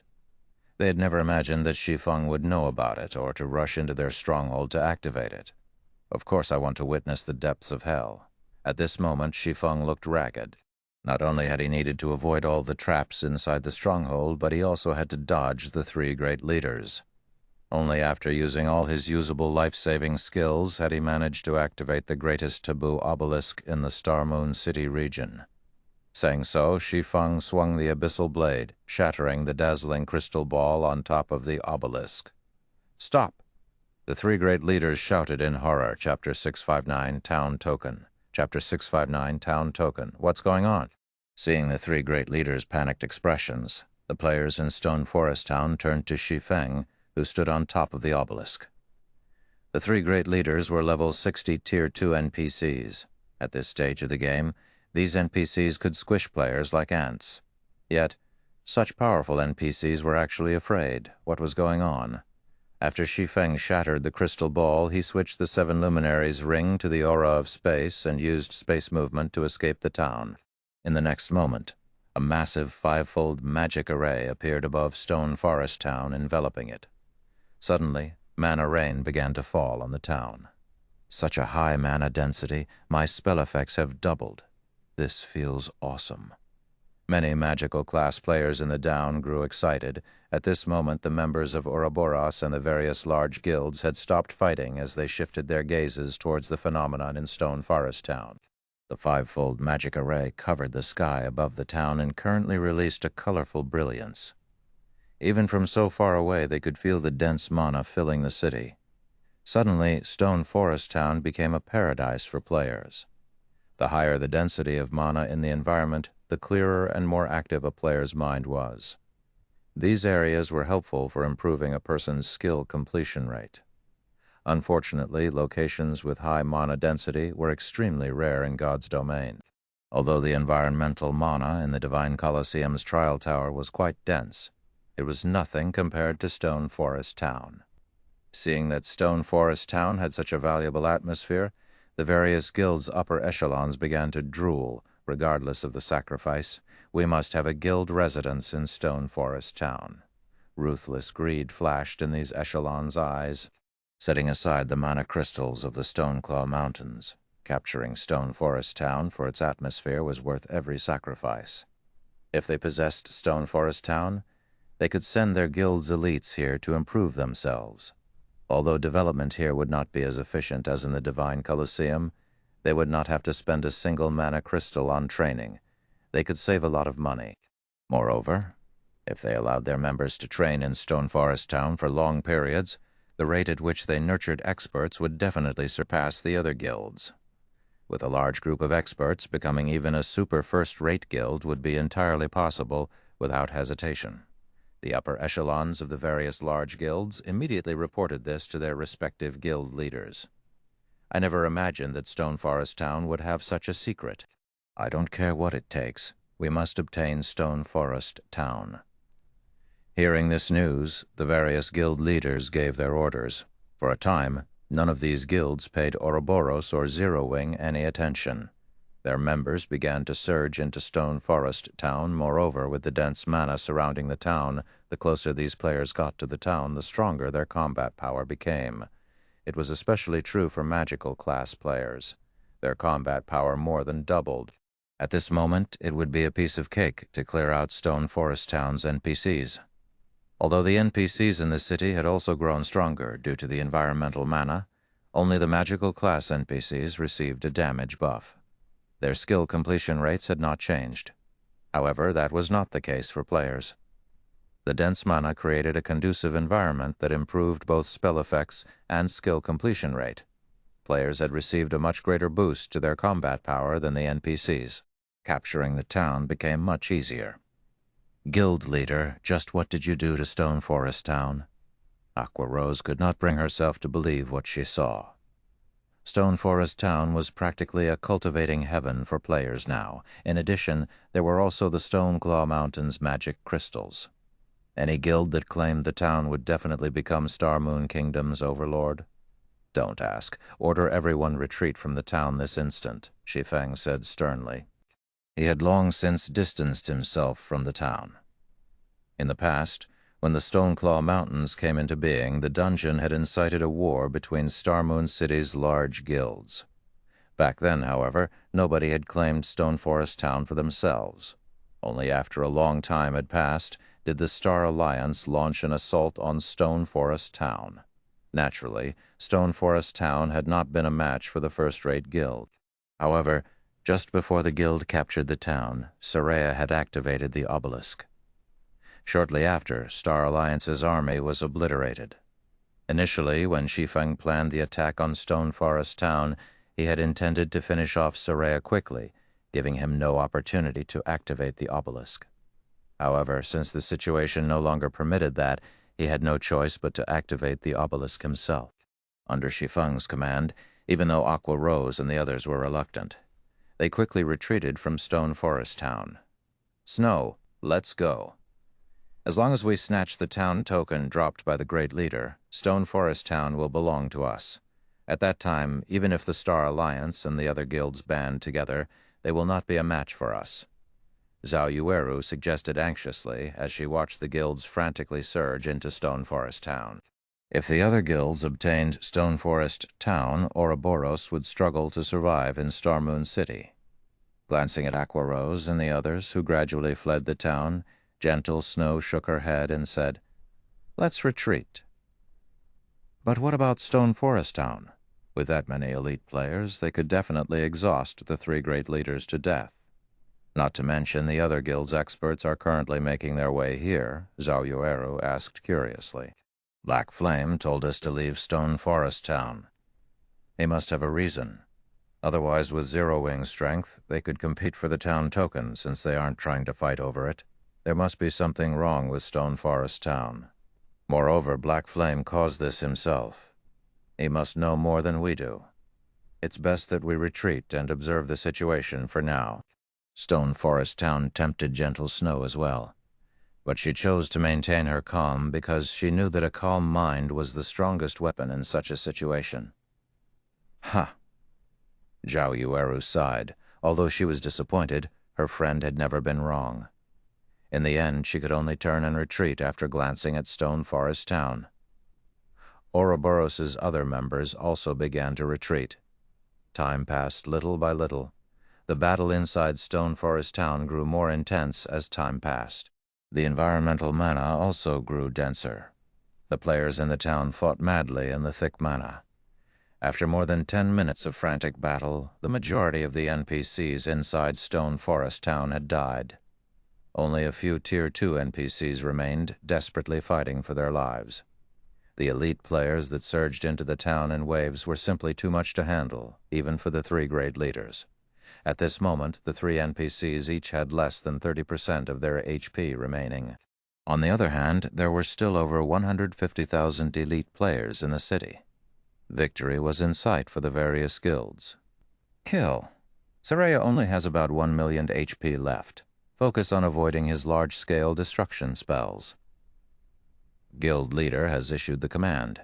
Whoever secures the town token will be directly promoted to a guild elder, rewarded with a set of top-tier equipment and 5 million credits. The guild's upper echelons secretly sent commands through their respective guild channels. Aside from the guild elder position, owning a set of top-tier equipment was everyone's dreams. In addition, there was also the reward of 5 million credits. The town token's importance was obvious. To ordinary players, 5 million credits was an astronomical amount. If they had that kind of money, they wouldn't have to work a single day for the rest of their lives. In addition to the position of elder, they could enjoy a life of luxury. Suddenly, everyone began attacking with even greater enthusiasm. Meanwhile, Ouroboros and Zero Wing's members who watched from afar grew anxious. Guild leader, at this rate, some other guild will claim the town token. Aqua Rose said anxiously as she looked to Shi Feng, who maintained an extraordinary calm. However, as soon as Aqua Rose finished speaking, Soraya, who was inside Stone Forest Town, suddenly bellowed, the sound waves sending all players within a radius of 30 yards flying before anyone noticed it. Soraya's white hair had become a lustrous black. As if he had grown younger by several decades, his appearance morphed from one of an old man to that of a handsome youth. However, unlike ordinary people, this youth's eyes were pure black like two black pits. Those eyes contained no emotion, and just looking at them would send shivers down one's spine. "It's finally coming." Shi Feng grew serious as he watched the distant Soraya. "Aqua, have everyone prepare." Chapter 660, Awakened. Chapter 660, Awakened. The obelisk functioned as a seal. Meanwhile, crushing the crystal ball on top of the obelisk was equivalent to undoing the seal. Sealed inside the obelisk was something horrifying. Players only discovered later on that the thing sealed inside the obelisk was an awakened. It was akin to mutants among monsters.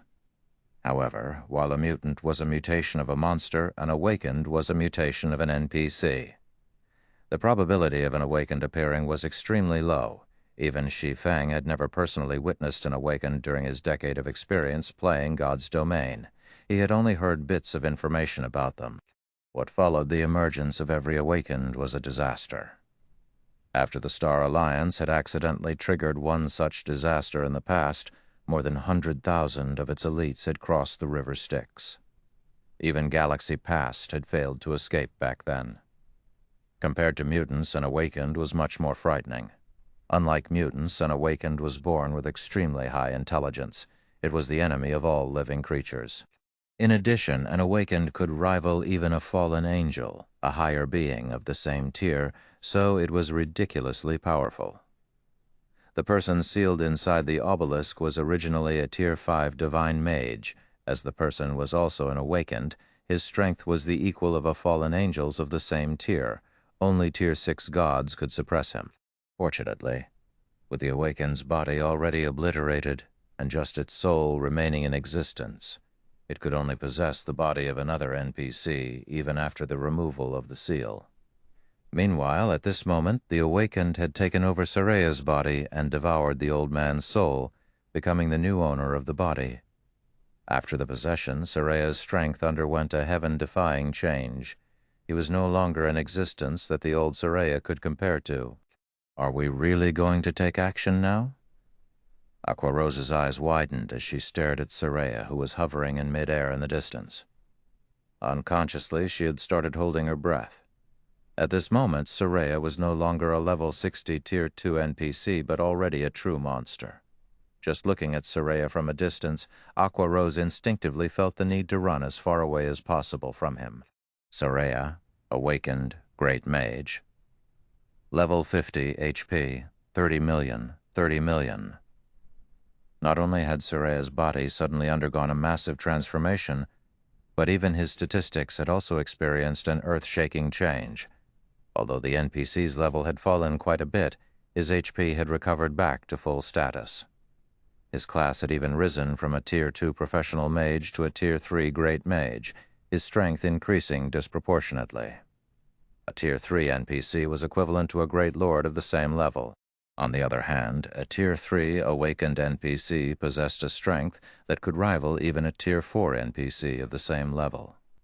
A Tier 4 NPC was not an existence that current players could challenge at all. At this moment, the members of the various large guilds, who had been frantically attacking Soraya before, were similarly stunned. After his transformation was complete, Soraya flexed his body tentatively. A moment later, the surrounding air began trembling. Immediately after, Soraya pointed a finger towards the sky. Suddenly, countless lightning bolts flashed down and gathered around Soraya's fingertip, forming a 2-story tall ball of lightning. "Prepare to dodge! With so many people remaining, even a Tier 3 great mage is no match for us," a commanding level 29 elementalist shouted. However, as soon as the elementalist finished speaking, Soraya pointed his finger towards this elementalist. The massive ball of lightning promptly transformed into a rushing river that poured down onto the elementalist, devouring the elementalist and all the players around him. Under the effects of the Tier 3 spell lightning stream, No players within an area of 15 times 100 yards survived. In the blink of an eye, several hundred people died. However, Soraya was still not satisfied. He then proceeded to use multiple Tier 3 spells in quick succession. Whether it was the players or NPCs inside Stone Forest Town, Soraya did not let a single person off the hook. In the awakened NPC's hands, Tier 3 spells were like simple toys. He could forego chanting incantations, immediately casting his spells, not giving his targets any time to dodge at all. After just a short moment, despite everyone standing sparsely apart from each other, Soraya still managed to kill nearly 6,000 players. Meanwhile, the attacking players discovered that, far from damaging the awakened NPC, their onslaught couldn't even penetrate Soraya's magical shield at all. Suddenly, the players inside Stone Forest Town fell silent. No longer did they possess the enthusiasm from before. Run. Everyone retreat from this place quickly. Many guilds finally realized that they were nothing against the Tier 3 Great Mage at all, and that the only thing they could do was run for their lives. Otherwise, none of them would leave this place alive. Guild leader, that monster is too scary. Look, the other guilds are all retreating. If we charge ahead right now, only death awaits us. Aqua Rose was deeply pessimistic about defeating such a powerful NPC. They would only suffer like the other guilds had if they tried fighting that monstrous existence. Who says we need to defeat him? We just need to seal him again, Shi Feng laughed. In the past, when the seal on the obelisk was undone, the Awakened had gone on a rampage, throwing the players within the Star Moon City region into a panic. Moreover, as time passed, the Awakened had continuously risen in both levels and tiers. Even a coalition of the various guilds residing in Star Moon City had been utterly helpless against the Awakened. In the end, however, this incident was still solved. Back then, a player had discovered inside the obelisk the method to reseal the Awakened, utilizing an immense amount of magic crystals to repair the sealing crystal ball. Otherwise, with the strength of the players back then, it would have been absolutely impossible to stop the roaming Awakened. Should they encounter him, the only fate that awaited them was death. Meanwhile, now that Soraya was busy butchering the members of the various large guilds, it was the perfect opportunity to reseal the Awakened NPC. Shi Feng spent about 10 minutes running back to Stone Forest Town. During this period, Soraya slaughtered over 100,000 players. At this moment, less than 50,000 players of the original 150,000 plus remained. When the various guild leaders learned of this death toll, they nearly vomited blood and passed out. Meanwhile, the guild that suffered the greatest loss was the Star Alliance. From their initial 70,000 elite members, less than 20,000 remained. Moreover, this number continued to decrease. With this, the Star Alliance is finished. After losing so many elite members, they will take a long time recovering from this loss. Zhao Yueru giggled as she pressed her hand to her chest. Although Ouroboros had suffered severe casualties in this war as well, having less than 30,000 elite members surviving out of the original 50,000, those were inconsequential compared to the losses of the other guilds. With this, Ouroboros would become the #1 guild of Star Moon City. Is this Black Flame's true plan? This moment drove home to gentle Snow how fearsome Shi Feng was. Just a single Stone Forest town had plunged so many elite members of the various large guilds to their deaths. If not for them working together with Zero Wing, Ouroboros would most likely have been one of those guilds right now. While Soraya was hunting the members of the various guilds, Shi Feng took the opportunity to dash towards the obelisk. Arriving at the top of the obelisk, Shi Feng immediately retrieved 10,000 magic crystals from his bag and placed them atop the altar on which the crystal ball had originally sat. To any guild, 10,000 magic crystals was a massive sum. Fortunately, Shi Feng had tasked Melancholic Smile to purchase them in bulk before the appearance of the Divine Colosseum. If not for capturing Stone Forest Town, Shi Feng would not have readily parted with 10,000 magic crystals. In the next moment, the 10,000 magic crystals transformed into droplets of transparent liquid that quickly agglomerated into a sealing crystal ball. Despicable human. Saraya panicked when he noticed the reformation of the crystal ball that had kept him sealed all this time. Using instantaneous movement, he flashed towards Shi Feng. "You best return to where you came from," Shi Feng muttered in a low tone as he looked at the rapidly approaching Saraya. He then pressed his hand on the sealing crystal ball, muttering, "Five-fold seal activate." All at once, a five-fold magic array appeared above Stone Forest Town once more, illuminating the area around the town. "No!" Saraya shouted defiantly as he attempted to use Tier 3 spells to attack the sealing crystal ball.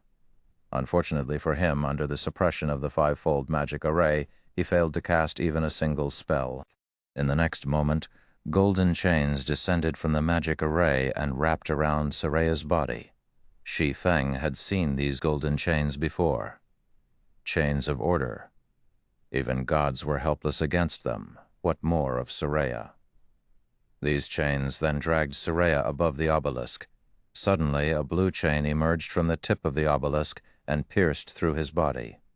In the next moment, Saraya released an agonized scream as the blue chain dragged a half-transparent soul out of his body and into the sealing crystal ball.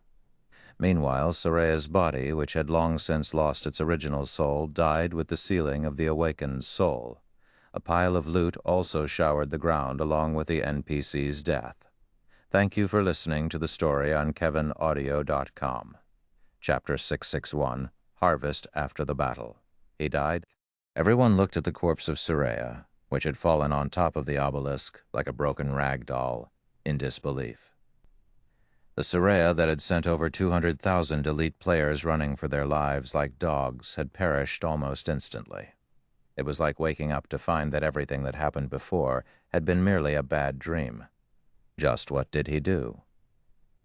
Gentle Snow did not dare believe this situation was real. Such a powerful NPC like Saraya had actually been no more than a toy for Shi Feng.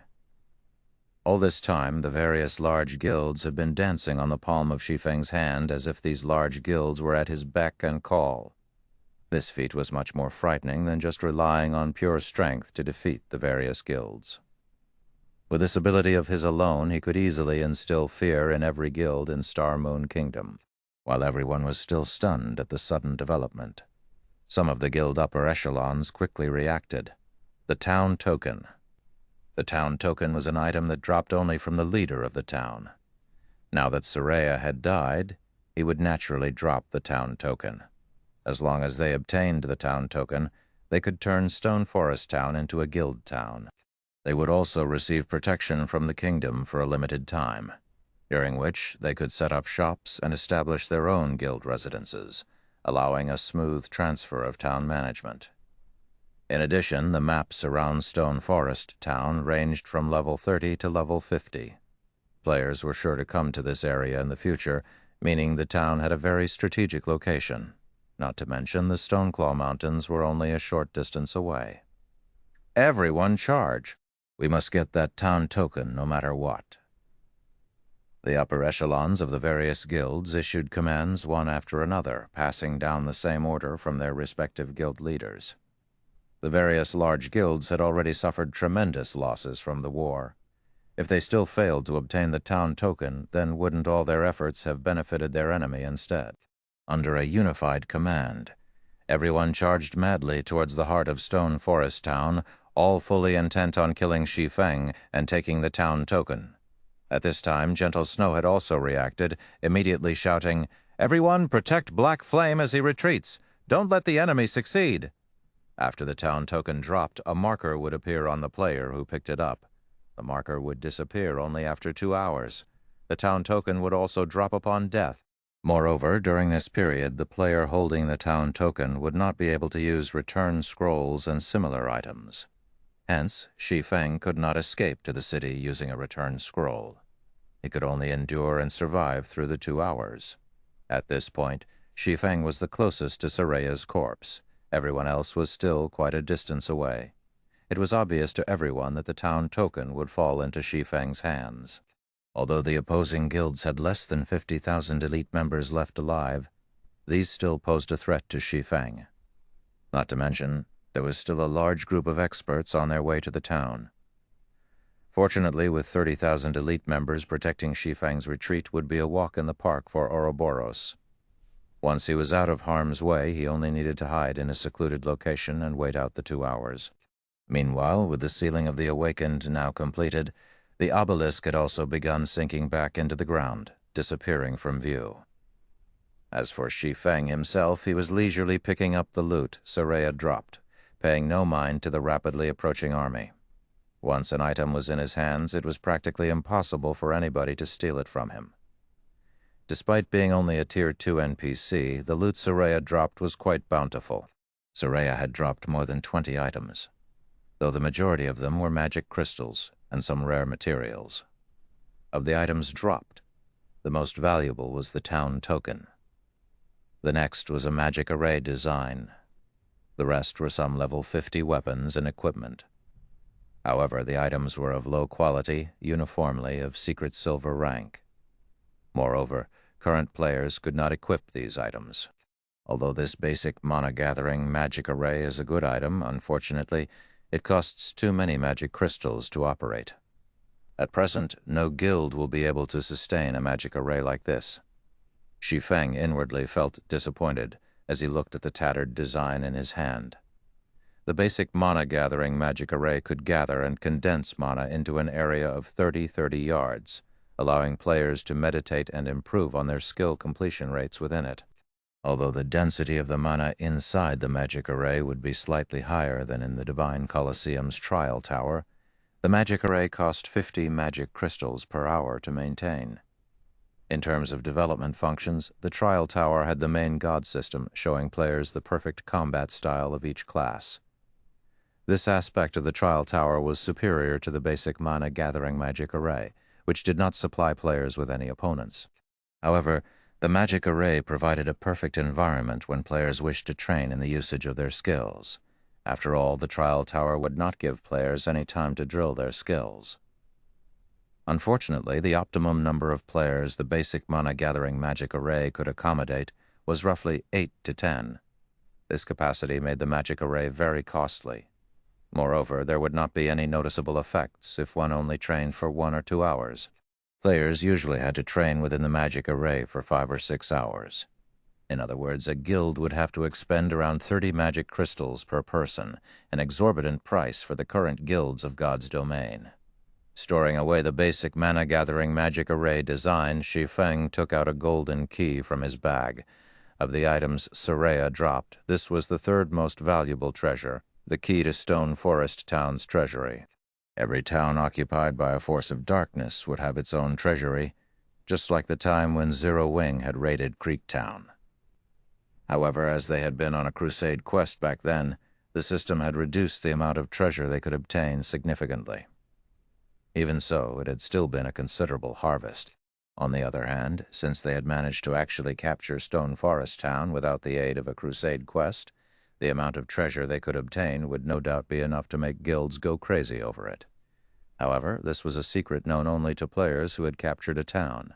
Currently, the various large guilds of Star Moon City were still ignorant of this matter. Aqua, I'll leave this key with you. Take the main force and the Dark God's Legion and clean out the treasury. Afterwards, reconvene back at White River City. Saying so, Shi Feng passed the golden key to Aqua Rose. He then made a straight dash out of Stone Forest Town. Although he could easily shake off the various large guilds, he had no choice but to spend some time playing around with these guilds to buy some time for Aqua Rose and the others. Shit! Black Flame's escaped. After him. We can't let Black Flame get away no matter what. When the various large guilds saw Shi Feng exiting Stone Forest Town and running towards the Limestone Hills, they immediately changed their course and headed in that direction as well. Looking at the elite army chasing behind him, Shi Feng reduced his speed to give his pursuers some false hope as he slowly lured them away from the town. Guild leader? The town token has already fallen into Zero Wing's and Ouroboros' hands. Our men most likely won't be able to keep up with Black Flame's speed.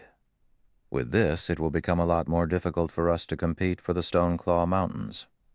Purple Eye frowned when she watched the video from the members at Stone Forest Town. Stone Forest Town provided a geographical advantage in capturing the Stoneclaw Mountains. Now that Zero Wing and Ouroboros had secured the town, they had at least a 50% chance of claiming the dungeon for themselves. Not to mention, with the massive loss that the various guilds of Star Moon City had just suffered, nobody was capable of hindering Ouroboros and Zero Wing. Given some time, the odds that the two guilds would claim the Stoneclaw Mountains would rise to 70% to 80%. It seems that I really underestimated Black Flame. However, ultimately, Star Moon City is still the Star Alliance's territory. Even if Zero Wing and Ouroboros have obtained Stone Forest Town, they should not even dream of monopolizing the Stoneclaw Mountains, Galaxy Past said, a cold glint flashing across his eyes. Let's return to Star Moon City for now. Purple, contact the other guilds and have them spread the news about the Stoneclaw Mountains. I want to see just how Zero Wing and Ouroboros intend to swallow up the Stoneclaw Mountains. Time passed quickly. After Shi Feng toyed around with the various large guilds for 2 hours, he immediately used a return scroll and teleported back to White River City. However, Shi Feng did not return directly to the guild residence. Instead, he brought the town token of Stone Forest Town to the Adventurers Association. Chapter 662, Guild Town. Chapter 662, Guild Town. Ever since players had started paying attention to the guard system, the Adventurers Association had seen increased traffic with every passing day.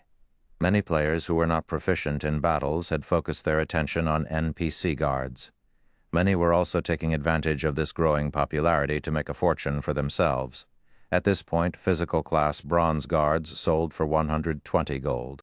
The selling price for a magical class bronze guard, on the other hand, was over 300 gold. Meanwhile, physical class mysterious iron guards sold for 600 gold, not to mention magical class mysterious iron guards, as long as one managed to obtain a physical class mysterious iron guard. A player could easily get rich overnight if they sold said guard. Hence, more and more players came to the Adventurers Association to test their foresight and luck. As a result, the Adventurers Association was packed every day with players who would chat idly while waiting for their turn, and the Adventurers Association had become the #1 source of information in every city. Many independent players would come to the Adventurers Association to either exchange or collect information regarding God's domain. Before Shi Feng even entered the building, he had already heard plenty of people discussing the Stoneclaw Mountains. A regional dungeon appeared over at Star Moon City. I heard that even the small mobs there drop magic crystals. It can't be true, right? Shouldn't it just have a slightly higher drop rate compared to team dungeons? Ha ha ha ha ha. This is something else that I heard from a friend of mine over at Star Moon City. Because of the Stoneclaw Mountains, every guild in Star Moon City is in chaos. The guilds even waged war a few hours ago. In the end, the various large guilds suffered tremendous losses. For now, the Stoneclaw Mountains remain unclaimed. Currently, as long as you are level 30, even an independent player can enter the dungeon freely. It's a pity that my level is still too low, otherwise I would have been grinding for magic crystals there already. I've also found out about this matter from one of my friends who's in a guild. According to him, you can obtain 1 or 2 magic crystals just by grinding inside the Stoneclaw Mountains for an hour. The efficiency there is higher than even in a 20-man hard-mode team dungeon. Currently, guilds in the various cities across the kingdom are organizing teams to set out for the Stoneclaw Mountains. All of you have outdated information. There aren't just magic crystals inside the Stoneclaw Mountains. The monsters inside also drop plenty of level 30 or above top-tier equipment. The potential income there is much higher than even from large-scale team dungeons. Not to mention the cities in Starmoon Kingdom. Many players from the surrounding kingdoms and Black Dragon Empire are also heading towards the Stoneclaw Mountains. The rumors immediately tempted the many players inside the association who heard about the Stoneclaw Mountains. Unfortunately, none of them had reached level 30 yet. Otherwise, they, too, could get a share of the pie. They've released news about it already? Shi Feng smirked faintly. Unfortunately, doing so is useless. With Stone Forest Town under his control, The Stoneclaw Mountains were practically in his hands already. There were bound to be unreconciled guilds that would try to stir up some trouble. However, these guilds did not truly know what Stone Forest Town's becoming a guild town signified. Upon Shi Feng's entry into the Adventurers Association's reception hall, Aqua Rose, who had long since been waiting for him, immediately walked up to him. Smiling sweetly, she said, "Guild leader, we've struck gold this time." Shi Feng simply laughed in response, not bothering to probe deeper into Aqua Rose's words as he led the woman up to the second floor. The hall on the first floor catered to individual players, while the one on the second floor specialized in managing guild affairs. "Guild leader, are you not curious about what we found inside the treasury?" Aqua Rose pouted slightly. Originally, she had wanted to tease Shi Feng a little bit with the answer. She had not expected Shi Feng to be completely uninterested. The harvest they gained from Stone Forest Town this time was more bountiful than the one from Creek Town. Just the amount of coins they obtained exceeded 3,000 gold. There were also more than 400 Tier 1 magic scrolls, over 100 Tier 2 magic scrolls, over 2,000 magic crystals, over 1,000 Tier 1 gemstones, and over 300 Tier 2 gemstones. In addition, they had found a large number of rare materials as well as many level 50 bronze and mysterious iron equipment. Normally, such a harvest would require a very long time for Zero Wing to amass. However, they had managed to get it from just a single town battle. If the other guilds knew, the various guild leaders would most likely die from anger. Yet Shi Feng remained utterly indifferent to it. "Have you brought the money?" Shi Feng turned around and asked Aqua Rose. "I've retrieved the money from the guild and the candlelight trading firm." Aqua Rose nodded, then handed all the coins to Shi Feng. Before she had come to the Adventurers Association, Shi Feng had tasked her with making a trip to the candlelight trading firm to collect all the funds the trading firm had earned recently. She had also retrieved Zero Wing's income from guild quests. When Aqua Rose was collecting the money, despite having been an honorary elder of Twilight Echo, a long-established first-rate guild, even she received a fright. She had never imagined that Zero Wing actually possessed that much money. There was a total of 13,000 gold. Not to mention one first-rate guild, even 3 or 4 first-rate guilds combined would not possess that much liquid funds. Including what I have here, it should be enough. Shi Feng accepted the money and quickly arrived before a counter. "Greetings, Lord Count. How may I be of service to you today?" the blonde NPC beauty asked with a smile. "I wish to construct a guild town."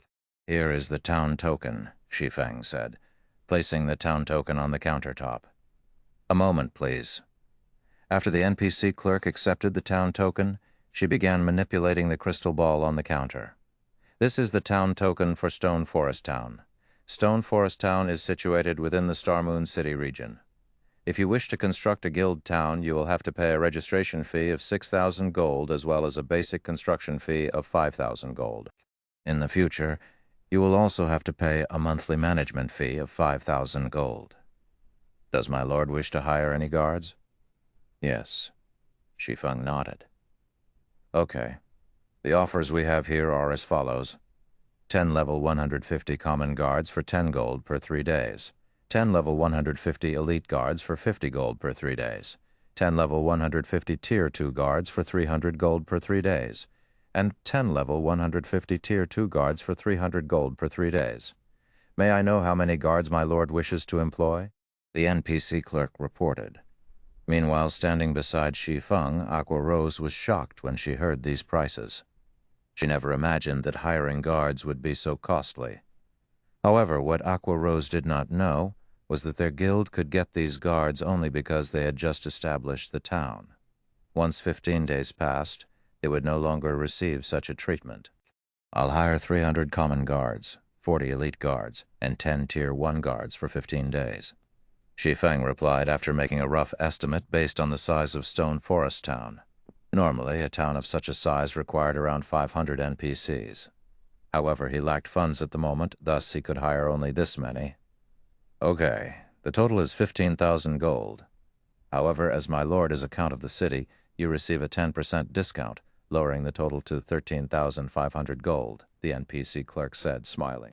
In contrast to the sincere smile on the female NPC's face, Aqua Rose had an extraordinarily gloomy expression on her face right now. If Shi Feng were not a Count of White River City, entitling him to a 10% discount, the money she brought definitely would not have been sufficient. However, Shi Feng paid the 13,500 gold without hesitation. After all, he knew full well that, compared to the money he just spent, he would earn even more money from Stone Forest Town in the future. The wealth a guild town could bring was originally quite daunting already, not to mention Stone Forest Town with its close proximity to the Stone Claw Mountains, Chapter 663, Preparing a Town. Chapter 663, Preparing a Town. After handing over 13,500 gold, the NPC clerk handed Shi Feng a deed. With this deed, Stone Forest Town would only belong to Shi Feng from this point forward. He could construct any building he desired within the town's confines without restriction. I finally have some capital. Shi Feng was inwardly overjoyed as he looked at the deed of Stone Forest Town. There were countless guilds in God's domain. If a guild wanted to stand on its own feet, it first needed its own guild residence. If a guild wanted to develop and flourish, then it needed its own guild town. A guild was a massive machine, a machine that required a large sum of money to operate and maintain. Although a guild could earn a lot of money through trading firms during the early stages of the game, it was chump change compared to what a guild town could generate. However, as players reached higher levels, they would have more sources to earn an income. Hence, coins would depreciate as time passed. Meanwhile, guild towns were different. A guild could construct various establishments in their own town. A town also offered a wide array of business models for the guild. Guild towns were different from NPC towns that only accepted coins. In guild towns, the ruling guild could even require credits as payment. In God's domain, NPC towns were very restricting.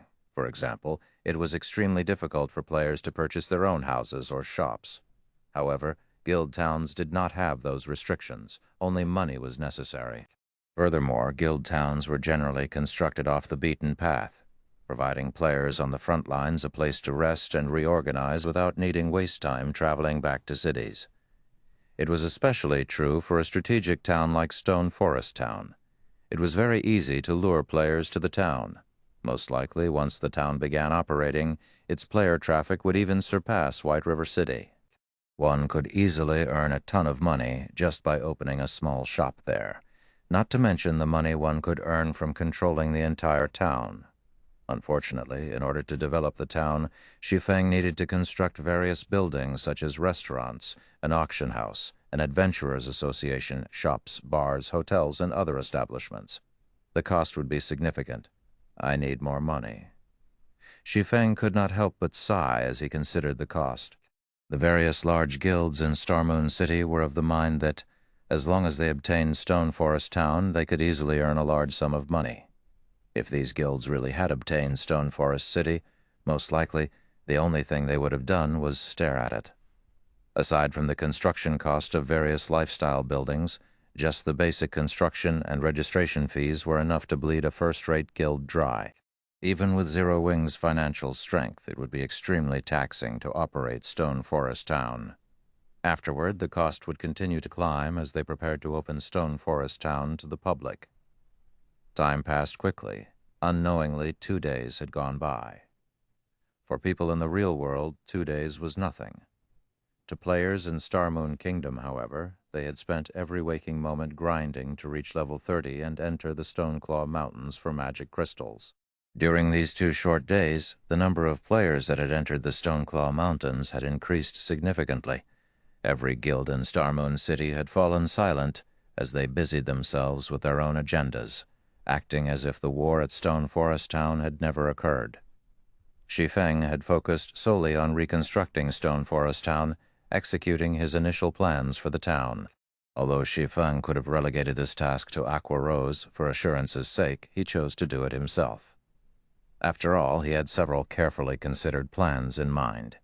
He was also more familiar with the town's layout. Furthermore, he had his own plans for his guild's future. Hence, it was best if he dealt with the town's reconstruction. In the meantime, Aqua Rose tagged along with Fire Dance's team to raid the 100-man team dungeon, Frost Prison.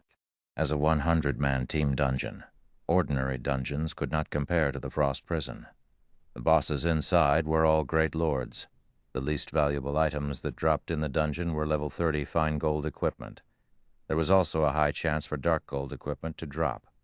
To current players, such equipment was among the best. Hence, the various large guilds desperately raided dungeons. Of course, they focused on these dungeons for the fame of obtaining first clears, but they also did so to prepare for the Stoneclaw Mountains. As an Asura mode regional dungeon, how could the Stoneclaw Mountains be easy? Even these guilds' main forces would find the dungeon difficult to survive. Moreover, they could only grind in the dungeon's outermost region. To obtain a large number of magic crystals, they needed to venture further into the Stoneclaw Mountains. The various large guilds focused on avenues to improve their equipment. The fastest way to do so was through 100-man team dungeons. Meanwhile, Zero Wing's dungeon progression thus far was quite efficient. With the power of darkness and the improvements they had gained from challenging the Trial Tower repeatedly, Zero Wing's main force had reached the final boss, the Frost Giant. At this moment, they only needed a little luck to clear the dungeon. The basics should be finished by now. With this, I can finally launch Stone Forest Town, Shi Feng glanced at the time, feeling that construction of the town's basic infrastructure should be complete. Normally, after a guild obtained a town, the town would have to undergo a construction period of 2 or 3 days. However, in truth, Shi Feng had spent most of the time completing Zero Wing's guild residence in Stone Forest Town, compared to Zero Wing's guild residence in White River City. The guild residence in Stone Forest Town was larger and more extravagant. While Zero Wing's residence in White River City could only accommodate a few tens of thousands of people at one time, the newly constructed guild residence in Stone Forest Town could accommodate up to 100,000 people. Moreover, as Zero Wing was a 2-star guild, there were plenty of 2-star private rooms in the new residence. In comparison, White River City's guild residence did not even have enough private rooms for the guild's core members. "Guild leader, here are the materials you requested," Melancholic Smile said, as she entered the advanced forging room and unloaded the collection of rare materials onto the large stone table. By this point, Melancholic Smile had become an intermediate forger thanks to the large amount of resources that she had been given access to. Currently, she was very close to becoming an advanced forger. In addition, she was also one of the 8 great intermediate forgers in Star Moon Kingdom. Among these 8 great intermediate forgers, 4 belonged to the Candlelight trading firm. Throughout Star Moon Kingdom, not a single trading firm could compete with Candlelight. "Good. Notify Coco and the others. We'll be going on a trip in a moment." Shi Feng nodded as he stored his plans. He then took inventory of the materials. Melancholic Smile nodded in confusion. She did not understand why Shi Feng suddenly wanted her and the others to accompany him. They were simply forgers. They had no combat capabilities whatsoever. Gathering these materials sure took a lot of time. If not for gentle snow, who knows how long it would have taken. After confirming that nothing was missing, Shi Feng smiled satisfactorily. These were the materials he needed to construct a teleportation magic array. Every one of these items was extremely rare, even to large guilds. Gentle Snow had only obtained these materials for Shi Feng after using her personal connections. Following which, Shi Feng stored the materials and led Melancholic Smile and the others towards Stone Forest Town. Arriving in Stone Forest Town, the town was no longer a gathering place for red names. All around, one could see level 150 guards patrolling the streets. Any player who wished to attack Stone Forest Town had to go through them first. Level 150 guards. Even a common guard at this level could kill current players instantly, not to mention Tier 1 and Tier 2 guards. Even an army of hundreds of thousands of players would fail to capture the town now. Chapter 664, New Residence. Chapter 664, New Residence. The construction of Stone Forest Town's basic infrastructure was finally complete. Massive 8-story tall building dominated the town's heart. Zero Wing's 6-winged guild emblem graced the front of this building. and even from afar one could see it clearly. This fortress-like superstructure was none other than Zero Wing's new guild residence.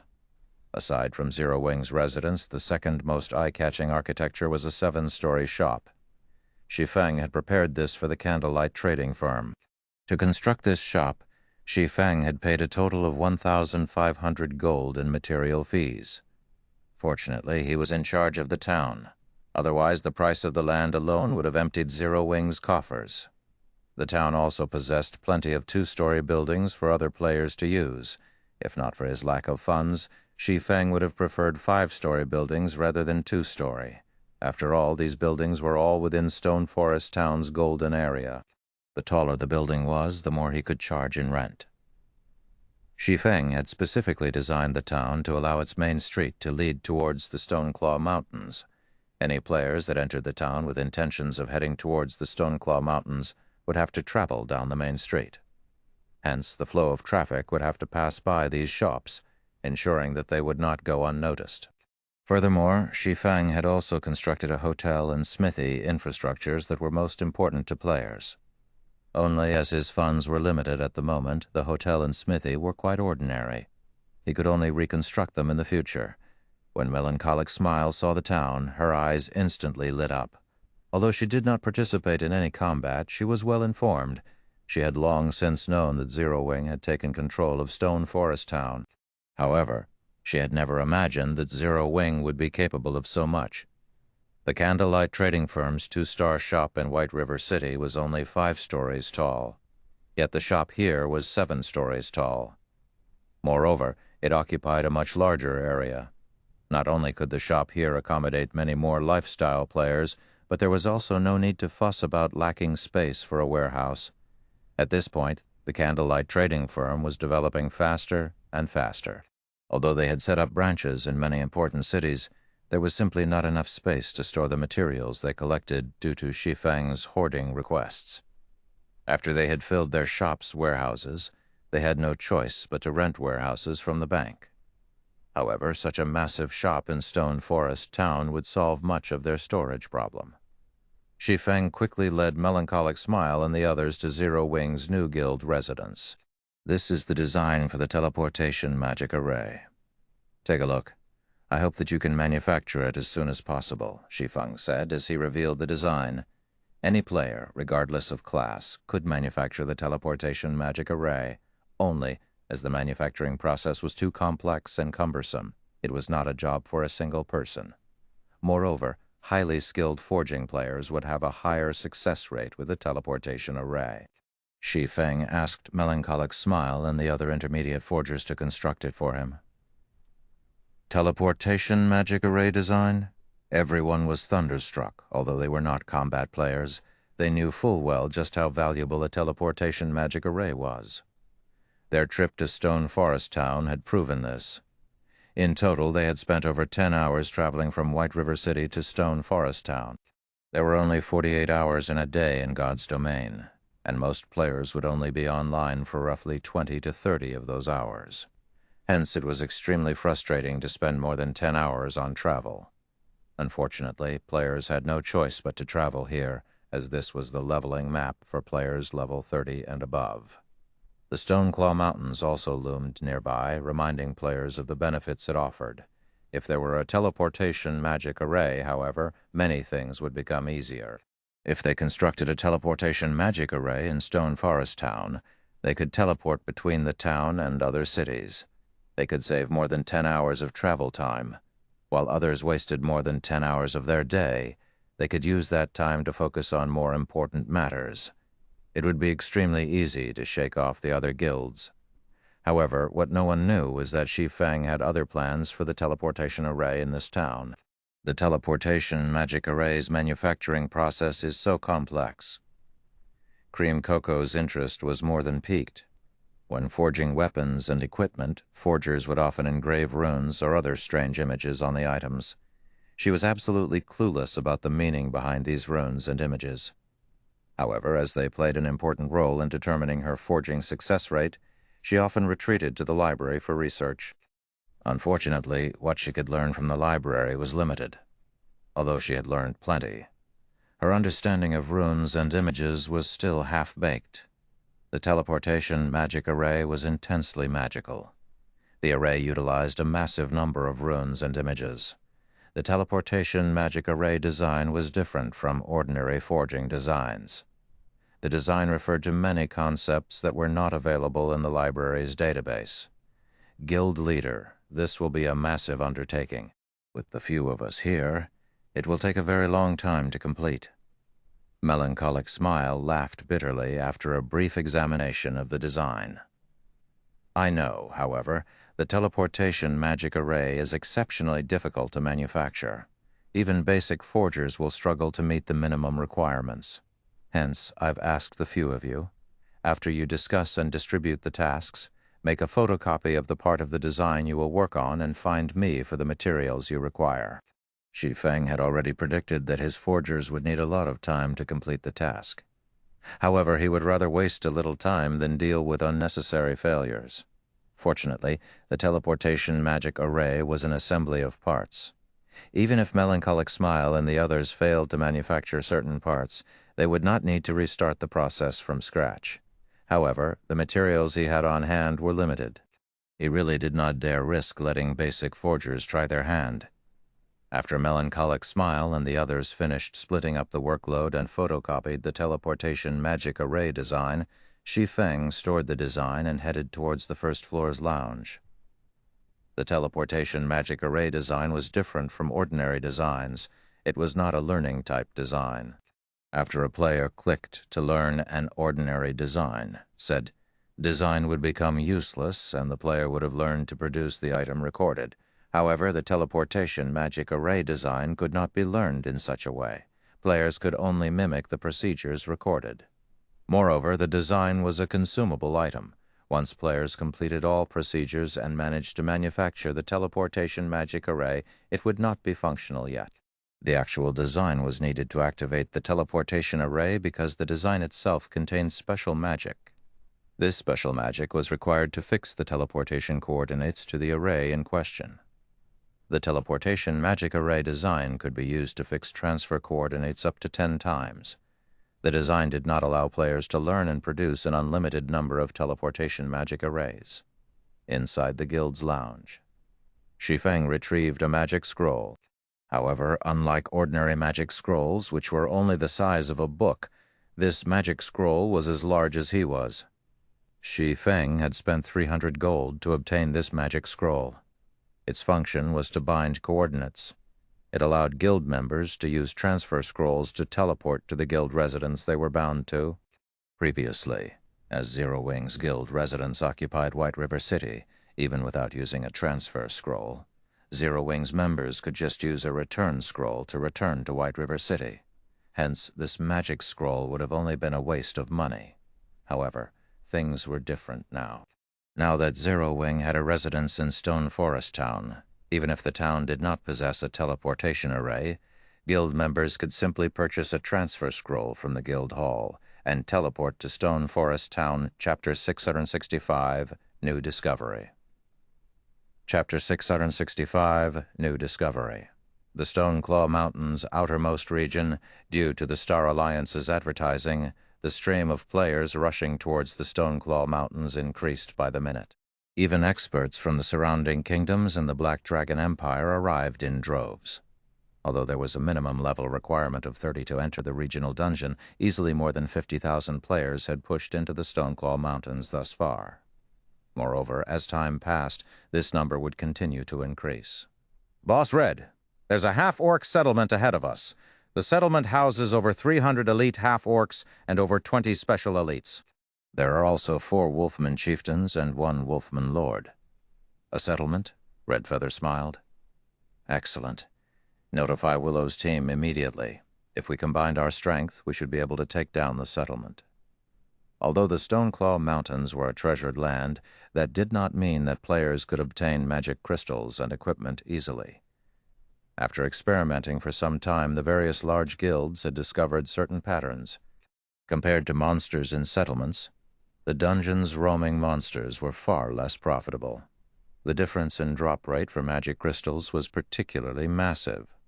Often enough, the harvest one could obtain after taking down a single monster settlement could top even an entire day's worth of income for a 100-man team. However, settlements were extremely rare. Moreover, even a 100-man team would find it very difficult to take down a settlement. Normally, when a team managed to discover a settlement, they could only circle and watch. However, the Star Alliance did not need to waste their time.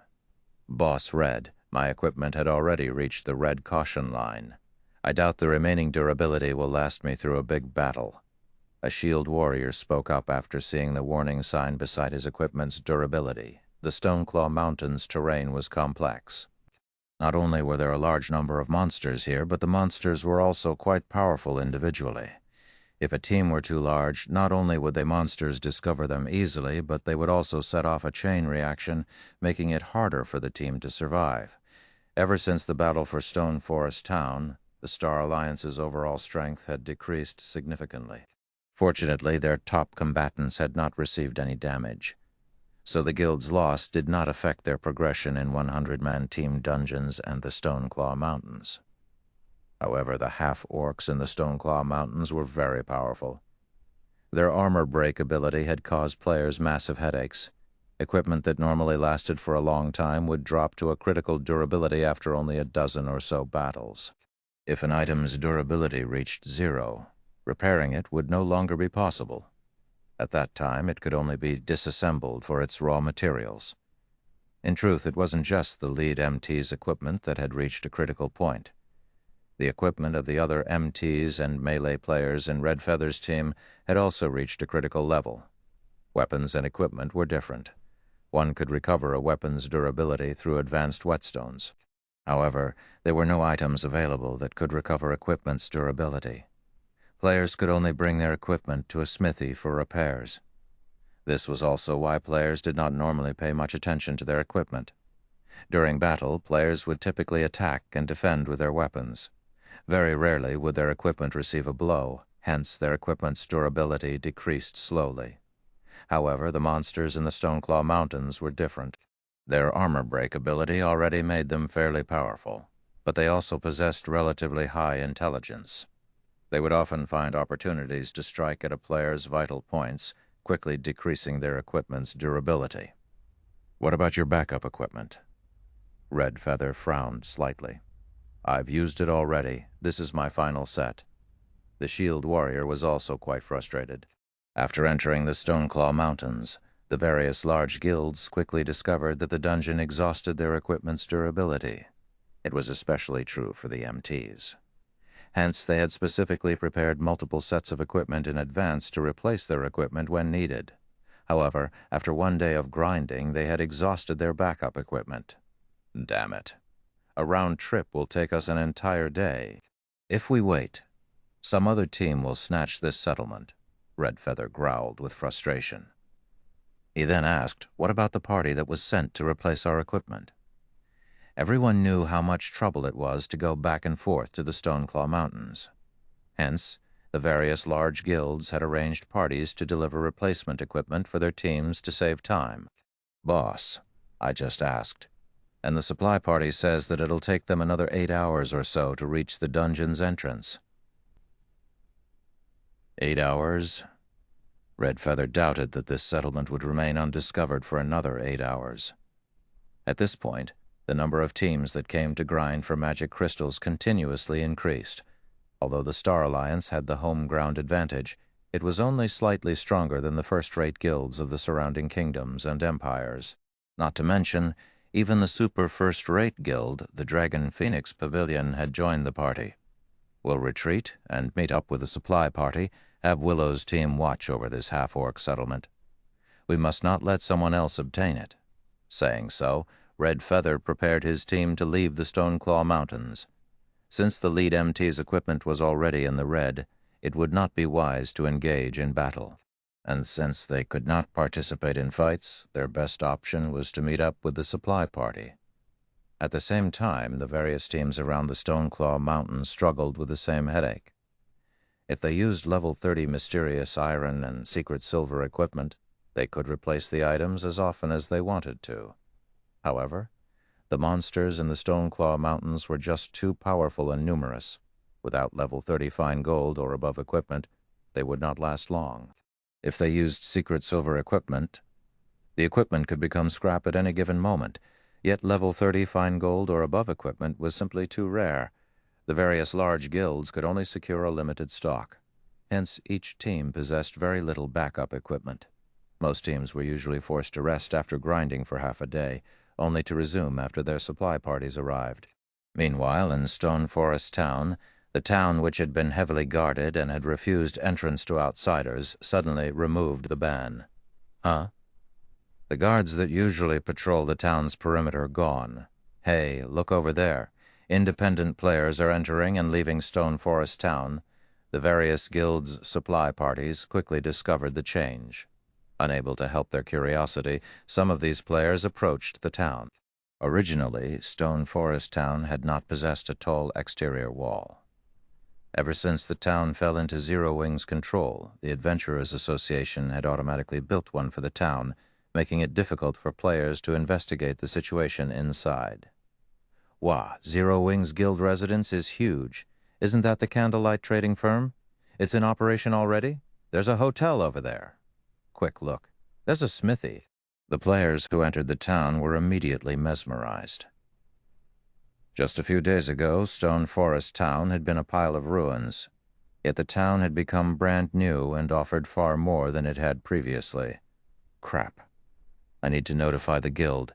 Zero Wing is amazing. It's only been a few days, and already they have a smithy and hotel, compared to the majestic guild residence and trading firm. The players that entered Stone Forest Town paid more attention to the two facilities that could repair their equipment and allow them to recover their stamina and concentration.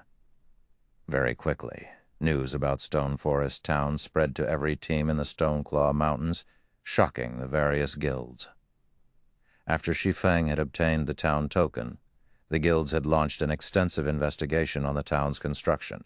However, they were immediately flabbergasted. Nobody could have imagined that constructing a town was actually so expensive. The initial investment alone required cost over 10,000 gold. If one wanted the town to operate properly, they would have to spend even more money. Most likely, even though Zero Wing was very wealthy, it would be a long time before the guild could operate Stone Forest Town. None of the guild would have ever imagined that Zero Wing could get the job done in just a few days. Chapter 6666. Shocking Income. Chapter 6666. Shocking Income. What?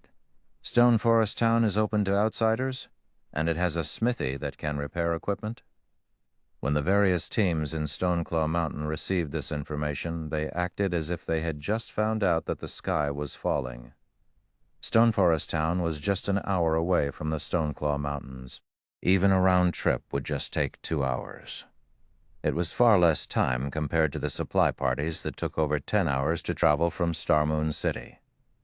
Let's go.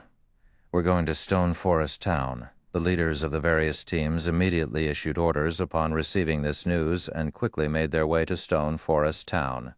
In truth, they were going to Stone Forest Town, not just to repair their equipment, but to hasten their stamina and concentration recovery as well. The recovery rate in the field tents was just too slow. In just a few hours, the previously quiet Stone Forest Town became very lively. Guild leader, I understand sheltering Ouroboros' members, but why are you allowing everyone to rest in town? Aren't we giving away our advantage? Aqua Rose asked in confusion. Currently, she stood on the guild residence's observation deck, looking down at the members of the various large guilds. Seeing their merry spirits, it looked as if they were celebrating New Year's Eve. Although more guilds gathered in the Stoneclaw Mountains as time passed, none of them had any chance of capturing Stone Forest Town. If they limited entry to Zero Wing and Ouroboros' members, both guilds could obtain far more magic crystals than their competitors. At that time, they could definitely nurture experts much faster than the other guilds, and could use the opportunity to widen the gap between themselves and the other guilds. Yet now, after struggling through so many challenges to reconstruct the town, Shi Feng chose to permit entry to everyone. How are they supposed to widen the gap now? You're placing too much importance on the profit right before your eyes. At the end of the day, the Stoneclaw Mountains is only a regional dungeon. It is not the only place players can obtain magic crystals. Moreover, as everyone's levels increase, the various guilds' core members will be able to use mounts at level 40. At that time, we will regain our lead, Shi Feng said, laughing. Moreover, I didn't build this town just so we could obtain more magic crystals. It's also meant to earn money for the guild. Earn money? Aqua Rose was confused. Although we have the advantage of owning the town, most likely, the various large guilds will use the consumables they produced rather than purchase the items from the candlelight trading firm. How are we supposed to make money? Look at the smithy. Shi Feng pointed towards the smithy in the distance. At the moment, there was a very long line outside of the smithy. That's where we'll make our money. Currently, there were several hundred players outside the smithy. Every one of them carried an entire team's worth of equipment. Several hundred players meant several hundred 100-man teams' equipment. One could just imagine how profitable the equipment repair business was. However, we don't claim the smithy's repair fees. We only collect taxes. Aqua Rose was even more confused now. We collect a fixed tax. However, don't forget that all the properties in the town are under our control. I have merely hired NPCs to man the smithy and repair equipment. As for prices, I have the final say, Shi Feng explained with satisfaction. Hence, I've tripled the smithy's repair fees. These players can decide whether or not they want to pay the fee to repair their equipment. Aqua Rose gasped. She then said, "Triple? Why would anyone agree to that?" It was not cheap to repair a piece of equipment. Repair fees were a guild's largest expenditure. Raising the fees to 3 times the original price would be fatal to a guild. That's the point. I don't want them to spend coins to repair their equipment because, aside from paying triple the original repair fee, there is another method of payment. This is something that can only be done in a guild town. Not only is it possible to pay for items and services using credits in a guild town, but it is also possible to use certain items such as magic crystals as a form of currency. Shi Feng smiled faintly. If they pay with magic crystals, considering the current market value, the repair fees will only cost 1.5 times the usual rate. Meanwhile, all of the magic crystals the smithy receives will belong to us. We just need to pay some coins in return. Before this, Shi Feng had already received a report from Ouroboros regarding the income of the various guild teams and had set the repair fees accordingly. If he set the repair fees at market rate, their rival guilds would gain the advantage. Meanwhile, 1.5 times the market rate was just barely within the various large guilds' budgets. Hence, the guilds who had lined up outside the smithy to repair their equipment were gnashing their teeth while they waited. With more than 10,000 pieces of equipment needing repairs, just how many magic crystals would it cost? Doesn't that mean that the various large guilds are currently earning magic crystals for Zero Wing? A realization suddenly struck Aqua Rose. It was no wonder why Shi Feng so generously allowed the various guilds to enter Stone Forest Town. Compared to grinding for magic crystals in the Stoneclaw Mountains themselves, not only would they earn far more magic crystals by letting the various large guilds grind for them, but they could also save plenty of time and manpower. This is just the start. Soon, they will discover that the moment they set foot in Stone Forest Town, the magic crystals in their inventories cease to belong to them. Shi Feng had never intended to monopolize the Stoneclaw Mountains for himself. With so much free labor available, why should he waste the time of Zero Wing's core members? In fact, the hotel and leisure centers employed a similar business model as well. These establishments' prices were set according to normal rates if one paid with magic crystals, but double when using coins. In other words, Stone Forest Town had already become a gold mine for magic crystals based on Shi Feng's initial estimates. The town could earn more than 2,000 magic crystals in a single day. Moreover, as time progressed and more players entered the town, this number would increase. If it were up to Zero Wing's main force and the Dark God's Legion to grind for magic crystals in the Stoneclaw Mountains, even if they slaved all day, they would never obtain 1,000 magic crystals, let alone 2,000. With a steady income of 2,000 magic crystals each day from Stone Forest Town, in addition to the magic crystals the guild normally obtained from dungeons, Shi Feng could support Zero Wing's massive daily expenditures. Otherwise, the magic crystals Shi Feng had accumulated previously would last for only so long. Meanwhile, the various large guilds in Stone Forest Town were complaining about and gnashing their teeth at Zero Wing. However, they were utterly helpless against the guild as Stone Forest Town was under Zero Wing's control. Helpless, they could only hand over a portion of the magic crystals they had obtained. After all, they could earn more magic crystals during the time they saved by traveling here rather than to Star Moon City. Overall, they would still earn more than they had been. After Shi Feng finished with Stone Forest Town's affairs, he passed the management of the town's daily affairs to Aqua Rose. He then returned to White River City to focus on claiming the first clear of the Frost Prison. As a 100-man team dungeon, the Frost Prison was incredibly difficult. Even until now, one could count on a single hand the number of guilds that had obtained the first clear of a 100-man hard-mode team dungeon throughout God's domain. As for Star Moon Kingdom, no one had earned this achievement yet. This was not due to everyone lacking appropriate equipment. Rather, it was because everyone's combat techniques were not up to snuff. Even Heaven's Burial and Overwhelming Smiles experts had quite a ways to go before meeting the minimum requirement. The various large guilds in Star Moon Kingdom were all stuck at the final boss of their respective 100-man team dungeons. Precisely because of this, Shi Feng had never bothered leading Zero Wing's team to raid the Frost Prison. Now, however, the situation had changed. In order to improve the strength of Zero Wing's main force, he had invested a large number of magic crystals into the team, allowing them to practice and improve their combat techniques at the Divine Colosseum undisturbed. He had even given them a taste of the 100-berry wine's effects. After a period of training, every member of the main force was now capable of reaching the Trial Tower's 5th floor by relying on their own abilities, finally becoming experts. Chapter 667, 12 Sacred Nights. Chapter 667, 12 Sacred Nights. Inside the Frost Prison. The final boss, the Frost Giant, roared, causing the entire Frost Cavern to shake. In the next moment, countless icicles on the ceiling of the cave abruptly broke off and fell. The 100 level 30 players in the cave desperately dodged the descending icicles. If struck by these icicles, even an MT who had activated a life-saving skill would not be able to survive a single hit, much less any other classes.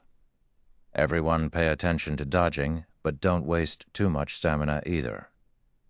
The boss only has 30% HP remaining, Warwolf hurriedly reminded his team after throwing himself to the floor to avoid the Frost Giant's steel hammer. At the moment, Warwolf's maximum HP was already more than 9,000. He was only behind Kola, who was equipped with a complete Tier 1 set equipment, by over 1,000 HP. He could definitely be considered one of the highest HP MTs in the game. Compared to the Frost Giant, which was the size of a small hill, Warwolf's HP was like a mere speck of dust. Frost Giant, Elemental Being, Great Lord, level 32. HP 45 million, 45 million. As the ruler of the Frost Prison, a 100-man team dungeon, the Frost Giant was considerably more powerful than any boss they had faced previously. Not only did it possess extremely high HP, but its massive 5-story tall body could cause great destruction with every action. Even Warwolf would receive nearly minus 4,000 damage when he blocked one of the Frost Giant's attacks with his shield. If he received a direct hit, his base damage would certainly exceed minus 6,000 points. In addition, the Great Lord also possessed a Frost Domain. The Frost Domain had a coverage area of 200 yards. Not only would everyone within the domain's movement and attack speed reduce by 40%, but the domain would also their stamina consumption rate by several times. It was common knowledge that in God's domain, every movement a player made consumed stamina. However, as stamina was a hidden attribute, players were unable to check for their own stamina. Once they consumed their stamina to a certain degree, players would no longer be able to fight. They could only resume combat after resting for a time in ordinary battles. Players would not be able to exhaust their stamina completely even after 3 to 4 hours of continuous fighting. However, when a player's movements increased in intensity, their stamina consumption rate would also increase correspondingly. Meanwhile, the battles conducted in a large-scale team dungeon would be undeniably intense. Inside a large-scale team dungeon, even the slightest mistake could lead to a team wipe. Therefore, the burden placed on a player's stamina was incredibly significant. Under the effects of the frost domain, players would only be able to fight for a short time before they collapsed from exhaustion. In such an extreme battle, ordinary players would only last 5 or 6 minutes. Even elite players would last just 2 or 3 minutes longer. Only players who possessed powerful control over their own bodies could minimize their stamina consumption to the very minimum and last more than 12 minutes in the battle against the frost giant. However, very few players were capable of achieving such a high degree of control. After being struck by another wave of icicles, several more players fell flat on the floor from overexhaustion. They were unable to attack the boss even if they wanted to. "How many people are still able to fight?" Warwolf asked through the team chat as he lifted his large shield to intercept the frost giant. "Boss Wolf, we just lost another 4 more melees and 1 ranged. We only have 76 people left," an oracle standing at the rear line replied. 76? Warwolf looked at the frost giant's HP. Currently, the Great Lord still had 27% of its HP remaining, which was roughly 12,150,000 HP. With their current damage output, they would have to continue attacking the boss for another 3 minutes or so to end the battle. However, after experiencing so many battles against this boss, Warwolf knew very clearly that the further they proceeded into the battle, the more players would become overexhausted. It was simply impossible to finish the battle in 3 minutes. Is it still impossible? The frost giant did not have many powerful skills. As long as one familiarized themselves with the Great Lord's skills, they could mostly evade the powerful moves of the boss. However, instead of dying to one of the boss's skills, the team had died from overexhaustion. If this matter were made known to others, they would certainly become a laughingstock. 5 minutes later, a group of people appeared at the resurrection point of the frost prison. This group of people was none other than the members of Overwhelming Smile. "Boss, the frost giant's combat technique requirement is simply too high.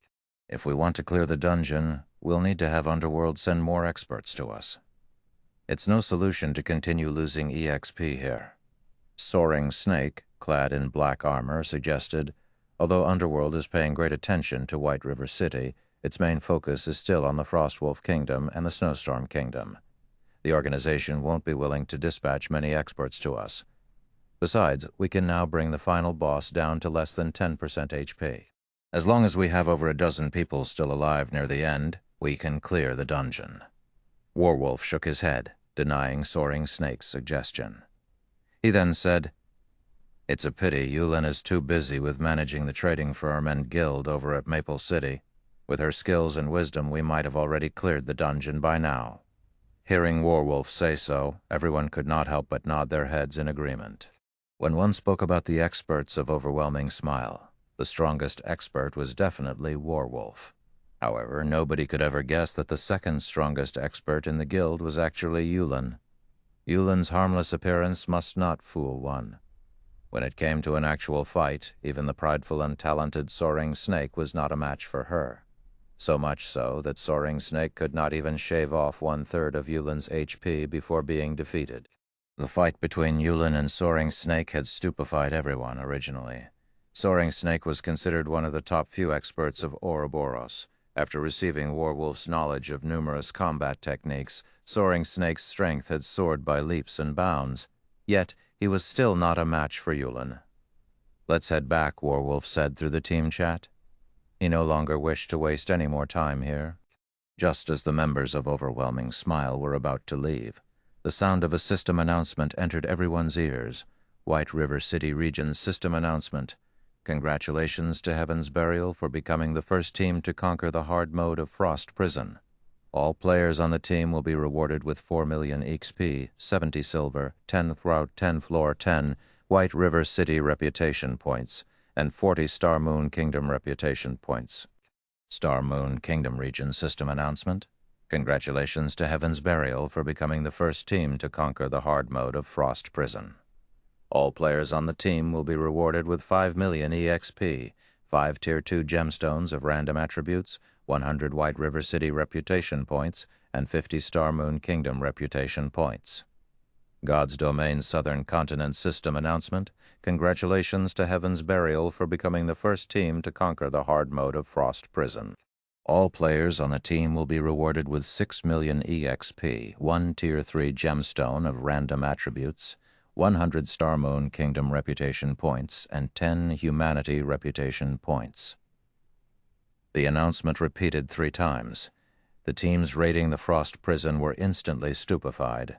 Nobody would have thought that the first guild to clear a 100-man team dungeon in Star Moon Kingdom would be the newly established Heaven's Burial.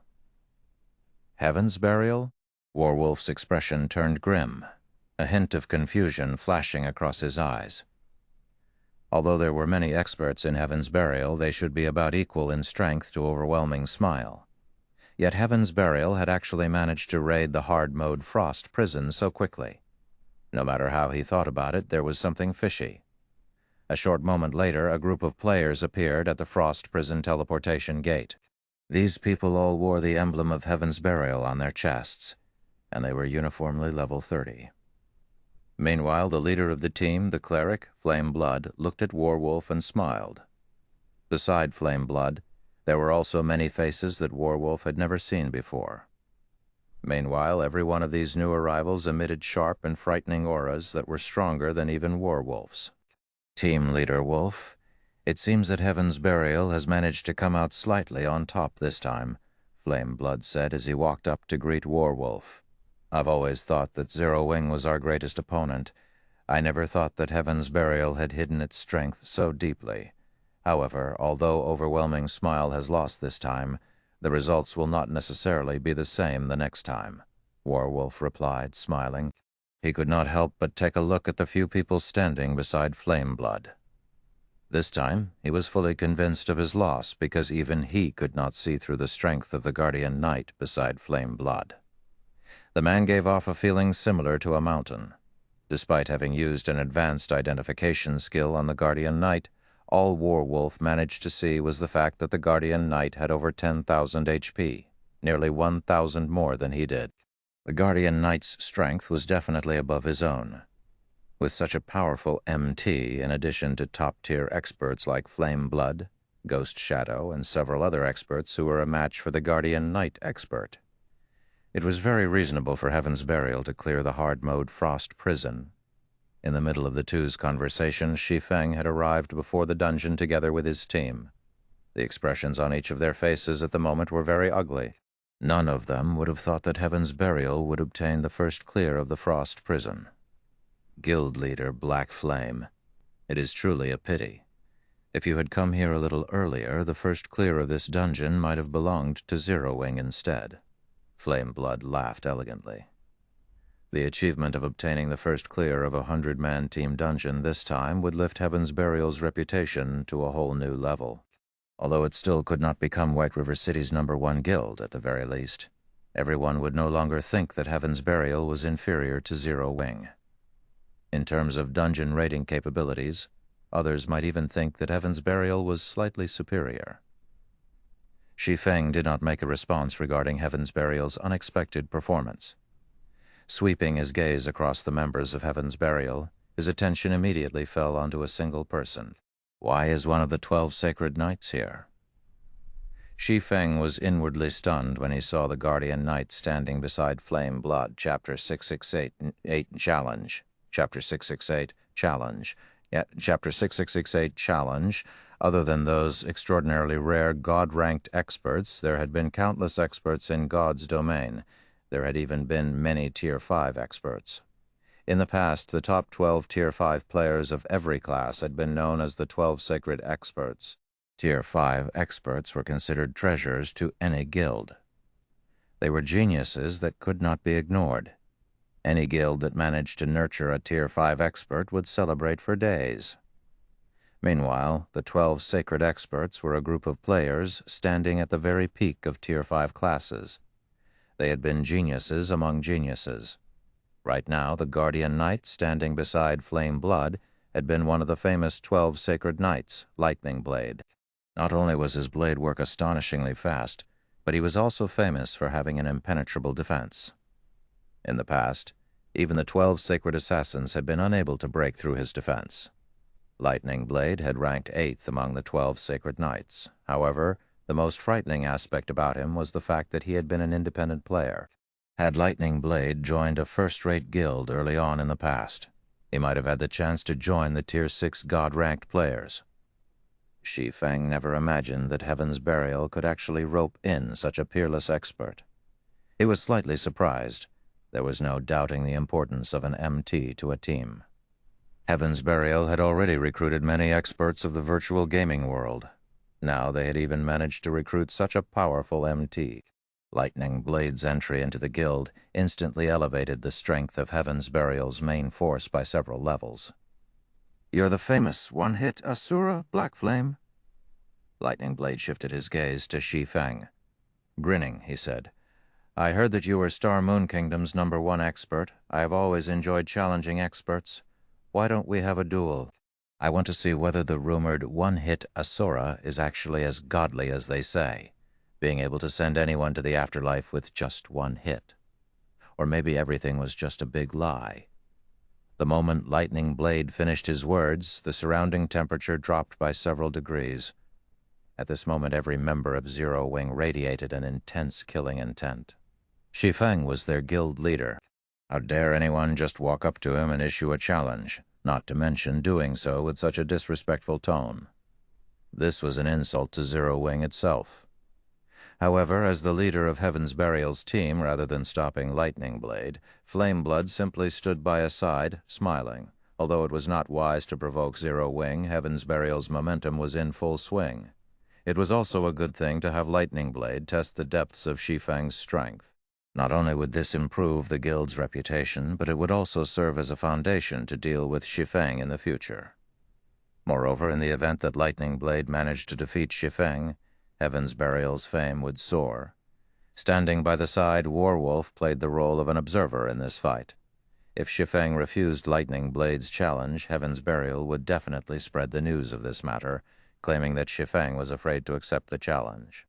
Shi Feng's position as the #1 expert of Star Moon Kingdom would definitely be at risk. However, if he accepted the challenge, he would also risk revealing his strength to his enemies. If this happened, he would not have as many hidden advantages in future battles. Violet Cloud suddenly stepped forward and said, "Don't you think it's a little too early for you to challenge our guild leader? However, I'll be your opponent. You, a cleric?" Lightning Blade glanced at the young and slender Violet Cloud. With disdain, he said, "I have no interest in unripened little girls like you, Black Flame. You can't possibly send a little girl into battle just because you're afraid of facing me, right? Little girl?" Violet Cloud remained unperturbed by the Guardian Knight's insult. Smiling calmly, she said, "If you can't even defeat a little girl like me, what qualifications do you have to face our guild leader? Then, are you saying that, as long as I beat you, your guild leader will fight me?" Lightning Blade countered with a question of his own. "I guarantee it." Shi Feng nodded. "Okay, I look forward to experiencing guild leader Black Flame's brilliant moves." Lightning Blade laughed.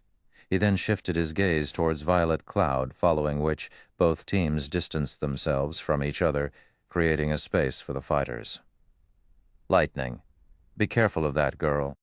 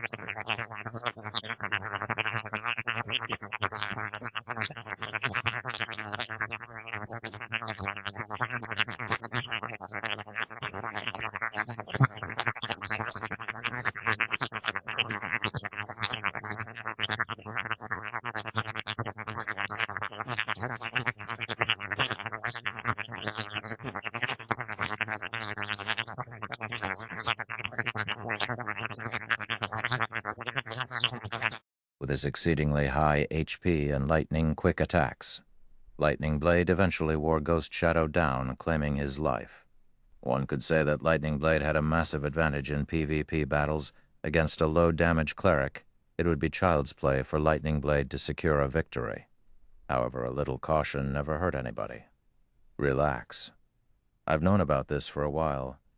I'm just trying to agitate Black Flame so that he will agree to a duel. Lightning Blade no longer had a prideful and arrogant air around himself.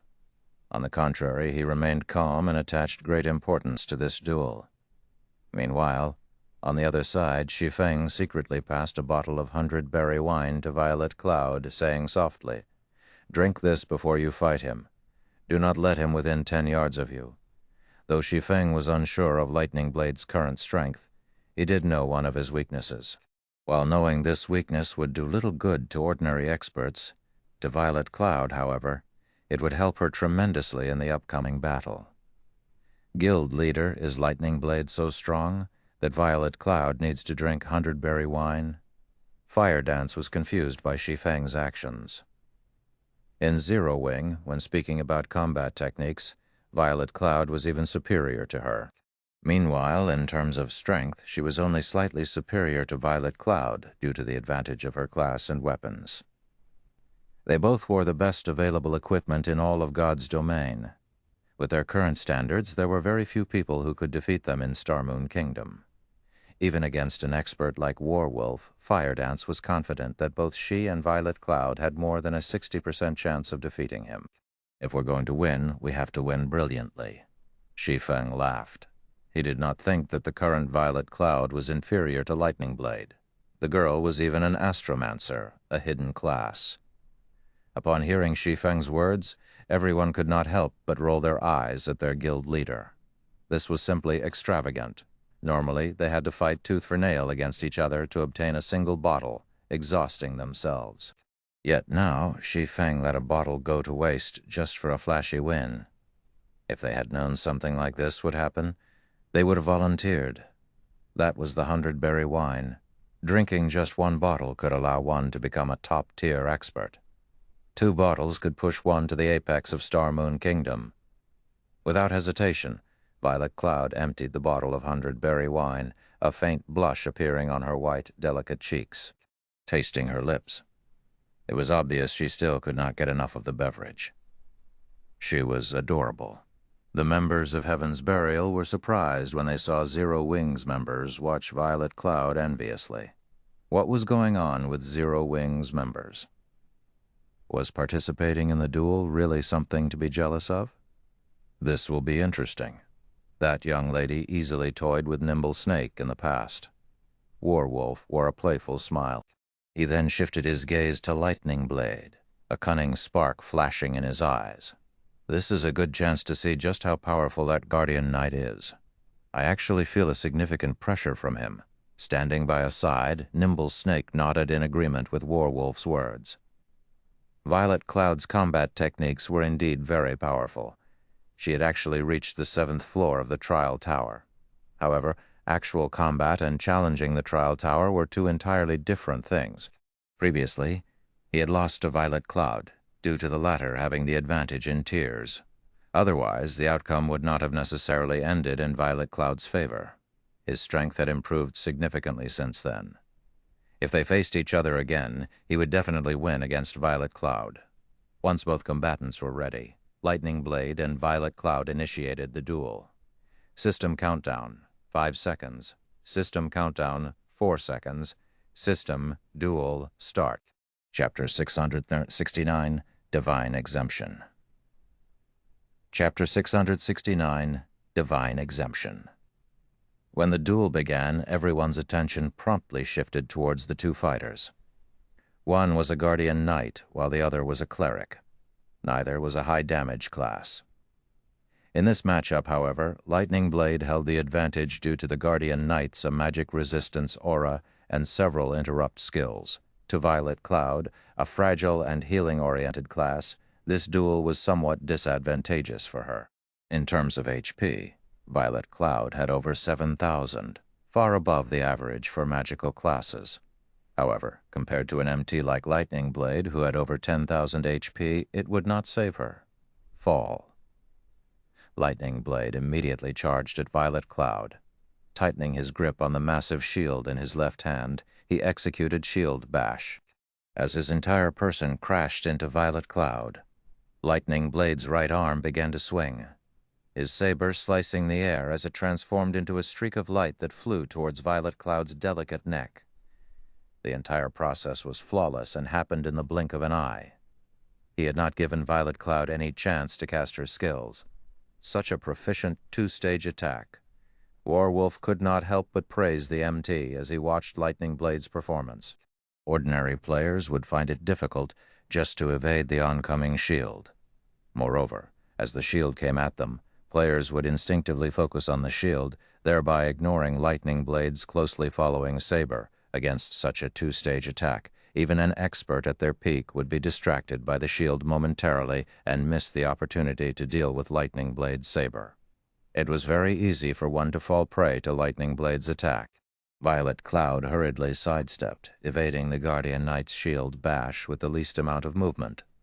At the same time, she instinctively activated Truth Shield, an instant cast skill. Boom, boom, boom.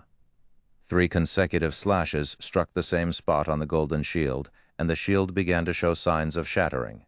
Reacting, Lightning Blade sent a hammer of sanctions descending on Violet Cloud's head.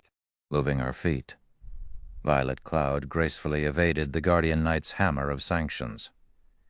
"Your reaction speed is impressive, I'll give you that. Unfortunately, although you might be able to avoid my hammer of sanctions, you won't avoid this move," Lightning Blade sneered.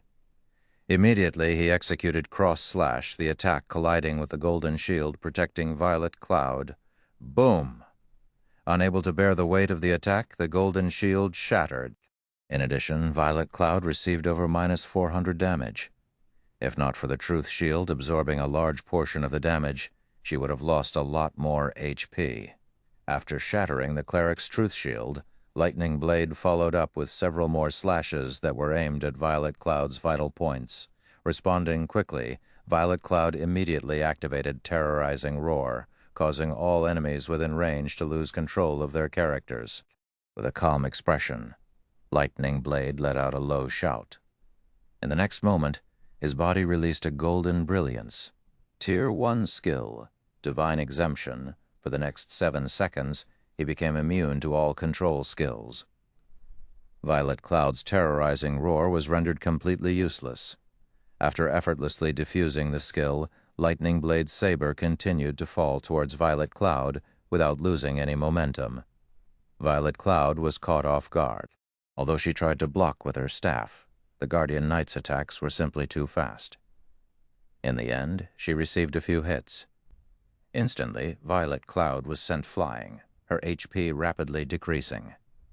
Every attack had devoured over 500 HP. After 3 consecutive strikes, Violet Cloud had lost over 1,500 HP. Now she had less than 5,000 HP remaining. While Divine Exemption was still in effect, Lightning Blade continued to pursue his enemy ruthlessly. Easily dodging Violet Cloud's sacred sanctions, he swiftly appeared before the cleric once again, Divine Storm. Consecutive Holy Slash. Although Violet Cloud constantly tried to put more distance between herself and Lightning Blade, Guardian Knights possessed skills that could enhance their movement speed. Hence, Violet Cloud could only desperately try to defend against the oncoming attacks, her HP rapidly decreasing in the process. Even though she had activated instant recovery to heal herself, the healing she received could not keep up with the damage Lightning Blade dished out. After a short moment, Violet Cloud's HP fell below 3,000. If any other healer class fought Lightning Blade right now, the duel would have long since ended. Lightning Blade's attacks are becoming faster and fiercer. He's not giving that cleric any chances to catch her breath. Although the cleric class does have a few control skills, none of them are effective against Lightning Blade. Smiling faintly, Flameblood said. However, Violet Cloud really is strong. Even though a cleric is not a combat class, she has still survived against Lightning Blade until now. With her skills, it's no wonder she set foot on the 7th floor. Standing by the side, Ghost Shadow nodded in agreement with Flameblood's words. At the end of the day, a cleric was not a PvP class. If Fire Dance were the one fighting in this match, Zero Wing might have had a chance of emerging victorious. You're quite good. However, I won't give you any more chances to heal, grunting. Lightning Blade's body suddenly expanded slightly as he used the Berserk skill, Light Force, increasing his strength and endurance by 30% and defense by 60% for 20 seconds. Suddenly, Lightning Blade's HP rose to more than 13,000. His damage also increased significantly. Guild Leader Black Flame. It is truly a pity that this battle is going to end so quickly, Flameblood said as he turned to Shi Feng, smiling. The outcome was obvious now. Lightning Blade still had more than 13,000 HP, whereas Violet Cloud had less than 3,000 HP. Though Violet Cloud could technically heal herself, skills such as Healing Light and Greater Healing required one to chant and channel for at least 1 or 2 seconds.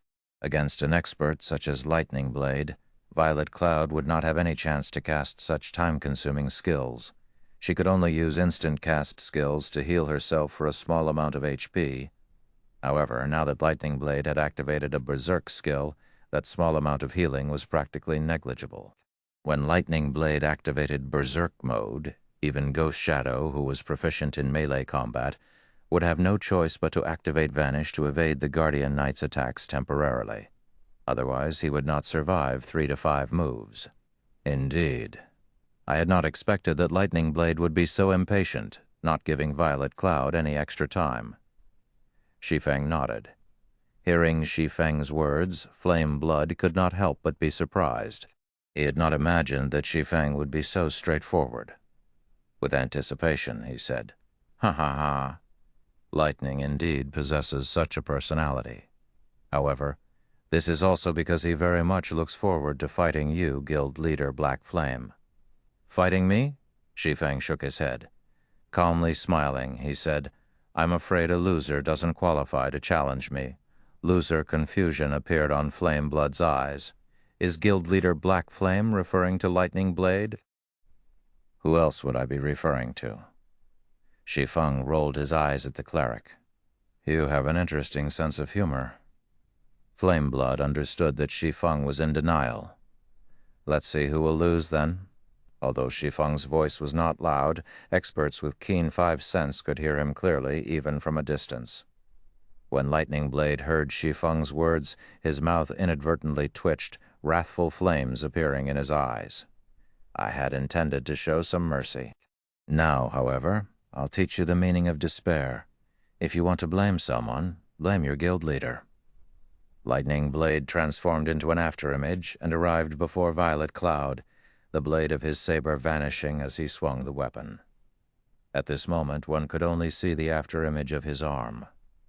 Moreover, the Guardian Knight no longer aimed at Violet Cloud's vital points, but at her limbs instead.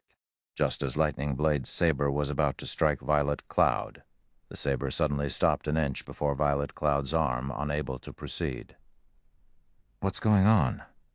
Lightning Blade muttered in shock. No matter how much strength he used, so much so that the veins in his arms bulged with the effort, his saber could not reach Violet Cloud's body. It was as if he had just struck a steel wall. "Guild Leader? Couldn't you have let me play a little longer?" Violet Cloud pouted. Chapter 670. Difference in Skills. Chapter 670. Difference in Skills. Everyone was stunned when they saw the sudden change between the combatants.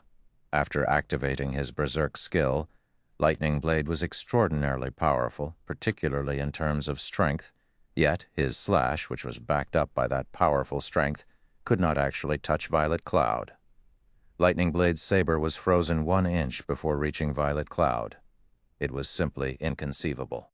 A protection skill? Warwolf reacted quickly. There were many kinds of protection skills in God's domain, such as a swordsman's parry or a berserker's block. Magical classes also had corresponding skills, only these skills were extremely rare because magical classes were not melee classes. They faced significantly fewer dangers. Hence, these types of skills were very rare. Everyone suddenly came to a realization. Protection skills were extremely rare. However, with zero-wing strength, it would not be difficult to obtain one such a skill book for Violet Cloud. So, she has a protection skill. However, how many of my attacks do you think your protection skill can withstand? Lightning Blade growled. You are only prolonging your suffering. Saying so, Lightning Blade began brandishing his saber once again. Generally, protection skills could only block a certain number of attacks. Moreover, that number was very low. It was a skill only meant for crucial moments. Standing at a distance, Shi Feng could clearly see what was going through Lightning Blade's mind, and he could not help but shake his head. The protection skill Violet Cloud had used was not any ordinary protection skill. The skill was called Absolute Space, and it was a Tier 1 legacy skill unique to astromancers. When activated, Absolute Space nullified all attacks the caster received for 5 seconds. During this time, the caster was not allowed to move but could cast spells to attack. It was a near-invincible skill. Despite Lightning Blade's relentless assault, the latter did not receive a single point of damage. In the meantime, Violet Cloud casually used lesser healing and recovery, her HP rising rapidly. In the blink of an eye, her HP recovered to more than 6,000. She also had plenty of time left on Absolute Space. Taking this opportunity, Violet Cloud began to chant an incantation. Her finger traced line after line of runes in the air. Just as the duration of Absolute Space was about to expire, Violet Cloud pointed her finger at Lightning Blade, the tip of her finger releasing a black beam at the Guardian Knight before her. Tier 1 spell, Black Coffin. Realizing that something was amiss, Lightning Blade hurriedly tried to dodge. However, before he could do so, 4 pitch-black walls emerged from the ground around him, sealing him in completely. When Nimble Snake saw this, his teeth ground together. This move was precisely the one that Violet Cloud had used to defeat him in the arena. Now that Lightning Blade had similarly fallen prey to it, the outcome of the battle might change drastically. Black Coffin could trap its target for 3 long seconds. Violet Cloud took the opportunity to create some distance between herself and the trapped Guardian Knight. She then leisurely chanted an incantation. The spell she cast this time created a much bigger commotion.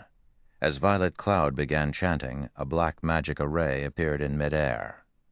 In the next moment, the mana in the surrounding area frantically gathered at the magic array. Soon, the black coffin began to fade out of existence. Escaping the coffin, Lightning Blade was immediately greeted by the sight of a black magic array spewing numerous black balls of light. 1, 2, very quickly, the number increased to 36. Every black ball of light was as large as a basketball, and they covered the entire space above the duel venue. "Go!" Violet Cloud shouted her command. The black balls of light filling the sky then bombarded Lightning Blade. Violet Cloud's attack came from all directions. Even when Lightning Blade tried to defend himself with his shield, many black balls struck him from his flanks and rear. Unable to endure the barrage, Lightning Blade began to move, attempting to evade the balls of light. After taking 4 steps, however, the Guardian Knight no longer dared to move about carelessly. With each step, he discovered that he would lose over 600 HP. Lightning Blade only had over 13,000 HP. If each step destroyed more than 600 HP, he would be finished with his 22nd step. Yet, against the omnidirectional bombardment of the 36 mana balls, even if he had amazing skills, the balls would still devour his HP. Moreover, whenever the mana balls collided with his body, the impact felt like he had been struck by a sledgehammer. Not only did they contain a massive amount of power, but they could also deal over -300 damage. Every time the mana balls attacked him, roughly 5 or 6 would find their way through his defense, causing over -1,500 damage in an instant. "Damn it," Seeing as he could neither move nor defend himself properly, Lightning Blade had no choice but to cast Protection Blessing, reducing the damage he received by 50%. However, if this continued, he would not last for long, even with Protection Blessing. Everyone was currently stupefied by the duel before them. Is she really a cleric? This question hovered in everyone's mind. This attack method had already surpassed their understanding of the game's skills. In the past, skills had been straightforward. This was the first time they had seen such a flexible and diversified method of combat. Until now, everyone had believed that magical classes stood no chance against physical classes in PvP, and that their only advantage was being capable of high damage in dungeons. However, Violet Cloud's strategy had thoroughly changed everyone's minds. Violet Cloud's skill combination was simply too frightening. Not only was Lightning Blade unable to move, but he even faced the attacks of the numerous black balls of lights. If anyone else stood in Lightning Blade's place, the bombardment would have long since turned them into mincemeat. Even highly skilled experts like Flameblood, Ghost Shadow, and Warwolf felt powerless as they watched Violet Cloud's attacks. At this moment, Flameblood's expression twisted. He could no longer maintain his previous calm. How was this even a duel? This was a slaughter. Is this the true strength of an expert who has reached the later stage of the 7th floor? At this moment, Flame Blood could not help but shift his gaze towards Shi Feng and Fire Dance, a hint of fear flashing in his eyes. If both Fire Dance and Shi Feng were stronger than Violet Cloud, then Zero Wing was truly a terrifying guild. How did she become so strong? Nimble Snake was horrified as he watched Lightning Blade's destruction. Even his leader, Warwolf, would not be a match for Violet Cloud. While everyone was mesmerized by Violet Cloud's performance, Lightning Blade, who stood in the duel site, felt depression overtake him. If only 20 black balls of light attacked him, he might barely cope and avoid receiving any damage. However, dealing with 36 was far beyond his capabilities. At this moment, regret swallowed Lightning Blade. If he had known earlier that Violet Cloud had such an attack method, he would never have agreed to duel her. A bona fide top-tier expert like himself had actually become a punching bag, unable to resist in the least. It was utterly humiliating. The 100 berry wine is the best. I actually achieved a 91% skill completion rate, allowing me to summon so many mana balls. I wonder just how many I can summon if I achieve a 100% skill completion rate. Violet Cloud inwardly rejoiced while she controlled the mana balls in the sky. In the past, she had only achieved a 90% skill completion rate and summoned a maximum of 30 mana balls. Now, however, she had increased her completion rate by 1%, and just this 1% had increased the maximum mana balls by 6. If she could raise her skill completion rate to 100%, her skills would be absolutely terrifying. Time crawled by. Before 10 seconds had passed, Lightning Blade's 13,000 HP depleted completely. From beginning to end, the Guardian Knight had not been able to resist in the slightest. Chapter 671, True Form. Chapter 671, True Form. Defeated. Lightning Blade had been thoroughly defeated. Nobody would have imagined that Zero Wing had such a powerful character as Violet Cloud. The arrogance Heaven's Burial's members had displayed had been utterly extinguished. Others might not realize exactly how strong Lightning Blade was, but they knew. In the entire guild, nobody could win against Lightning Blade in a one-on-one match, let alone obtain victory so effortlessly. Does anybody from Heaven's Burial still dare to challenge our guild leader? Violet Cloud shifted her gaze towards Heaven's Burial's members, a faint smile appearing on her face. Provocatively, she said, "I really want to see just who among you qualifies to do so." Nobody from Heaven's Burial dared respond. None of the spectators were weaklings. Through Lightning Blade's battle, they could determine Violet Cloud's standards. They would only be asking for humiliation if they tried to challenge her.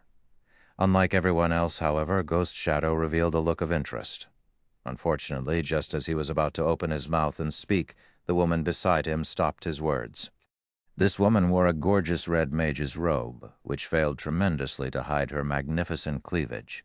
She also wore a white beret on her head, covering her silky blue hair which scattered around her waist. In her hand she held an eye-catching white jade staff that radiated a faint golden glow.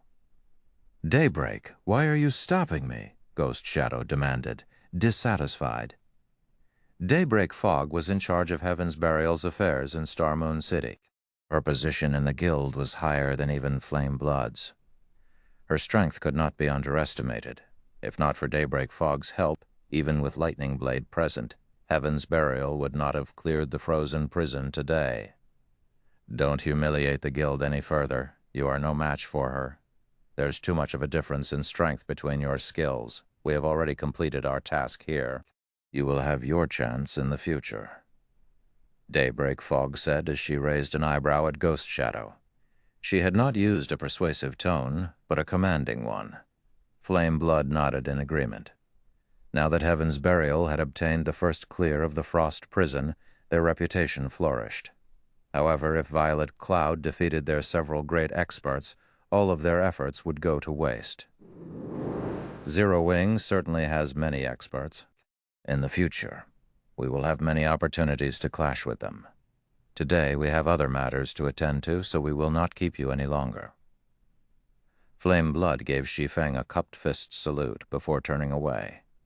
After watching Flame Blood and the others leave, Warwolf saluted Shi Feng before leaving with his team as well. "Guild leader, are we still going to raid the Frost Prison?" Fire Dance asked softly. Now that Heaven's Burial had obtained the Frost Prison's first clear, there was no point in raiding the dungeon. Rather than obtaining some materials and equipment, grinding in the Stoneclaw Mountains for magic crystals and high-level equipment would be more effective. After all, the Stoneclaw Mountains was a level 30 to level 49 regional dungeon. Not only did it drop much higher-level equipment, but it also offered higher-quality equipment. By grinding in the Stoneclaw Mountains, they could prepare to raid the next large-scale team dungeon. It was more efficient than grinding for a bunch of level 30 equipment in the Frost Prison. "Of course we're going. They've only obtained the first clear of hard mode, not hell mode. My goal has always been the first clear of hell mode. Even if Heaven's Burial has obtained the first clear of hard mode, it doesn't affect us one bit." Shi Feng shook his head and laughed. The materials for constructing a stable were not that easily obtainable. The drop rate for these materials in a 100-man hard-mode team dungeon was very low. Sometimes the materials he required would not even drop. If he wished to obtain the necessary materials to construct a stable as soon as possible, he would have to clear hell mode. By relying only on 100-man hard-mode team dungeons, they would not gather all the necessary materials even if they raided the dungeon 100 times. On the other hand, they could obtain what he needed from hell mode. Team dungeons refreshed once every 3 days. Raiding a team dungeon 100 times would require at least 300 days, though when players reached higher levels, lower-level dungeons would become much easier to raid. At that time, the number of teams the guild could form to raid these dungeons would also increase. However, that was still a long ways off. Currently, Shi Feng was in a hurry to construct a stable and nurture the Thunderwolf. Nurturing a 5-star mount required a lot of time and effort after all. He did not wish to see the Thunderwolf still in the process of being tamed while the mainstream players had already purchased their own mounts. This, everyone was rendered speechless. "Guild leader, with our recent improvement, we might be able to manage hard mode. But I think that hell mode is still out of our reach." Fire Dance refused to believe that hell mode was only slightly harder than hard mode. Indeed. In terms of techniques, the majority of the team is still far from qualified, though. In terms of equipment and attributes, everyone is already past the minimum requirements. Shi Feng then grinned and said, "However, techniques can be made up for." "Made up?" A light suddenly shone in Fire Dance's eyes. "Guild leader, are you planning on using the 100-berry wine?" If one spoke of a method to improve one's combat techniques for a short period, then the only thing that came to everyone's mind was the 100-berry wine. Only, the 100-berry wine was too rare. Currently, everyone could only obtain it through Shi Feng. They had not even heard of the beverage being available elsewhere. "Let's enter the dungeon before we continue this conversation." Shi Feng nodded. The 100-berry wine was indeed extremely rare. However, some time ago, he had made another trip to District 1's shelter and had obtained another 300 bottles. Hence, he had no problem wasting a few to obtain the first clear of the Hell Mode Frost Prison. Meanwhile, Heaven's Burial's successful raid of the Frost Prison had become major news throughout Star Moon Kingdom. For a time, everyone in the kingdom knew of the guild named Heaven's Burial. Heaven's Burial is too amazing. Even the two first-rate guilds in Star Moon City have yet to obtain the first clear of a 100-man team dungeon. Yet Heaven's Burial succeeded. A 100-man dungeon.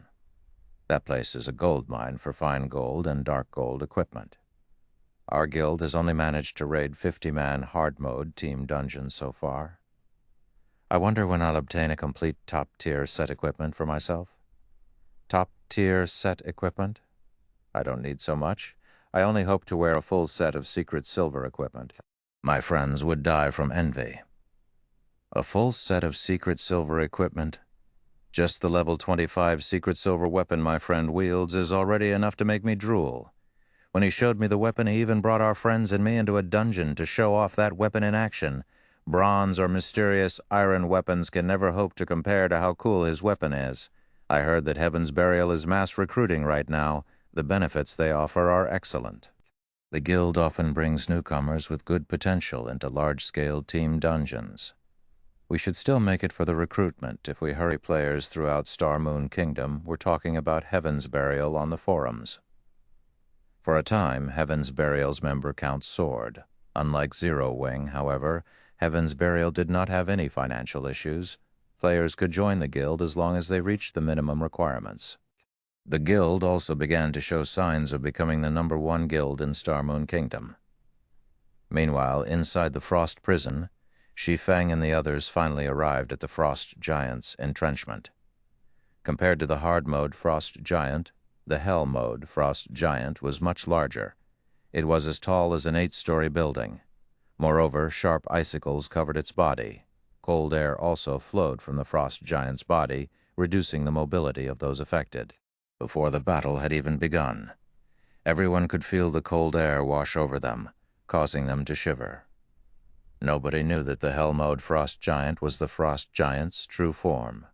Frost Giant, Elemental Being, Grand Lord, Level 32. HP 60 million, 60 million, TL Notes. Mark Mac Cup Kept Fist Salute. https://previews.133rf.com 60 Image Well, Rukawajung 1507, Lark Rukawajung 1507, 07 43425590 Sech, Chinese Salute Greeting Sign. Chapter 672, Terror of a Grand Lord. Chapter 672, Terror of a Grand Lord. Shortly after Shi Feng and the others entered the Hell Mode Frost Prison, the various guilds received news of the matter. Black Flame really is interesting. After we've just claimed the first clear of hard mode, he immediately leads Zero Wing to raid Hell Mode, Daybreak Fog said, a hint of interest flashing in her eyes.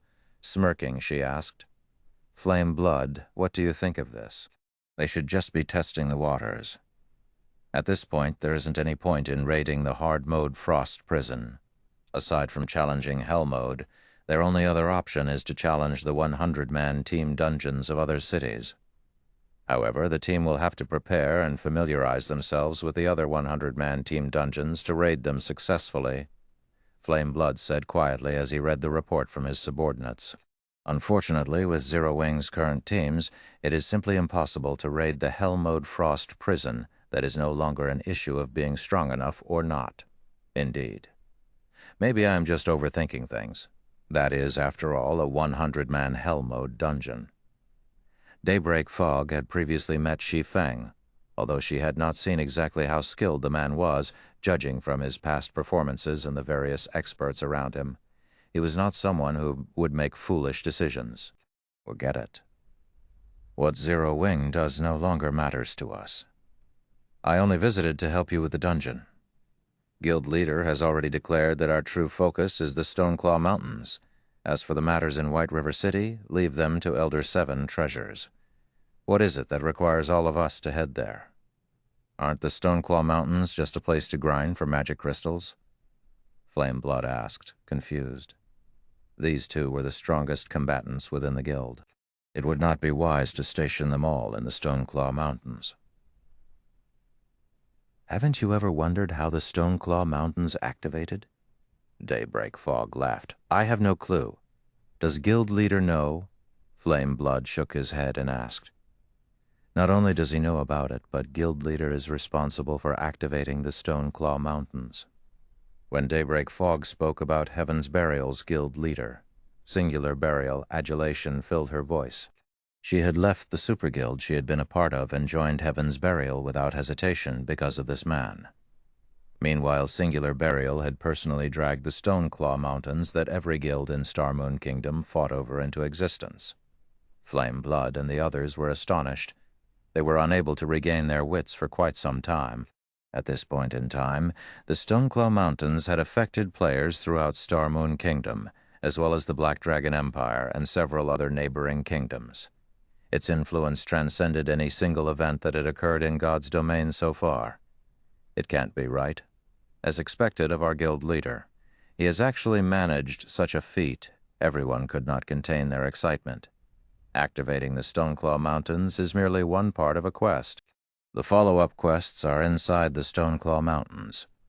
As long as we complete this quest, Starmoon City will fall under our control. Hence, this matter takes precedence over everything else. Daybreak Fog said sternly, her tone hinting that she would not take no for an answer. Since that is the case, let's prepare to head over there immediately. Flame Blood fully agreed with Daybreak Fog's words.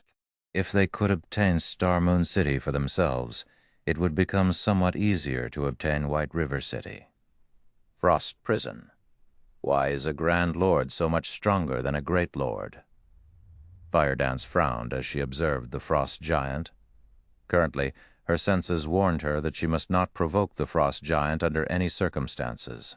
Although the Grand Lord-ranked Frost Giant only had 15 million more HP than the Great Lord version, the difference between them felt like the difference between heaven and earth. The team members could not help but shudder.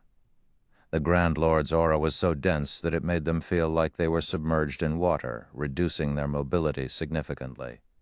Just how were they supposed to fight like this? Let's rest here for now, Shi Feng said in the team chat. He was not in a hurry to start the battle. The Hell Mode Frost Prison was no trivial matter. Even with the assistance of the 100-berry wine, there was no guarantee they could clear the dungeon. Contrary to expectations, the greatest difference between a Grand Lord and an ordinary Great Lord was not attributes, but mental suppression. It was one of the reasons that made Grand Lords exceedingly difficult to take down. Aura was intangible. It was more like a form of mental suppression. When people were under immense pressure, they would often lose their ability to perform normally. Some people would even find it difficult to move. It was just like how many people would be petrified when they encountered a life-threatening situation. A Grand Lord possessed such an aura. Even an expert player would find it difficult to cope with such a situation, much less ordinary players. Hence, the 100-man Hell Mode dungeons of the various regions were exceedingly hard to clear. It was not a matter of having insufficient strength. Rather, it was because players were unable to exhibit it properly. Only powerful experts with stout hearts would endure the mental suppression and fight normally. To current players, this was asking too much. Fortunately, Shi Feng had a way to combat this problem. Fire. Distribute these bottles. Saying so, Shi Feng took out 100 bottles of 100-berry wine from his bag. Not only could the 100-berry wine increase a player's compatibility rate with their weapons and equipment, but it also had the side effect of dulling a player's 5 senses. Normally, this would reduce a player's sensitivity in battle, weakening their perception of danger. In this case, however, it was the best method to reduce the Frost Giant's mental suppression. Alcohol makes a man braver. However, instead of increasing a person's courage, alcohol would numb a person's mental perception, removing their sense of crisis. Normally, crisis awareness was the foundation of survival for all living beings. Only with a sense of danger could one avoid threats and survive. This sense was indispensable for God's Domain's players. Players normally work to sharpen their crisis awareness. That way, they could avoid attacks and launch counterattacks in battles. Meanwhile, Grand Lords were so terrifying was precisely because the main god system had specifically designed these monsters to challenge this sense. After receiving the 100-berry wine, everyone promptly emptied their bottles. Sure enough, the suppression everyone experienced lessened significantly. Their bodies no longer felt heavy. At the same time, Shi Feng also used the Bible of Darkness to summon a level 36 Tier 2 evil spirit. Although it was not a support-type evil spirit like the Heart Devourer, it was a magic attack-type evil spirit. It could increase the team's overall DPS significantly. Everyone focus on dodging and positioning. When attacking, focus on stability above all else. If you know your attacks will miss, don't bother wasting stamina. Shi Feng began to issue commands. Also, MTs, listen up. After you launch a few attacks at the start of the battle, you won't need to continue attacking the boss. Just make sure you stand in front of the boss as much as possible. For damage dealers, do the opposite. Do not stand in front of the boss as much as possible. It is best if you attack from the sides. Shi Feng had fought the Hell Mode Frost Giant plenty of times in the past. The Frost Giant possessed relatively low intelligence. Even as a Grand Lord, this fact held true. This was fairly common for elemental beings. The Frost Giant's attacks were also quite simple, preferring to attack only the targets in front of it. The Frost Giant would only switch targets after destroying the target before it. The team's MTs did not deal a lot of damage. If they had to focus on attacking while evading and blocking the Frost Giant's attacks with their current techniques and attributes, they would run out of stamina before 10 minutes were up.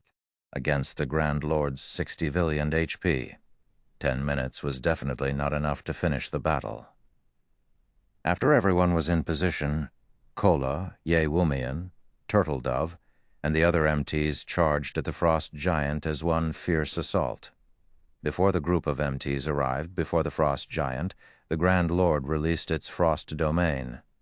The Frost Domain's effects this time were slightly stronger than against the Great Lord ranked Frost Giant. Though the stamina consumption rate was the same, their movement and attack speeds had now decreased by 50%. Chapter 673, Grinding a Boss.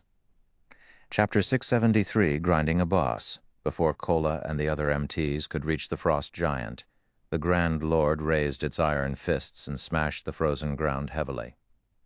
Ice thorns, as if the frosty ground had transformed into water, waves rocked the surroundings.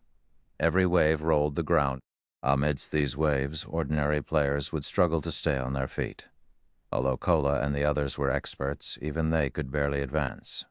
Following which, glistening ice spikes exploded from the ground one after another. Even the slightest touch dealt nearly 3,000 damage to Kola and the other MTs. This attack was obviously much stronger than the Great Lord-ranked Frost Giants. Everyone's chests tightened at this situation. Could they really defeat this Frost Giant? Damage dealers on the sides can attack freely. Blackie cast Guardian of Light on Kola. Violet, focus on damage, Shi Feng leisurely commanded. Got it. Although Blackie was curious as to why Shi Feng wanted him to use Guardian of Light on Kola so soon, he did not question the command. Immediately, he cast Guardian of Light on Kola. Initially, Kola lost nearly 5,000 HP with each hit from the Grand Lord. However, with Guardian of Light, the Frost Giant's attacks dealt less than minus 1,000 damage to the Guardian Knight. In addition, Guardian of Light healed Kola for roughly 600 HP every second. Against the Frost Giant's damage, Kola could survive quite a while without the healer's assistance. However, shortly after Guardian of Light activated, the Frost Giant abruptly stomped its foot, dealing massive damage to all enemies within 10 yards. Naturally, Kola could not avoid the attack as the giant's foot slammed him to the ground, a damage of over minus 3,000 points appearing above his head. Everyone sucked in a breath of cold air. This attack was simply too frightening. Shi Feng, however, was not surprised. This move was an instant kill move unique to the Hell Mode Frost Giant. The Frost Giant would first use Fatal Blow against one enemy. If that enemy failed to withstand the attack and died, the nearest person would receive damage as well. However, as long as a player withstood the attack, The frost giant would not immediately repeat the attack on a new target. Good. Next, focus on dodging the icicles from above. Seeing as there were no major issues, Shi Feng activated the aura of space and dashed towards the frost giant. He had no intentions of saving his stamina. The frost domain was a control spell. As long as he activated the aura of space, he would be immune to all control effects.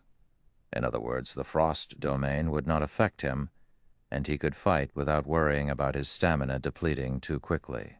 With Kola holding the boss's aggro, the other DPS began their relentless assault. Spells and arrows bombarded the frost giant. Meanwhile, the melee classes desperately attacked the Grand Lord's joints, thereby disturbing its attack rhythm. The members of Zero Wing's main force wore excellent equipment, and practically all of their skills could deal over -1,000 damage to the frost giant. Among the team members, Fire Dance and Rampant Blade were the strongest. The majority of Fire Dance's equipped Tier 3 gemstones were strength attributed. Every one of her normal attacks could deal over -1,000 damage. When she used Absolute Strike, she dealt nearly -6,000 damage, or over -10,000 damage with a critical hit. As for Rampant's Blade, he possessed the Blue Fire double-edged sword. Each swing dealt over -500 damage to the Grand Lord. With a 20% critical rate, he could occasionally deal over -3,000 damage. From time to time, he would also trigger Blue Fire Dance, dealing nearly -5,000 damage. His damage output was only second to Fire Dance's. Following them were Blackie and Violet Cloud. As the Frost Giant was an elemental being, it possessed some magic resistance. Magic attacks were not as effective as physical attacks against the Grand Lord. Meanwhile, activating Silent Steps, Shi Feng appeared directly above the Frost Giant. He sent a thunder flame explosion descending on the Grand Lord's head, 10,436. The effects are better than I expected. Shi Feng glanced at the system notification panel, seeing a 98% skill completion rate. After he had consumed the 100-berry wine, he noticed that drink had been more effective than usual. Normally, he could only achieve a 96% completion rate with Thunder Flame Explosion, even with the help of the 100-berry wine, following which Shi Feng executed Chop. His motions were as smooth as flowing water. In the next moment, the 3 slashes he sent out intertwined into a single silver light, which tore everything in its path as it struck a single point. 12,846. This time, his Chop achieved a 99% completion rate. He was only a thread away from reaching 100%. Shi Feng's astonishing damage shocked his fellow teammates. Chop was one of a swordsman's basic skills, yet when Shi Feng executed his Tier 1 Chop, his display was far different from other swordsmen's. Instead of dealing 3 damages, the skill only dealt 1. The skill's overall damage was even more frightening. In the absence of a critical hit, Shi Feng had dealt over 10,000 damage with his Chop. His damage was on the same level as Fire Dance's and Rampant Blade's critical hits with their most powerful skills. This was simply inconceivable. Immediately after, Shi Feng used Flame Burst, launching 15 attacks in quick succession. Every hit forced the Frost Giant to take half a step back. Moreover, each hit dealt over -16,000 damage and over -32,000 damage if it were a critical hit. The sight floored the other Zero Wing members into a momentary standstill. Don't focus on dealing more damage to the boss. Think about how you can improve your skill completion rates.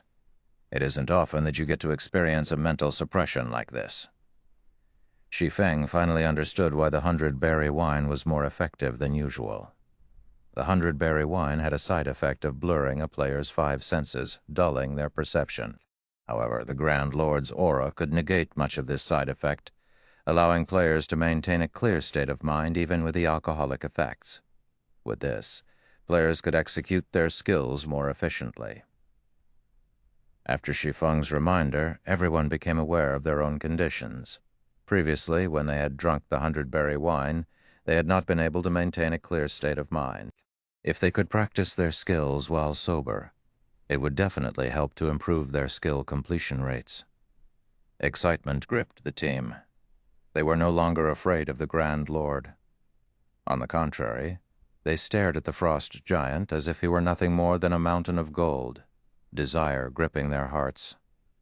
Using a Grand Lord as target practice was simply unbelievable, yet Zero Wing's members did just that. The rapid rise of everyone's skill completion rates allowed them to understand more about their respective skills.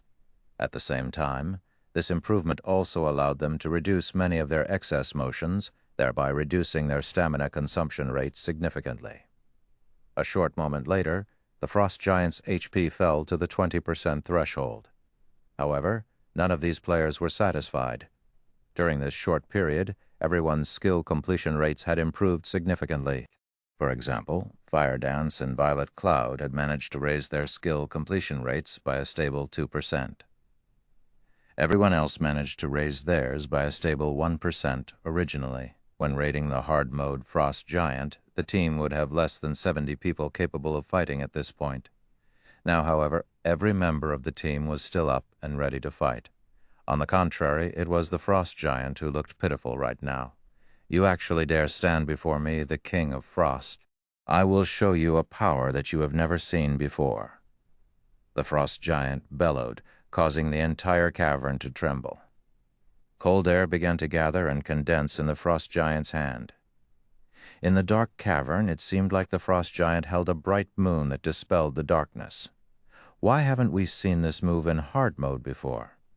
A bad feeling started to creep up on Fire Dance before the Frost Giant attacked.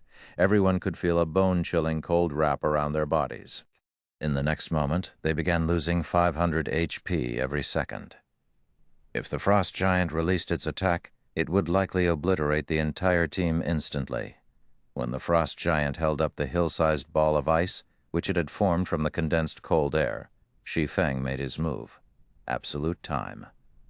When activated, Absolute Time prevented enemies within a radius of 100 yards from using any skills or tools for 24 seconds. This case, however, although the skill did affect the boss, it would only last 3 to 5 seconds at most. Even so, that was more than enough. Suddenly, the massive ice ball cracked and shattered. Meanwhile, the Frost Giant had weakened significantly following the interruption. "Go! It's weak! Activate your berserk skills!" Shi Feng hurriedly shouted. Suddenly, everyone activated the power of darkness, their attributes increasing significantly. In a fraction of a second, spells and arrows bombarded the Frost Giant, forcing constant, painful screams from the Great Lord. Following which, the Frost Giant's HP rapidly decreased, and even its hard exterior began to burst. In the end, the Frost Giant was reduced to a clear puddle of water, leaving behind a massive resplendent gemstone and a mountain of loot. Chapter 674, Evolution of the Abyssal Blade. Starmoon City, currently, due to the Stoneclaw Mountains, a large number of players had gathered in Starmoon City. Even White River City, during its peak, could not compete with the capital city's current crowd. The players gathered in the city were not limited to the elites and experts of Starmoon Kingdom. There were also players that had come from the Black Dragon Empire and the neighboring kingdoms. The city's population increased by the minute. Players filled the city streets and even crowded Starmoon City's normally desolate areas. Starmoon City really is a great place. With so many elites and experts here, we won't have to worry about not being able to recruit any players into our guild. Flame Blood could not help his envy of Daybreak Fog when he saw that the majority of the players wandering the streets were level 29. Many players had even reached level 30 already. Heaven's Burial's elite members were currently level 28 or 29. Very few had managed to reach level 30. Yet, in Starmoon City, there were so many high-level players. Daybreak Fog would have a much easier time nurturing her branch's members than he would. Now that Heaven's Burial had obtained the first clear of the Frost Prison, not only had its fame spread throughout Starmoon City, but the players in the Black Dragon Empire and the neighboring kingdoms also knew about Heaven's Burial's success.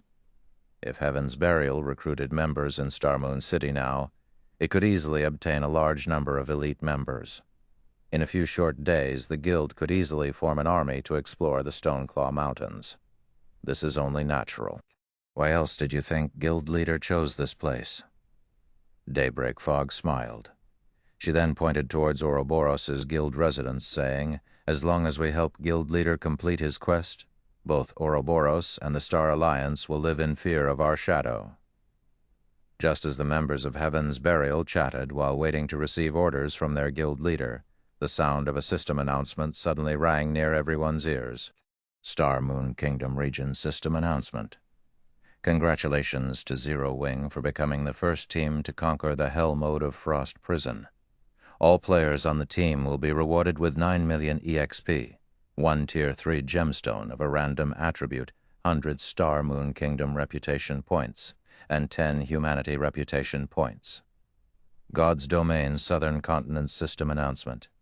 Congratulations to Zero Wing for becoming the first team to conquer the Hell mode of Frost Prison. All players on the team will be rewarded with 10 million EXP, 5 Tier 3 gemstones of random attributes, 100 Star Moon Kingdom reputation points, and 20 Humanity reputation points. God's Domain Continent System Announcement. Congratulations to Zero Wing for becoming the first team to conquer the Hell mode of Frost Prison. All players on the team will be rewarded with 15 million EXP, 10 Tier 3, gemstones of random attributes, 200 Star Moon Kingdom reputation points, and 30 Humanity reputation points. The announcement repeated 5 times. For a moment, every player in Star Moon Kingdom fell silent. Inside the Frost Prison. Success! The Frost Giant is dead. Everyone suddenly shouted with joy. They had obtained the first clear of a 100-man Hell mode team dungeon. None of them had ever dreamed of accomplishing this feat. The majority of these players had never been experts of the virtual gaming world. They were merely ordinary players who had followed Shi Feng's lead. This was one of the most difficult Hell mode team dungeons in God's Domain. Even super guilds did not dare to take on 100-man Hell mode team dungeons right now. They had simply claimed the first clear of hard mode and immediately prepared to raid the next high-level team dungeon. But Zero Wing had done it. Moreover, not a single player on the team had died. It was simply inconceivable. There was a fundamental difference between obtaining the first clear of a 100-man hard mode team dungeon and the first clear of a 100-man Hell mode team dungeon. By obtaining the first clear of a 100-man Hell mode team dungeon, their names would be recorded on the God's Domain glory list. If they claimed the first clear of a 100-man hard mode team dungeon, at most, their names would be recorded on the glory list outside of the dungeon for future players to see.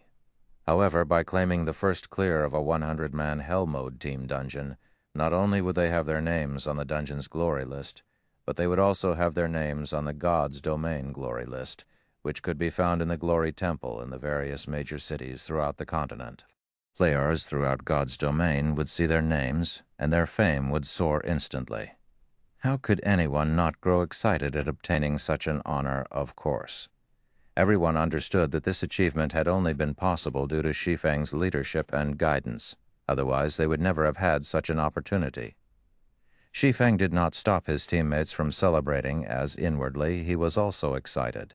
This was also his first time his name had ever been recorded on the God's Domain glory list. In his previous life, he was only able to gaze with envy at the other names in the Glory Temple. Now, however, he had become one of those people. Even though he tried to maintain his calm, he could not suppress the wild elation in his heart. After a moment, Shi Feng managed to calm himself. He then slowly walked up to the Frost Giant's remains and began to collect the loot. Right before finishing off the Frost Giant, Shi Feng had activated Divine Providence, allowing his luck to soar. In addition to the first clear bonus, the number of items the Frost Giant dropped was extraordinary. At a glance, there were over 100 items scattered across the ground. Of course, the majority of them consisted of rare materials. What a harvest! From this single raid, 1/3 of the materials I need for the stables have dropped. After a few more. "I'll be able to start the construction," Shi Feng muttered, as he casually glanced at the items. Suddenly, his eyes shone as he exclaimed, "An epic item!" There were 0 chances for an epic item to drop in a 100-man hard mode team dungeon. For Hell mode, though, there was a very small chance of one dropping. Hence, even in the past, epic items were extremely rare. Unless they were extremely lucky, ordinary players had no hope of getting their hands on one. Only large guilds would have quite a few epic items. However, those required the efforts of the entire guild. What's this? Shi Feng quickly discovered a faintly glowing golden crystal. Having never seen this item before, he unconsciously used omniscient eyes to examine it. Mana crystal contains a frightening level of mana. Rumor has it that this is the best material for forging magic weapons. The best material for forging magic weapons. Shi Feng's jaw hit the floor. Magic weapons were far rarer than epic items. Every magic weapon possessed an extraordinary history. The abyssal blade in Shi Feng's hands was one such example. The master smith Ulysses had personally forged the magnificent weapon. The materials used would not have been one bit inferior to that of legendary items. The value of a material that could be used to forge a magic weapon would most likely rival that of an epic item, or even surpass it, because a magic weapon's strength depended on the skills of the forger. System. Abyssal Blade has discovered an evolution item. Would you like the Abyssal Blade to absorb the item and evolve? Suddenly, the sound of a system notification reached his ears. This is an evolution item. Shi Feng gazed at the faintly glowing golden crystal in his hand in amazement. Aside from leveling up, the Abyssal Blade could evolve. Only the system had never revealed the conditions for its evolution. Moreover, Shi Feng had only managed to learn very little information regarding magic weapons in the past, so he was not sure how to evolve a magic weapon. Unexpectedly, he had actually obtained the evolution item required after obtaining the first clear of a 100-man team dungeon. Should I evolve it or not? Shi Feng knew that the stronger a magic weapon became, the stronger the backlash would be when it occurred. After giving it some thought, Shi Feng gritted his teeth and agreed to evolve the Abyssal Blade on the path of experts. If one did not move forward, they would be left behind. Since he aimed to reach the peak of God's domain, he would encounter countless experts and monstrous players. If he could not even control a single magic weapon, how was he supposed to face those monsters? Chapter 675, Bountiful Loot. Translator Hell Scythe, editor Hell Scythe. After Shi Feng clicked to evolve the Abyssal Blade, the golden crystal in his hand suddenly atomized, transforming into a stream of golden mist that flowed into the Abyssal Blade. Suddenly, the Abyssal Blade began to tremble and emit a flickering golden light. Short moment later, the Abyssal Blade's exterior also began to transform. The silver sword darkened to pitch black once more. This time, however, eye-catching, bright red runes covered the sword's blade. This is an evolution. Shi Feng was stunned. He could clearly feel that the Abyssal Blade had changed massively. His compatibility rate with the magic weapon had particularly increased. It felt as if the weapon had been tailored for him. However, unlike the Abyssal Blade's usual commotion when it leveled up, the weapon had not changed beyond its appearance. It was simply inconceivable. Immediately, Shi Feng investigated the Abyssal Blade's attributes. Abyssal Blade. One-handed sword, magic weapon. Attack power plus 655. All attributes plus 45 and attack speed plus 15. Ignore levels plus 15. Attacks have 50% chance to cause 200% damage. 25% chance to cause 300% damage. Every attack increases damage by 2% to a maximum of 20%. If wielder belongs to a swordsman-related class, all skill levels plus 3. Increase free ability points received for every increase in level by 2 points. Equipment level 30 can be upgraded. Devour 20 level 35 fine gold weapons and 3 level 35 dark gold weapons to upgrade to level 35. Equipment Tier 1. Can be evolved. Devour 10 mana crystals to evolve to Tier 2. Additional Skill 1, Phantom Kill, Tier 1. Instantly creates a doppelganger under the wielder's control. Doppelganger has 80% of the wielder's attributes and all skills. The wielder can swap positions with the doppelganger at any time. Duration, 1 minute, 10 seconds. Cooldown, 5 minutes. Additional Skill 2, Abyssal Bind, Tier 1. Binds enemies and prevents movement, reducing defense by 100%. Duration, 4 seconds. Cooldown, 50 seconds. Additional skill 3 9 Dragons / Tier 1. Instantly creates 12 phantoms of the Abyssal Blade for wielder's use. Each phantom sword deals up to 60% damage. Duration 30 seconds. Cooldown 5 minutes. Additional skill 4 Abyssal Curse, Tier 1. Prevents all targets within a radius of 30 yards from moving or attacking for 6 seconds and reduces their attributes by 20% for 10 minutes. Effect doubles if there is only one target within range. Cooldown 30 minutes. Additional Profound Inheritance, Black Emperor, Tier 1. When activated, every critical hit will accumulate 1 stack of Death Aura. Each stack can be used to increase all attributes by 2% and attack speed and movement speed by 1% for 10 seconds, or to reduce the cooldown of a skill by 3 seconds. Maximum of 33 stacks of Death Aura. Duration 10 minutes. Cooldown 12 hours. The Master Smith Ulysses personally created the Abyssal Blade using the Black Dragon King's fangs as material. It is one of 36 famed swords, ranking 31st. However, the Black Dragon King himself has cursed this sword. Beyond the immense strength the blade offers, the wielder must face a backlash after a certain amount of time. However, after Jack had remodeled the Abyssal Blade with a star crystal, the strength of the backlash has reduced greatly. If the wielder is unable to suppress the backlash, the wielder will receive the Black Dragon King's curse, permanently reducing all attributes by 50%, unable to be dropped, unable to be traded. So this is what an evolution looks like.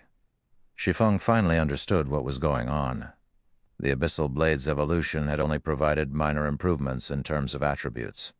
However, it had increased the tiers of the magic weapon's additional skills, upgrading them from Tier 0 to Tier 1 skills. It was similar to how players upgraded their skills. Only while players required skill proficiency to upgrade their skills, the Abyssal Blade required mana crystals. Although the additional skills had not improved much after the evolution, the skills would now be more effective on high-tiered monsters. But this mana crystal was not easy to obtain. It only drops from 100-man Hell Mode team dungeons, and its drop rate is really low. Shi Feng smiled bitterly. It was not easy to raid 100-man Hell Mode team dungeons, not to mention there was only a chance for a mana crystal to drop from each raid. If one did not have the support of a powerful guild, it was practically impossible to evolve their magic weapon. Although the Abyssal Blade's evolution had been an unexpected windfall for Shi Feng, the Frost Giant's other loot was extremely bountiful as well. Shi Feng spent over a dozen minutes organizing the loot. In total, they had obtained 26 weapons and equipment pieces in this raid. Aside from 1 epic weapon, 2 Tier 1 weapons, 8 dark gold set pieces, and 7 dark gold weapons and equipment had dropped. The remaining non-material items were fine gold set pieces. The harvest this time really is massive. Not only did an epic item drop, but we also obtained 2 Tier 1 weapons. Shi Feng immediately began appraising the epic item and Tier 1 weapons. Among the many weapons and equipment pieces that dropped, the epic item definitely ranked first in terms of value. The Tier 1 weapons followed closely behind. Aside from epic weapons, a Tier 1 weapon was the best weapon available for a Tier 1 class. Although Tier 1 weapons were only slightly superior to dark gold weapons in terms of attributes, they specifically catered to a single class. Hence, these weapons allowed players to exert more of their strength in combat. Divine Frost Armor, Plate Armor, Epic Rank, Level 30, Level 90. Equipment Requirement: Strength 240, Agility 150. Attributes adjust according to the user's level. HP increased by 20%. Defense increased by 30%. Evasion plus 20. Ice resistance plus 30. Defend plus 2 levels. Ignore levels plus 10. Additional passive skill 1 Frost Domain. Reduce the movement speed and attack speed of all enemies within a range of 20 yards by 20%. Additional passive skill 2 Frost Shield. When attacked, there is a fixed chance to generate a frost shield that reduces damage received by 50%.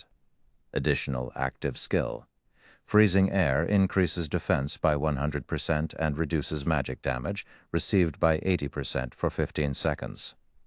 Reduces enemies' movement speed within 15 yards by 40% each second. After being slowed for 3 seconds, they will be frozen for 7 seconds. Cooldown, 3 minutes. Tempest's Breath, two-handed saber, Tier 1 weapon. Level 30, Level 50. Class requirement, Berserker. Attack power plus 748, currently level 30. Strength plus 50, agility plus 45, endurance plus 40. Ignore 20% of the target's defense. Ignore levels plus 10. All Berserker skills plus 1 level. Durability 160 for 160. Attacks have 15% chance to trigger whirlwind/passive, dealing 180% weapon damage to surrounding enemies. 20% chance to trigger fatal blow, dealing 220% weapon damage to target and inflict bleed, reducing target's HP by 20% over 6 seconds. Longbow, Tier 1 weapon. Level 30, Level 50. Class requirement, Ranger. Attack power plus 708, currently level 30. Strength plus 43, agility plus 55, endurance plus 42. Attack speed plus 3, accuracy plus 10%, ignore levels plus 10, all Ranger skills plus 1 level, durability 140, 140. Attacks have 10% chance to trigger wind's protection, increasing arrow speed by 60% and inflicting 170% weapon damage. 20% chance to trigger quadruple stars, transforming 1 arrow into 4, each dealing 90% weapon damage. When Shi Feng shared these weapons and equipment pieces statistics, the team forgot about their joy of claiming the first clear of Hell mode completely. This epic plate armor is insane. This is perfect for dealing with agility-focused bosses and players. Kola stared at the armor, mesmerized. MT classes were not particularly agile. With the Frost domain, however, MTs could make up for this weakness, their strength reaching a whole new level. Now that you've seen the items for yourselves, let's start the team auction. Shi Feng announced, Chapter 676, Famous, Chapter 676, Famous White River City. Before Heaven's Burial's popularity could reach its peak, White River City's players had turned away from the guild, leaving it in the cold. Zero Wing was the only thing on everyone's minds, as expected of the #1 guild of our city. Zero Wing has actually claimed the first clear of the Hell Mode Frost prisons so quickly. That's right. I heard that even until now, there has yet to be a single guild that has successfully raided a 100-man Hell Mode team dungeon in the entire game. Even those super guilds don't have the courage to challenge them. Yet Zero Wing dared to, and they succeeded.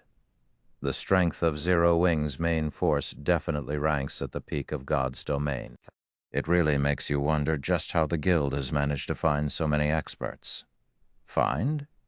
You have the wrong idea.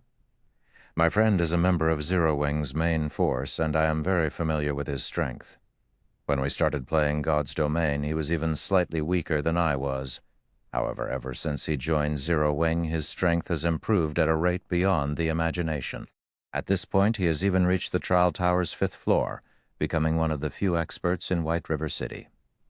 That's not possible, right? What's not possible? I've been regretting my decision to join my current guild ever since. Although we are both core members of our respective guilds, I'm just a noob compared to my friend. As the sun began to drop below the horizon, the number of players who wandered into the Blue Moon Bar increased.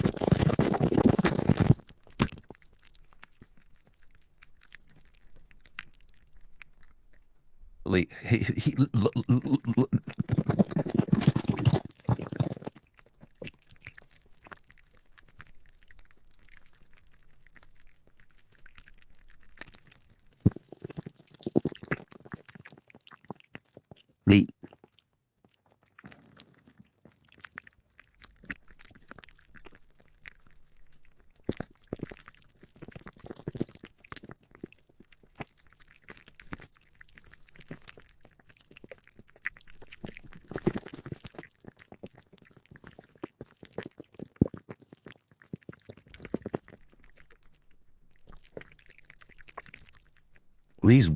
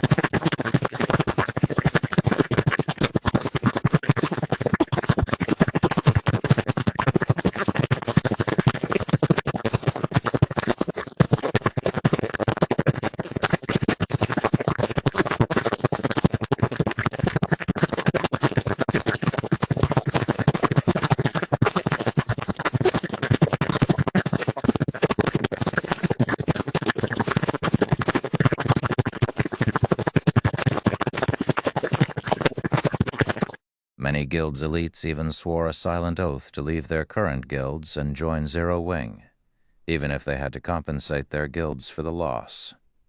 It was much better than remaining a nobody for the rest of their lives. Meanwhile, in Star Moon City, the news of Zero Wing's first clear of a 100-man Hell Mode team dungeon caused a massive sensation to sweep through the city. This sudden development had changed many players who had intended to join Heaven's Burial, minds opting to join Zero Wing instead. Just how did Zero Wing manage it? We're talking about Hell Mode. Flameblood utterly refused to believe the news. Although their guild had never dived into a 100-man Hell Mode dungeon before, they had obtained a lot of information from super guilds. Not only were the dungeon's monsters stronger in terms of attributes, but the final boss was also capable of mental suppression. When fighting the final boss, players could not display their usual strength. Even a team of fifth-floor experts would lose as much as 2/3 of their strength. Hence, the various super guilds had given up on raiding Hell Mode, focusing on raiding other 100-man dungeons to earn guild reputation instead. Yet Zero Wing had done it. Moreover, Zero Wing's achievement instantly shattered the momentum that Heaven's Burial had gained after many difficulties. Sure enough, Black Flame is not as simple as he looks. He has hidden his strength so deeply, Daybreak Fog muttered as she absorbed the information with great interest. The files she read were all about Black Flame. Although Heaven's Burial's information network is not as extensive those super guilds, it is still significantly more thorough than other first-rate guilds. However, we have close to no information regarding Black Flame's background. It is as if he just appeared out of thin air one day. However, we don't have to pay too much attention to this matter right now. We've already recruited quite a number of elite players. Now, we need to improve everyone's levels and equipment quickly and prepare to complete the task Guild Leader has assigned to us. When Guild Leader completes his quest, Heaven's Burial will become Star Moon City's overlord at that time. Zero Wing will no longer be an obstacle. No ordinary NPC city could compete with Star Moon City. In games, players competed with each other via resources. Meanwhile, the resources available in God's Domain's various regions were limited. As the capital city of a kingdom, Star Moon City naturally offered more resources than any other city in the kingdom. The city also offered a more convenient transportation system. Visiting players from other kingdoms and empires who wished to explore Star Moon Kingdom could only teleport to one city, Star Moon City. Only after teleporting to Star Moon City could they teleport to the other cities in Star Moon Kingdom. This alone was enough to allow Star Moon City to stand above its competitors in the kingdom. Not to mention, Star Moon City had far more high-level maps and dungeons within its region. Aside from Star Moon Kingdom, the various large guilds across God's Domain began to turn their attention to Zero Wing, particularly first-rate guilds and super guilds. Zero Wing? Isn't that the upstart guild that the Dragon Phoenix Pavilion failed to annihilate? If it can claim the first clear of a 100-man Hell Mode dungeon, some major corporation must be funding it in secret. It seems we'll have to investigate. Meanwhile, inside Twilight Echo's guild residence, despite being a veteran first-rate guild, Twilight Echo was in a turmoil. Initially, they had not particularly cared about Zero Wing. After all, it was simply a farce Aqua Rose had concocted. Now, however, the situation had changed. The Zero Wing that Aqua Rose currently occupied had claimed the first clear of a 100-man Hell Mode team dungeon. Even super guilds lacked this achievement. This went to show that Zero Wing's strength was extraordinary. At the very least, the standard of the guild's main force must rank at the very peak of God's Domain. However, nobody among Twilight Echo upper echelon believed that Black Flame was the one responsible for such a powerful team. After all, before God's Domain, nobody in the virtual gaming world had ever heard of him. The only possibility was that Aqua Rose was responsible for the team's creation. I told you that Aqua Rose possessed immense potential, yet you were adamant about chasing her out of Twilight Echo. If Aqua Rose were still with us, given the guild's background, we would have become the next super first-rate guild by now. Tell me then, what should we do now? A middle-aged man with a righteous air huffed angrily. Elder True Marshal, there is no need to get so agitated. We were left with no other choice. After all, her parents made the decision. It wouldn't be right to meddle with their family affairs, a lady nearing her 40s assuaged. However, now that everyone has seen what that child is capable of, I believe that everyone present understands what this means. This farce has gone on for long enough. It's time that we bring that child back to us. At the Twilight Echo's elder meeting, Brilliant War God was livid. He had never expected Aqua Rose to be so capable. She had actually managed to develop a small guild into a large guild that even Twilight Echo could not ignore. Listening to the elder's intentions, he realized that he could never coerce Aqua Rose in the future. Guild leader Glorious, what is your will? Elder True Marshal asked coldly as he turned to Glorious Echo, who sat comfortably on the guild leader's throne. Back then, Glorious Echo had strongly advocated stripping Aqua Rose of her position as an honorary elder. Now, however, Aqua Rose's strength was clear for all to see. Twilight Echo was not a one-man guild. If Glorious Echo continued to hinder Aqua Rose's return to the guild, he would make an enemy of every elder in the guild. Glorious Echo, who had held his silence through the meeting, smiled and responded indifferently. Since everyone has decided, I will not object. However, Chapter 677, Solomon's Sword. In Chapter 677, Solomon's Sword, inside the Frost Prison, after Shi Feng announced the start of the auction, a heated competition began between every member of the team. They even fought fiercely over the dark gold set pieces, much less the epic ranked Divine Frost armor. The bids continuously increased by 1,000 GCP increments. Zero Wings GCP was not cheap. Each point was roughly the equivalent of 30 copper. In other words, 1,000 GCPs were worth roughly 3 gold. To the majority of independent players, 3 gold coins was an astronomical price. Normally, these players would only have several silver coins in their pockets, maybe 10 or 20 silver if they were slightly stronger. However, in the hands of Zero Wing's main force members, that amount of money was practically nothing. After a brief moment of bidding, the price for the Tier 1 two-handed saber, Tempest's Breath, had reached 50,000 GCPs. If converted to coins, that would be a 150 gold.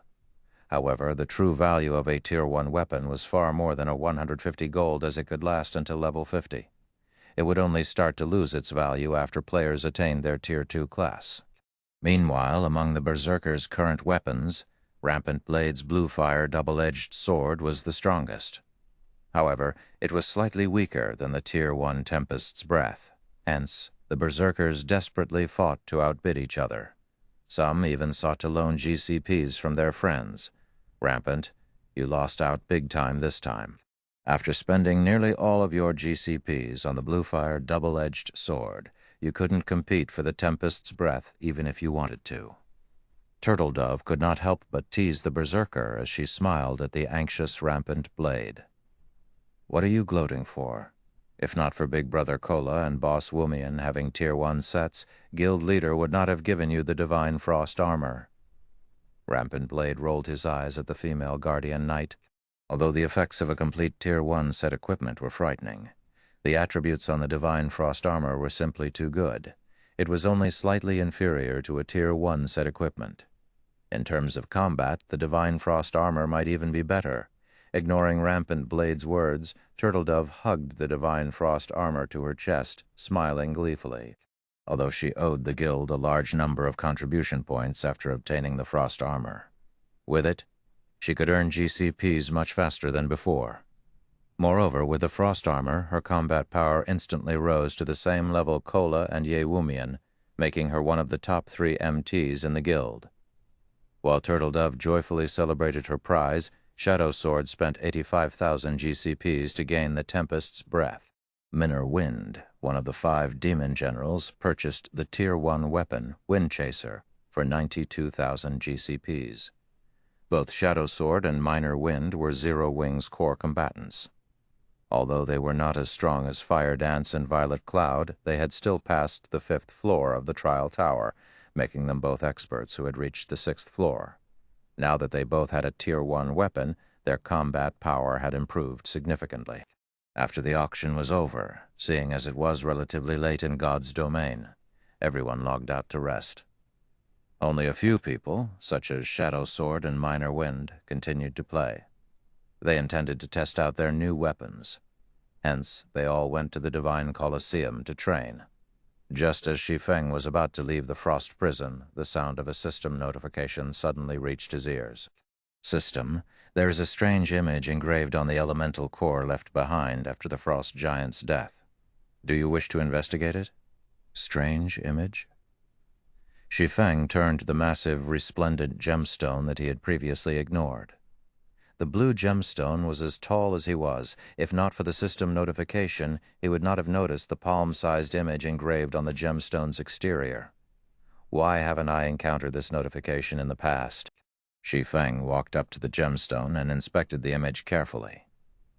He discovered that it was an extraordinarily complex magic array. It was, by far, one of the most complex magic arrays he had ever seen. It was as intricate as an electronic instrument. When Shi Feng touched the image, the elemental core suddenly began to shrink.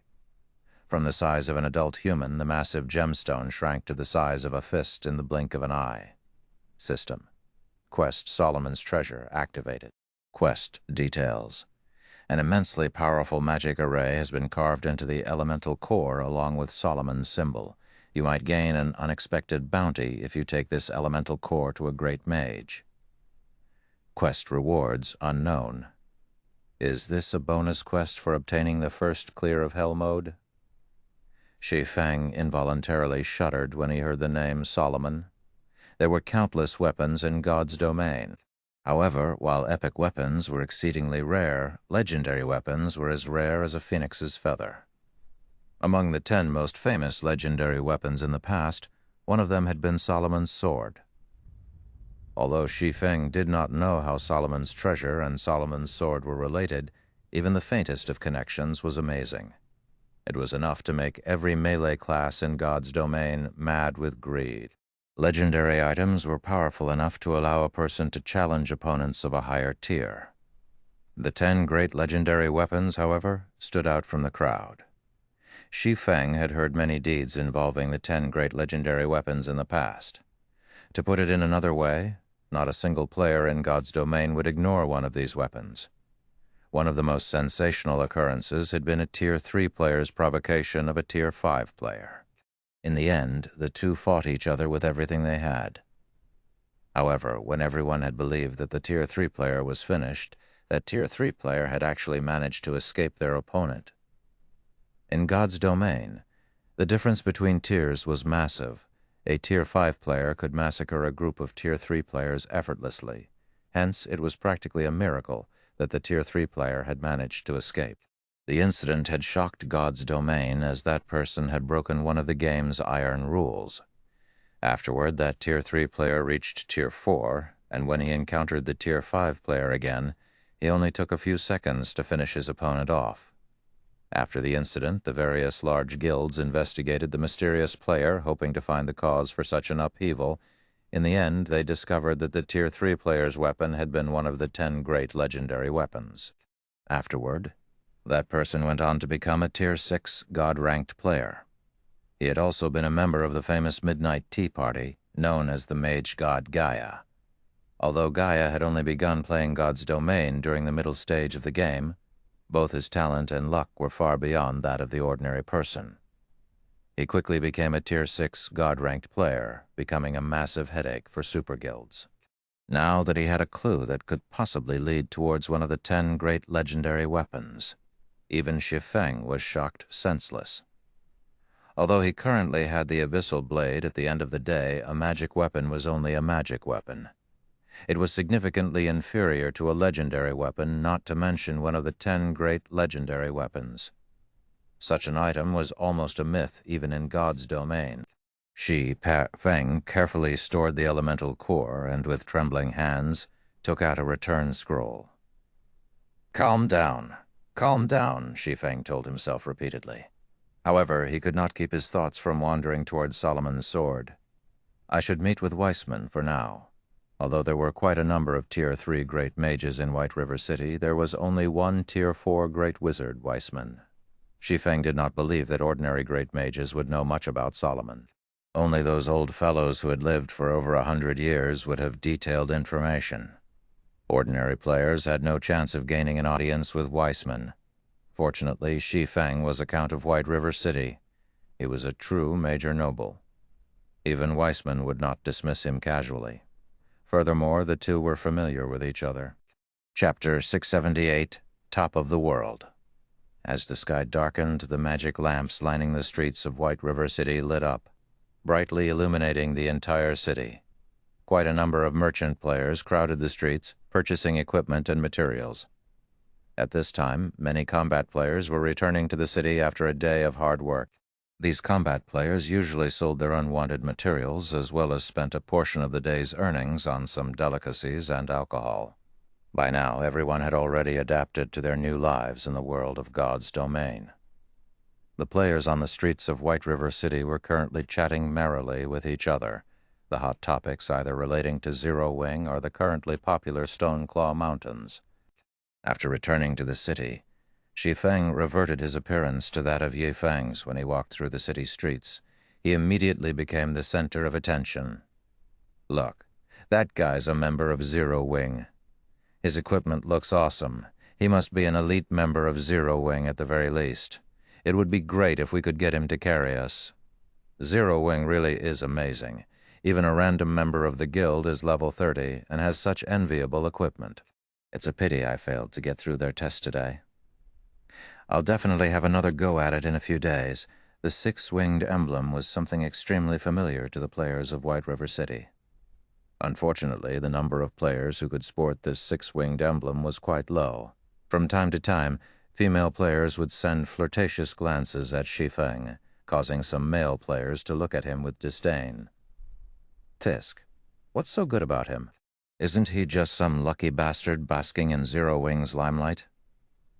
If I got into Zero Wing, I'd definitely have much better achievements than him, a level 25 male summoner snorted in discontentment. If you have the ability, you can go take Zero Wing's test. If you manage to become an elite member of Zero Wing, I'll come fawn over you as well, a beautiful short-haired woman said to the male summoner, giggling. Only, I'm afraid you don't have that ability. The crowd near the male summoner broke into laughter. Nowadays, Zero Wing was very famous. Countless players were trying to join the guild. Plenty of elite members of other guilds had also withdrawn from their guilds to transfer to Zero Wing.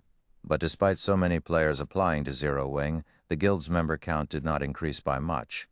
One could just imagine how difficult it was to enter the guild. Zero Wing's entrance examination was rigorous and had very high requirements. The guild had always put quality before quantity. However, anyone who passed the test would only be an ordinary guild member. Those who wished to become an elite member would have to accumulate a certain amount of GCPs to qualify for the elite test to become an elite member. In short, Zero Wing's requirements were far more stringent than other guilds. Hence, it was incredibly difficult to become an elite member of Zero Wing. Any person who managed to become an elite member of Zero Wing was already an expert in the eyes of ordinary players. Shi Feng simply smiled at the gossiping of the crowd. Shaking his head, he donned a black cloak and quickly made his way to the city hall. A female receptionist, dressed in neat office attire, came up to Shi Feng and asked, "Good day, sir. How may I be of service to you today?" "I wish to meet with Lord Weissman." Shi Feng showed his Count emblem. "Lord Count, please follow me." Upon seeing the Count emblem, the receptionist immediately led Shi Feng to the inner sanctum of the building. After waiting for several minutes, Shi Feng was then shown into Weissman's office. "Young man, what brings you to this old man today?" Weissman asked warmly as he stroked his white beard. "Lord Weissman, please take a look at this." Shi Feng retrieved the elemental core from his bag. The instant Shi Feng took out the elemental core, Weissman squinted his eyes, a serious expression appearing on his face. "Young man, you really are something." Weissman felt a little surprised as he carefully inspected the elemental core. "Logically speaking, this thing should not exist in this world anymore, yet you've actually managed to obtain it. Your luck truly is extraordinary." It's no wonder that little girl Charlene says that you have heaven-defying luck. Lord Weissman, do you know what this item is? Shi Feng asked hurriedly. Judging from Weissman's reaction, he could tell that there was more to this item than met the eye. After inspecting the magic array engraved on the elemental core, Weissman could only shake his head and say, "It is still too early for you to come into contact with this thing. If you wish to challenge this, I advise you to do so only after you become stronger. Lord Weissman, may I know how strong I need to be?" Shi Feng asked. Reach Tier 3. Weissman immediately provided Shi Feng with a definite answer. Tier 3? Shi Feng could not help his surprise. Is it really impossible for me right now? Although he knew that the quest would not be simple, he had not thought that the difficulty would be so excessive. He was still a long way from obtaining his Tier 2 class, not to mention the level 100 Tier 3 class. In the past, even after a decade had passed, Tier 3 players were still considered peerless experts, as the majority of the player population failed to attain their Tier 3 classes at all. For Solomon's Treasure to be a quest that required him to have a Tier 3 class to complete it, its difficulty was simply ridiculous. However, this revelation also further convinced Shi Feng that Solomon's Treasure might be somehow related to Solomon's Sword. It's not exactly impossible. The problem is, with your current strength, you won't be able to reach that place. Weissman laughed. Won't be able to reach? Shi Feng came to a realization. He did not lack the strength to complete the quest, but only the strength to arrive at the quest location. Lord Weissman, can you tell me where that place is? The top of the world, Mount Sogar. Weissman did not try to withhold the answer from Shi Feng. On the contrary, he sincerely explained, the magical array carved onto this elemental core is not only a map but also a key. Meanwhile, the location indicated in the map is Mount Sogar. Setting aside how far that place is from Star Moon Kingdom, on your way there you will have to pass through places with powerful monsters. Having a Tier 3 class is already the minimum. If you wish to arrive safely at Mount Sogar, you should reach my standard at the very least. You had best give up on that place for now. It won't be too late to go there once your strength reaches a sufficient level. You are still young. What you have is time. The top of the world. Shi Feng smiled. Shi Feng knew of this place. Although he had never personally been to Mount Sogar before, its fame as the top of the world was most likely known throughout God's domain. And indeed, just like Weissman had said, a Tier 3 class would be no different from food to the monsters one would encounter on the way to Mount Sogar. Even if he were still a level 200 Tier 3 Sword King right now, he would barely manage to reach Mount Sogar. He would also have to spend a long time traveling to get there, as the teleportation point nearest to Mount Sogar was 10 days away.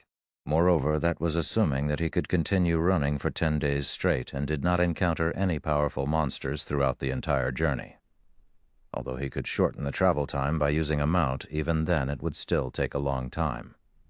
However, Shi Feng had the position teleportation scroll, a Tier 4 scroll that allowed him to teleport to any location in God's domain, except for a few special spaces. Mount Sogar was not one of these exceptions. In other words, he could teleport there directly. Shortly after, Shi Feng bade farewell to Weissman and immediately ran back to the candlelight trading firm. As its moniker suggested, Mount Sogar was the tallest location in the entire God's domain. At the same time, it was also a domain that humans did not willingly enter, as a multitude of powerful monsters lived there. Even the human empires were powerless against the monsters there. In the past, there had been many players who had tried challenging that place. Although Shi Feng could head to Mount Sogar right now, he still needed to make a lot of preparations. After he returned to his forging room, he immediately contacted Melancholic Smile. Melancholic, send the top-ranking alchemist and engineer within the trading firm to my forging room, please. Chapter 679, The Weapon That Ended an Era. Chapter 679, The Weapon That Ended an Era, inside an advanced forging room of the Candlelight Trading Firm. Under Melancholic Smile's instructions, the Candlelight Trading Firm's most skilled alchemist and engineer immediately made their way to Shi Feng's forging room. Take a look at these for now, "And tell me how confident you are at manufacturing these items," Shi Feng said. He then passed 2 separate designs to the alchemist Nine Coasts and the engineer Ocean Smile. The 2 people hurriedly nodded in response, not daring to act sloppily at all before Shi Feng. Nine Coasts was the only intermediate alchemist of the candlelight trading firm, whereas Ocean Smile was the only intermediate engineer of the trading firm. In the past, both these people had boasted great achievements and had managed to set foot into the realm of masters. Back then, even Shi Feng, the guild leader of a second-rate guild, had to treat them with great respect. Yet now these 2 people were very nervous while conversing with him.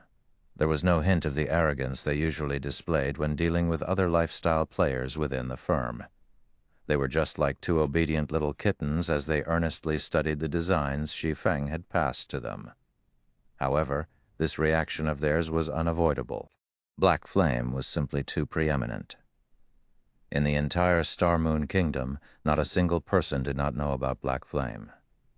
He was a great character standing at the peak of Star Moon Kingdom, but at this very moment such a great character was actually standing right before them and was asking the both of them to perform a task for him. How could they not get flustered? After the 2 nervously studied the designs, surprise surfaced in their eyes.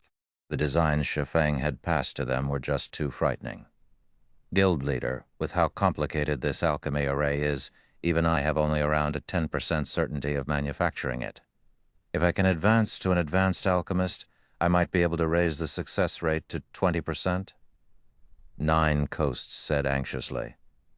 "What about you?" Shi Feng turned to look at the engineer, Ocean Smile. Ocean Smile stuttered. 5%?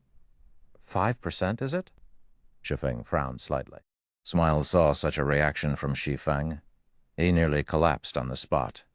After some pondering, Shi Feng still gritted his teeth and said, "All right, then. From now on, I'll permit you 2 to use the special forging rooms continuously, so focus all your attention on producing these items." The designs he had taken out were actually parts of the magic device design that he had obtained from the Dark Shrine. As the weapon that ended the era of demons and gods, the difficulty of manufacturing it was extraordinary. Normally, even master-level characters had low success rates in fabricating the components of the magic device, what more of individuals who were not masters. Meanwhile, he was responsible for producing the magic device's core component. However, with his current standard as an intermediate forger, manufacturing it was still beyond him. "I need to raise my proficiency." Shi Feng could not help but sigh as he looked at the design, which comprised over 20 pages. Sure enough, a magic device isn't that easy to produce. However, without a magic device, he did not dare to travel to the top of the world. The outer area of the Stoneclaw Mountains. In a forested valley surrounded by mountains, lights from spells, sparks, and light stones were visible in the vicinity. Ever since Stone Forest Town opened to the public, the Stoneclaw Mountains had become the hunting grounds of expert teams. Even in the dead of night, the number of teams passionately grinding in the regional dungeon did not decrease in the slightest. The various teams were grinding for magic crystals and equipment day in and day out. Magic crystal was the standard currency used at the Divine Colosseum. Since the Stoneclaw Mountains was a level 30 to level 49 regional dungeon, the equipment that the monsters inside dropped naturally ranged between level 30 to level 45. Moreover, the quality of the equipment dropped at the Stoneclaw Mountains was just slightly inferior to those dropped in large-scale team dungeons.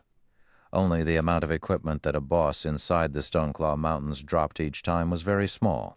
Now that Zero Wing had claimed the fame of clearing a level 30, 100-man Hell Mode team dungeon, there was no longer any point in guilds competing over the first clears of other level 30, 100-man team dungeons. Shifting their attention to competing over team dungeons that were over level 30 was more beneficial. After all, reaching level 30 was only a small milestone for players, and Zero Wing had merely gained a little advantage from this achievement. There were still milestones at level 40 and level 50. Hundreds of levels awaited them. The competition over level 30 large-scale team dungeons was just the beginning. Meanwhile, the Stoneclaw Mountains was the best location for training and preparing to compete for the first clears of future large-scale team dungeons. Not only could they level up quickly at this place, but they could also gain a hefty amount of magic crystals. Most importantly, they could obtain a lot of high-level equipment here in short order. Setting aside the fact that team dungeons in the outside world had cool-down times, which greatly restricted the production volume of top-tier equipment, players also took time to adjust when switching from one team dungeon to another. Players would waste a lot of time when going through this transition. However, regional dungeons were different. These had no cool-down time for entry. As long as one had sufficient strength, they could come here to grind for level 30 or above top-tier equipment at any time. It was very efficient. Guilds could build up a massive advantage for raiding 50-man and 100-man team dungeons in the future. Precisely because of this reason, various large guilds had frantically dispatched their members to the Stoneclaw Mountains. "Boss, this lord dropped something," the Star Alliance assassin responsible for picking up the loot said excitedly. Meanwhile, the lord lying beside this assassin was a level 35 half-orc over 3 meters tall. Scattered around this half-orc were many elite half-orc and special elite half-orc corpses, their total number exceeding 100. When Red Feather, who was resting underneath a large tree, heard the assassin's words, joy surfaced on his face. "Bring it here and let me take a look at it," Red Feather said hurriedly. Although the Stoneclaw Mountains would drop plenty of level 30 and above equipment, most of these were level 30 common equipment. "Boss, this is a level 35 fine gold longbow." The assassin passed the weapon to Red Feather excitedly. "It's a really good bow. It's slightly better than a level 30 dark gold longbow. Willow has lucked out this time. As long as she reaches level 35, she can immediately replace her current weapon," Red Feather said enviously after appraising the attributes of the longbow. He and his team had been grinding in the Stoneclaw Mountains for quite some time now. However, the loot of the bosses they killed was far from ideal. The majority of the bosses dropped only level 30, secret silver and fine gold weapons and equipment.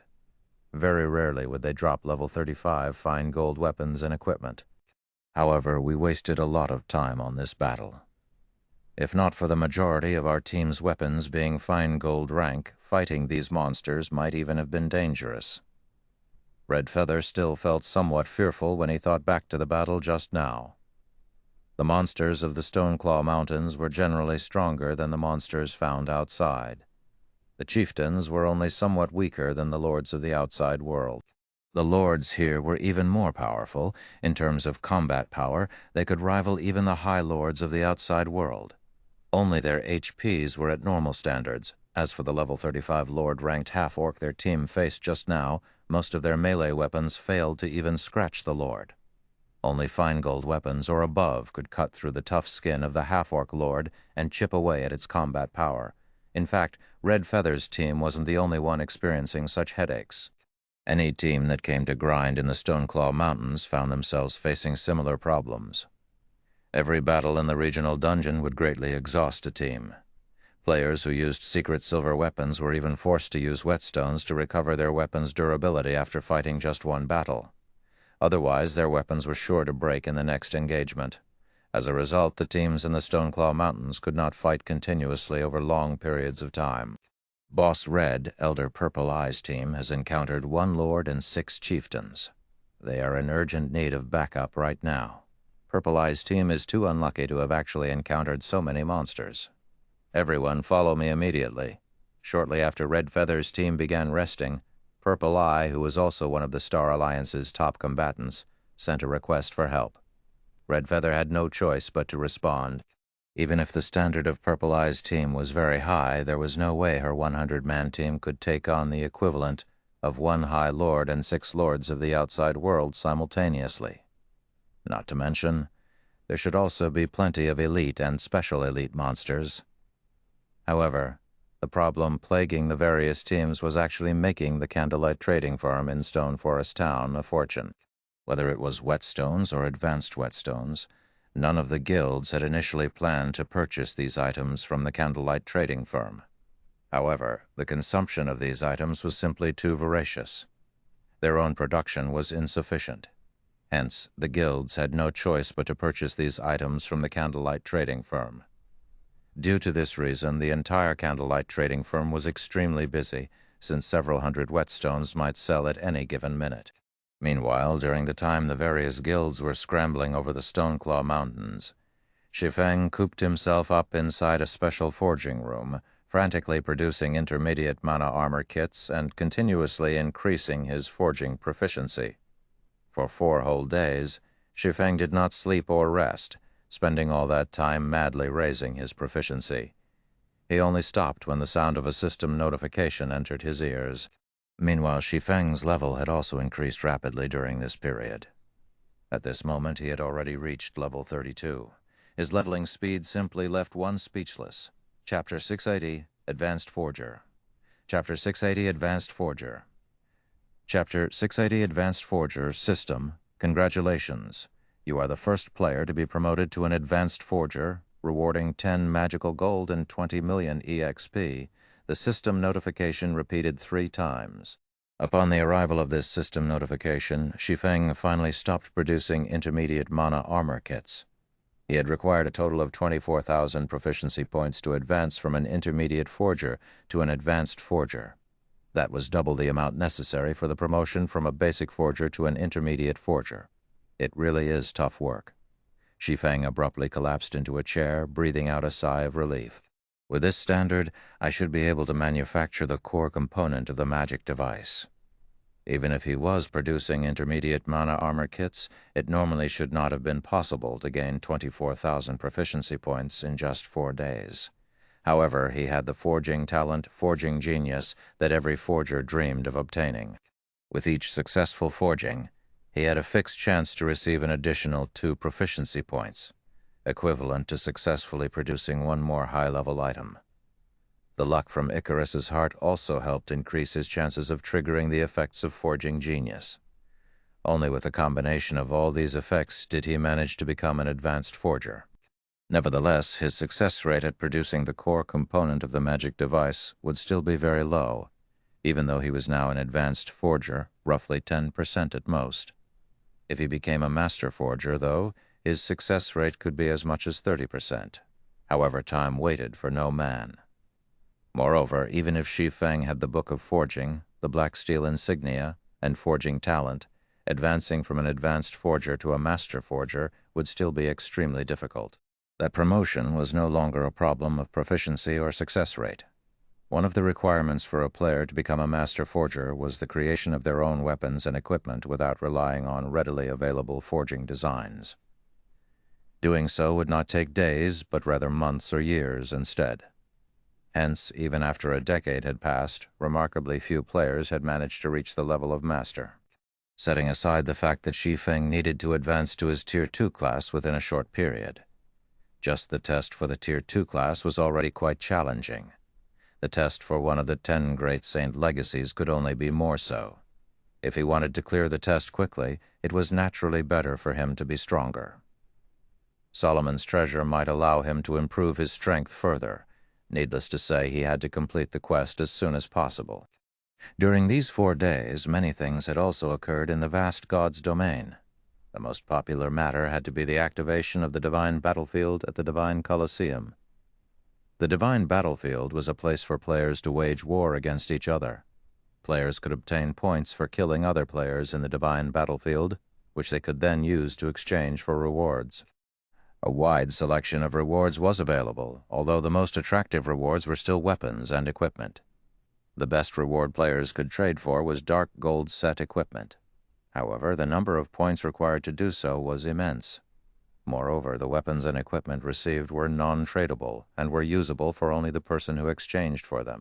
Even if the items dropped upon the owner's death, other people could not avail of said items, though they could sell them to NPCs at dismal prices. To exchange for dark gold set equipment, players were first required to reach the highest-ranking battlefield. The Divine Battlefield was divided into multiple ranks: Soldier's Battlefield, General's Battlefield, King's Battlefield, and Hero's Battlefield, with each succeeding rank having increasingly higher entry requirements. Only after reaching the hero's battlefield could players collect points to exchange for dark gold set equipment. However, this was also a good way for experts to upgrade their equipment. After all, even guilds had a hard time obtaining dark gold weapons and equipment. Hence, everyone's passion for the divine battlefield deepened.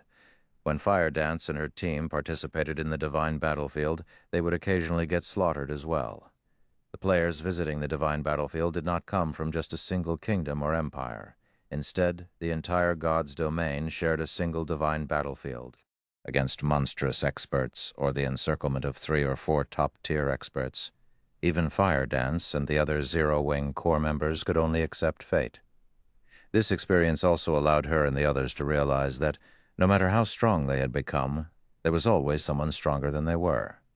Even if they ranked at the top of a weak little kingdom like Starmoon Kingdom, they were still insignificant beings in the vast world of God's domain. Meanwhile, the situation at the Stoneclaw Mountains was also heating up.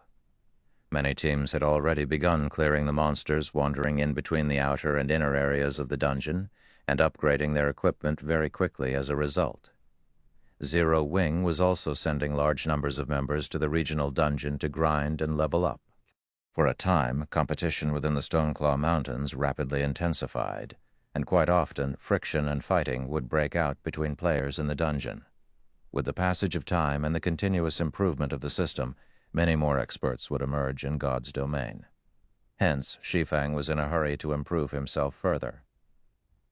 "Guild leader, here are the items you've asked for." The alchemist, Nine Coasts, stacked a pile of components on top of the stone platform. Respectfully, he said, "These are all the components we've managed to make during these past few days. There are 70 sets here. After striving for 4 days, he and Ocean Smile had managed to manufacture only 70 sets of components. Despite receiving an endless amount of materials, their success rates were far lower than their initial estimates. They had spent a full 1,000 gold on manufacturing a mere 70 sets of components. If converted to credits, that amount of coins would be worth several million. At this point, they just wished they could crawl into a hole and die. After all, the materials required to manufacture each component cost roughly 30 silver. With over 1,000 gold, they could have produced over 3,000 individual components.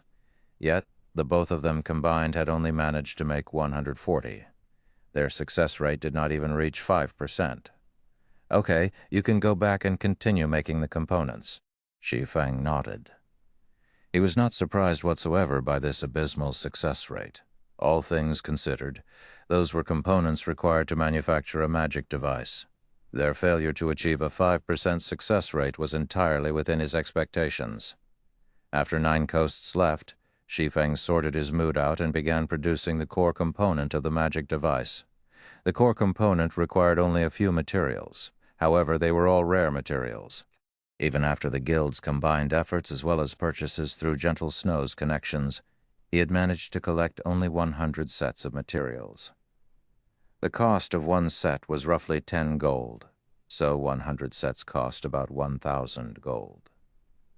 Meanwhile, Shi Feng's success rate was only around 10%. Even the Star Alliance and Ouroboros would not be willing to take such a gamble. Fortunately, I'm earning quite a lot of money through Stone Forest Town and the Candlelight Trading Firm. Otherwise, even I wouldn't dare to take this risk," Shi Feng muttered, smiling bitterly as he looked at the materials in his hands. The core component he was going to produce was a ball-shaped object. Just refining the metals required was already a difficult task. However, by relying on the ice blue devil flame, the metal he refined had relatively good color. What came next was molding the metal into the desired shape. If he was off by even a single millimeter, then the final product would end up as a failure. As for the last step, he had to engrave runes onto the metal ball. Time crept past. Shi Feng went through 70 attempts in one go. In the end, only 3 out of the 70 attempts had succeeded. The difficulty of producing the core component was much higher than his initial expectations. "I'm generally familiar with the process already. I should start using the magical gold now." Shi Feng considered the materials he had left, feeling that he already had sufficient practice. The magical gold rewarded by the system was an extremely rare material. Not only could it increase his forging success rate, but it could also evolve an item at a fixed chance. Its market value was no less than 100 gold per piece. Initially, Shi Feng had taken 50 tries to produce one core component. Afterwards, however, he had managed to succeed twice out of 20. Without a doubt, his success rate had increased significantly, which was all due to his continuous experimentation using the simulation device. If he did not possess the simulation device of the special forging room, he would have most likely failed all 70 attempts.